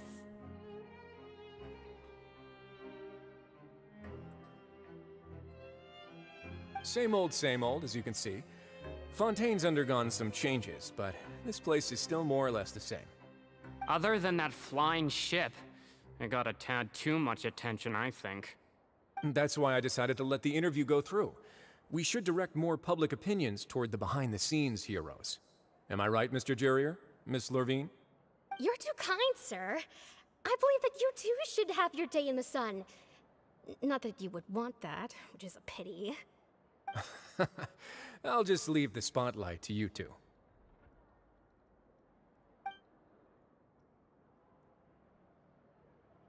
I see. Lots of things happened that day, huh? Anyway, regarding that Harbinger, I'm not sure you remember, but his 3 young followers are still waiting for his return. He sure did win them over, huh? I'll tell them that there's good news and bad news. The good being that their boss seems fine, and the bad being that they must face extended sentences for abetting his escape. Oh, actually, what about you?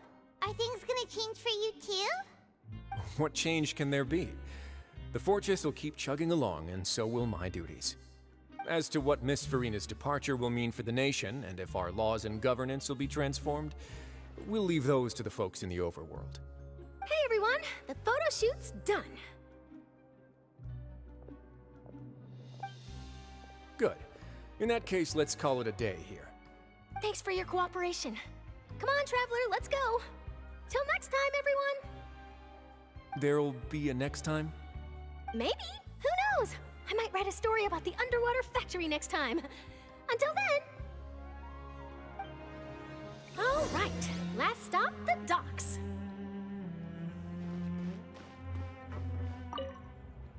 Oh, you know, I'd love to see you in one of Charlotte's photo shoots one day. Is that really necessary? Our line of work doesn't really require much photographing. It's precisely because we don't need the picture that they'll have value as keepsakes. You don't really look all that opposed to the idea, you know. Maybe I'm just happy that I managed to once again avoid the spotlight. I think this interview went well either way. Yes, you successfully kept prying eyes away by using Mr. Jurier and Miss Lorvine as shields. Very good. You should be happy for them. They have a bright future ahead of them.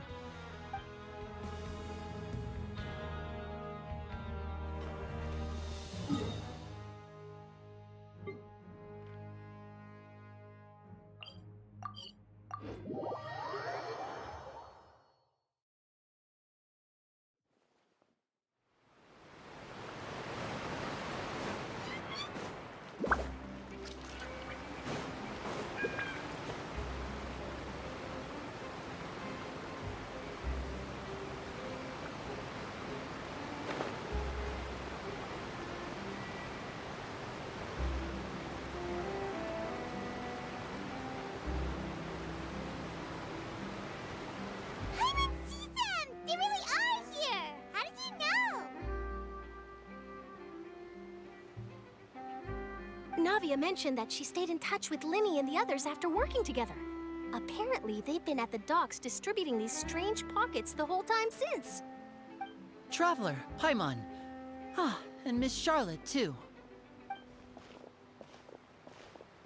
Would you like a magic pocket? What sort of gadget is it?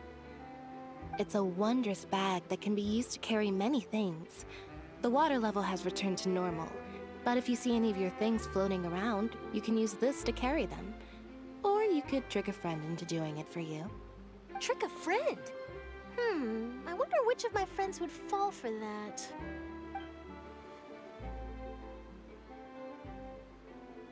You could just make a friend like Fremine here. Isn't that right, Fremine? Is this what you meant by, I'll help you make some more friends? To be honest, that sounds pretty sweet. Could I have your contact, please? Sure. Please, write down my address. You sure are working hard to help Fremine socialize. He was the one who proposed doing this. He even wants to assist in our magic shows. Yes, I was planning to first introduce Pear as an assistant, and later Fremine himself.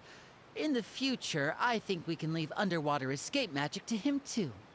That said, would anyone want to see a diver escape underwater?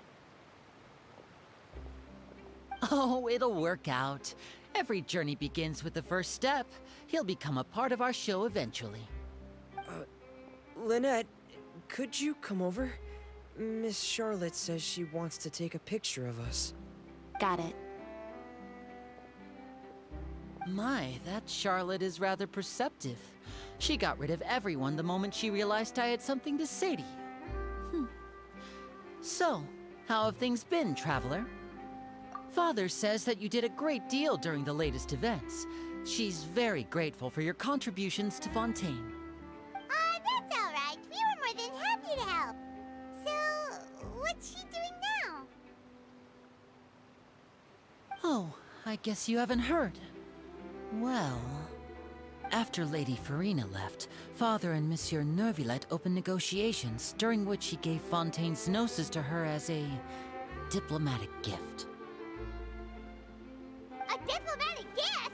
A gnosis? Yes, I was quite surprised at first myself. But when I thought it over, there were actually a number of things going for it. It could have been done as an apology for the incident with Lord Child, or as thanks for his help in tying the all-devouring narwhal down. Furthermore, Father did also lend significant aid to Fontaine and Poisson. Well, that's true, but this is a gnosis we're talking about. Doesn't this seem a bit irresponsible? I would agree, but I've also heard that it seems that Monsieur Neuvillette has had a significant change of heart regarding the matter. So there's some reason for this that only Neuvillette knows about? I suspect you'll have to ask him about that yourself. Ah, yes, speaking of which, I did see him strolling around the entrance to the Fortress of Meripede a while back. Isn't he real busy and stuff? Paimon didn't think he'd have the time for that. But back to the topic. The gnosis was given to the knave, right? What about Child? They say that he's returned to Snezhnaya to recover from his wounds. I hear that the recent disaster really did a number on his health. That's true. When you think about it, we've had loads of run-ins with the Fatui. To think we'd be allied with them this time. So shocked by such a simple switching of sides?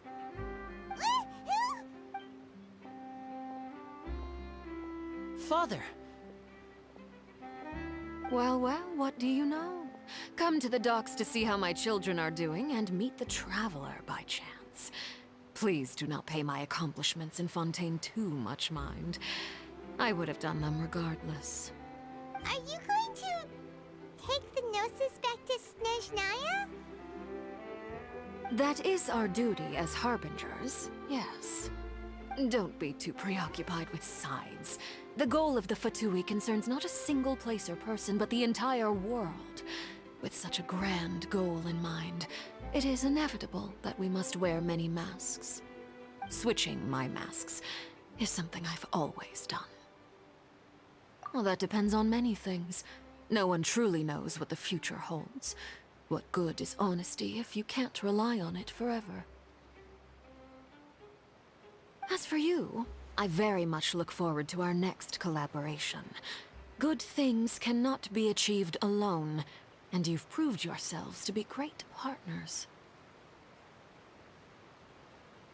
A vision? All right. I'll remember to return it. Thank you for keeping it safe for him this entire time. And that's a wrap for me. Huh? You... Greetings, Miss Journalist. Hello. If I'm not mistaken, there are diplomatic channels I'll need to report to take a photo of you. That is correct. So forgive me, but I will not be able to serve as a subject in your article. However, feel free to write as much as you'd like about our dear magicians and our upcoming rookie talent. I will. The sea breeze is quite pleasant. I shall continue my walk while the weather remains so agreeable. Farewell, Father. Oh, she has such an intimidating presence. I didn't even dare to take a picture. Thankfully, I've already wrapped up all my pre-scheduled interviews. Thank you all. This'll be more than enough for me to write about, I'm sure. Don't be too nervous. Why don't you take a magic pocket before you go? Here, Traveler, Paimon, you take one too. To move things about? That's right. Funny. I was giving out magic pockets when we first met too. And what do you know? I'm doing the exact same thing right now. So many things have happened, but the pockets are still the pockets. I guess this must be life. We will all follow our own paths, and serendipity will lead you to your fated friend. All right then. We'll be handing out pockets in some other districts later, so we'll get going now. Have a good... Well, guess we sent Charlotte, huh? Shall we go see how Neverlette's doing? As long as he's not so busy that he doesn't have time to chat anyway.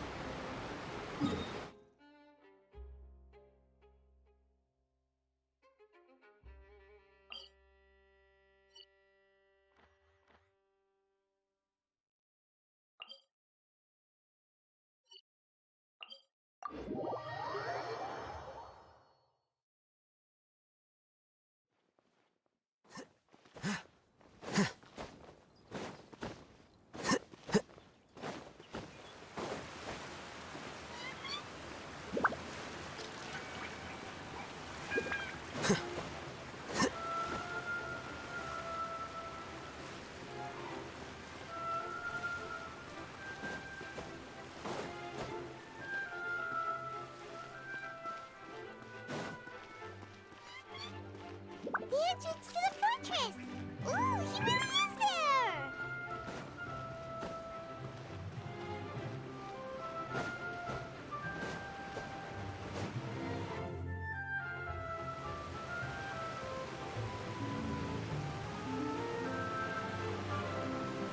So, you really are here, Neverlette!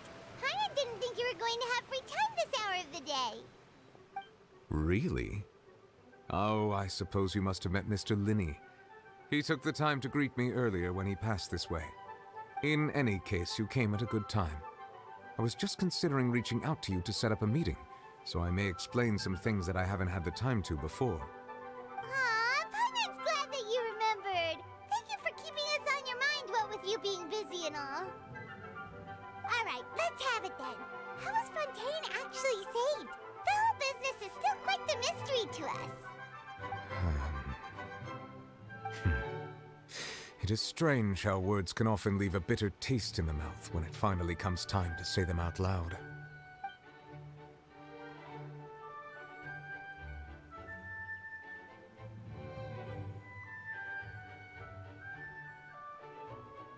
Whoa. So that's what happened? Focalor destroyed the divine throne of the Hydro Archon and restored your power to you, transforming you into a fully fledged elemental dragon sovereign! But Paimon still doesn't quite get what you did to save the Fontainians from dissolving. For me, the authority of the ancient dragons refers to absolute control over the hydro element. Fontainians were incomplete humans born of Egeria's use of the power of the primordial sea, with constitutions similar to that of mimics. But so long as those primordial energies remain within them, I could use the ancient dragon's authority to grant them true blood, after the fashion in which life was first brought into being on this planet. In other words, when I gave my verdict, Fontainians became true humans, and thus would naturally no longer be dissolved by water from the primordial sea. Focalor must have counted on you to make that decision as well. Your verdict was the key to making the prophecy appear to have come true while saving everyone. Yeah, and in a manner of speaking, Focalor finally managed to fulfill the original Hydro Archon's wish to turn Oceanids into real people too! It seems from your expressions that you still have more things you wish to ask. Ask away. I will tell you the truth as I know it. I have investigated his case along many avenues, and I have learned that he once fell into an unknown chasm when he was young. There, by chance, he awakened the all-devouring narwhal. But whether it be by sentiment or reason, that should not have been enough to consider him the root cause of the disaster. At most, he would have had tangential liability. As for the judgment passed by the oratrice during the trial, whether it was due to that liability by association, or Focalor deliberately using him to buy time for us on the assumption that he would be able to hold the creature off, I cannot say. Guess Focalor had Fontainians in mind the whole time. In the end, it was thanks to her that they finally became real humans. Hang on a second. Paimon suddenly got another question. Back when Fontainians hadn't yet become real humans, were the children they had also transformed Oceanids? Life has always flowed like water. Do you recall how Fontanians would often come to the Fountain of Lucine to pray for children? Yeah, Lynette said the fountain is where all the waters in Fontaine converge. In truth, even those couples did not know that such prayers were no mere custom, but instead a form of ritual. Those Oceanids who were blessed within the spring water would later descend as new humans in the coming months. Paimon sorta gets it now. Either way, seems like this ritual won't be of any further use, but it'll probably live on as a local custom. Ask away. I will tell you the truth as I know it. Yeah, about that. Risley said Farina has already left. What's that all about? Ah, Lady Farina. The people are only aware that her death sentence has not been carried out. She abdicated the post of Hydro Archon and left affairs related to that title to me, before leaving the Opera House. I related Focalor's words to her faithfully and completely. After hearing them, she seemed neither saddened nor comforted. She simply said that she was tired and needed to rest. Having said that, she then packed her things and moved out of the Opera House, not unlike how an ordinary person might. But she's still got a place to stay, right? You need not worry. I will make arrangements to ensure that she will not want for food, clothing, board, or travel. In truth, I am somewhat happy for her. The wear and tear on her spirit will, of course, take time to heal. But now that she no longer has to play the role of Focalor the Hydro Archon, she can finally lay down her burdens and lead a normal life. What about you then? What are your plans now that you've regained your full powers as the Hydro Dragon? After Focalor passed on, the Oratrice also ceased to function. This matter will directly affect our trials. After much careful consideration, I've decided to take over its role in our courts. From now on, I shall hear cases and pass verdicts by myself. Looks like you're still considering stuff from the perspective of the Eudex, huh? As an elemental dragon, there are indeed many things that I must do. But this power and this duty, in a manner of speaking, you could say that both were granted to me. As such, before I attend to my other responsibilities, I must first and foremost continue to serve Fontaine as its highest judge. The duty of the Hydro Sovereign and the duty of the Eudex shall coexist within my person. Additionally, the Hydro Archon's departure has brought about another problem, which is that the Opera House shall no longer produce indemnitium. That's true. That power was derived from the people's faith in the Hydro Archon, wasn't it? Wait, but the various mechs and machines in the city are all still okay.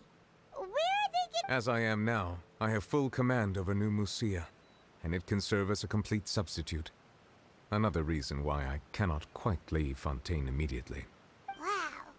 This ancient dragon's authority stuff is really quite useful, huh? Ask away. I will tell you the truth as I know it. Oh, that's right! They say you've given it to the knave as a diplomatic gift or something! Leaving aside their intentionality, the two Fatui Harbingers have indeed done much for us during this crisis. Their sole remaining goal in Fontaine, at least at this point, would seem to be the Gnosis. The Oratrice has ceased to function. The Hydro Archon's divine throne is now no more, and I do not need the Gnosis's power. As such, it has lost all meaning for Fontaine. If the Fatui have impure designs, then we might as well accede to their request now, and avoid unnecessary conflict. What complicated considerations! Paimon thought you were just giving it to them out of gratitude to the knave and as an apology to Child. Ask away. I will tell you the truth as I know it. You will soon be heading to Natlan, I presume. I'm afraid that I have little talent as a travel guide, so all I can do is tell you what I know about that land. As far as I'm aware, Natlan can be said to be a nation of dragons. A nation of dragons? You mean like you? No, I suspect that I would not find myself welcome there. Unlike ancient dragons such as myself, the dragons of Natlan have undergone long years of development and evolution. Large numbers of them have entered a form of coexistence with humanity. Natlan is also the nation of war.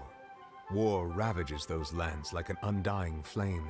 There is one other piece of information I got incidentally from my negotiations with the knave that I believe may be useful to you.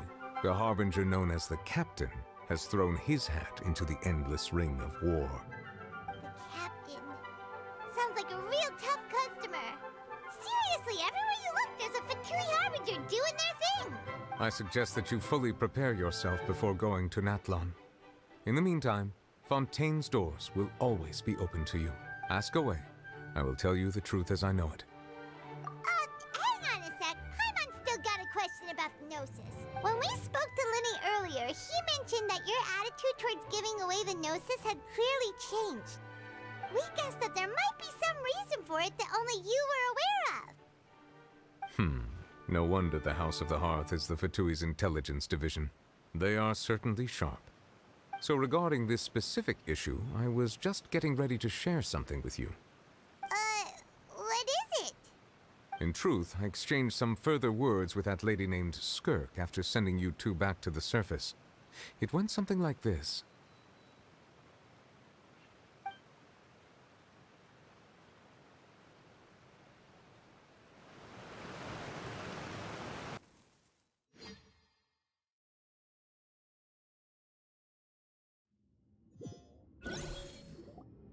Well, we're going to head topside to see what's going on. You hurry over soon as well, all right, Nervalette? What next? The all-devouring narwhal isn't here, so I'm no longer getting any interference. I can finally catch the scent of your power, what it's made of. It is the authority of the planet's primordial dragons, but with something very similar to a god's curse mixed in. It's quite a novel blend. I'm sure I've encountered something like this before. What was it again? I do not know what you speak of. Ah, of course. How could I forget? You should have the remains of the third descender on your person, yes? Remains? I've never heard of any such thing. Huh. According to your parlance, I believe it may be called a gnosis. Well, that much is true. After Focalor's divinity faded, she handed her gnosis to me. But I fear I have never heard of it described in the manner that you just did. I've been training with my master, the Foul, ever since I was young, and I have never returned to the surface since. So most of the information I possess, I got from him. It is only natural for those who are greater than humanity to possess a different sort of common sense, which is why there are so many problems in our attempts to communicate with humans. Regardless, you should probably get rid of objects of misfortune to prevent any disasters from befalling you. To live in itself is a blessing. But once a person dies, the bonds he once had with this world shall all turn to curses. What do you mean by that? No need to fret. These are just my personal thoughts, and my reason for no longer wishing to return to the surface. This third descender you refer to, who are they? And when did they die? Master never mentioned them to me. Perhaps it just wasn't that important for me to know. If you're interested, though, I could ask him. I'll be sure to pass the answer on to you next time. Next time? You believe we will meet again? I do. Wait. I have a disciple of my own, don't I? He can be the messenger then.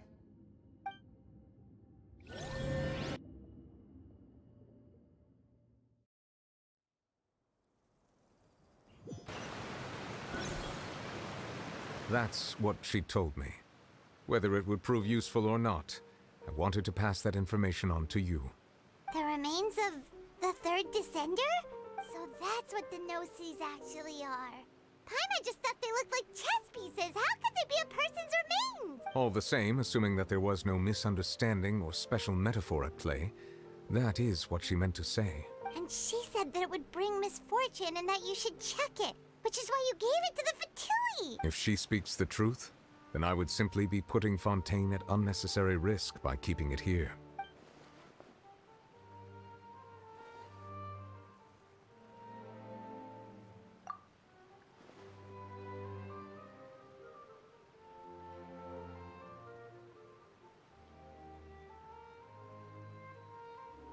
I had guessed that you might already be familiar with this concept, but I did not expect you to be one of them. That means that the Gnosis, which are exceedingly element-compatible and can even enhance elemental abilities, do indeed come from the third descender. I wonder, Does your body also possess similar properties? Like being able to use elemental powers without a vision. That does sort of count as special compatibility, right? No, let's not think about this stuff right now.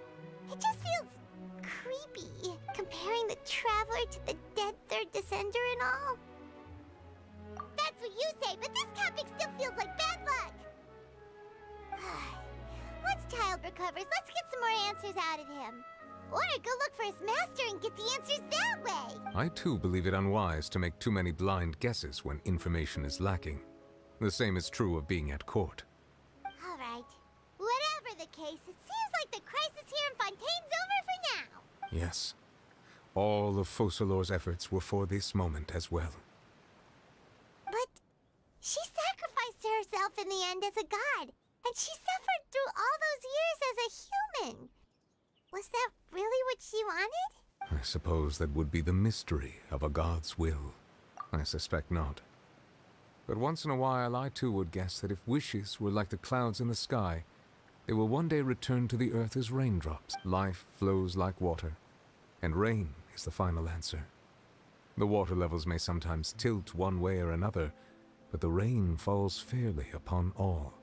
And what, ultimately, is the difference between the rains that fall upon all of us?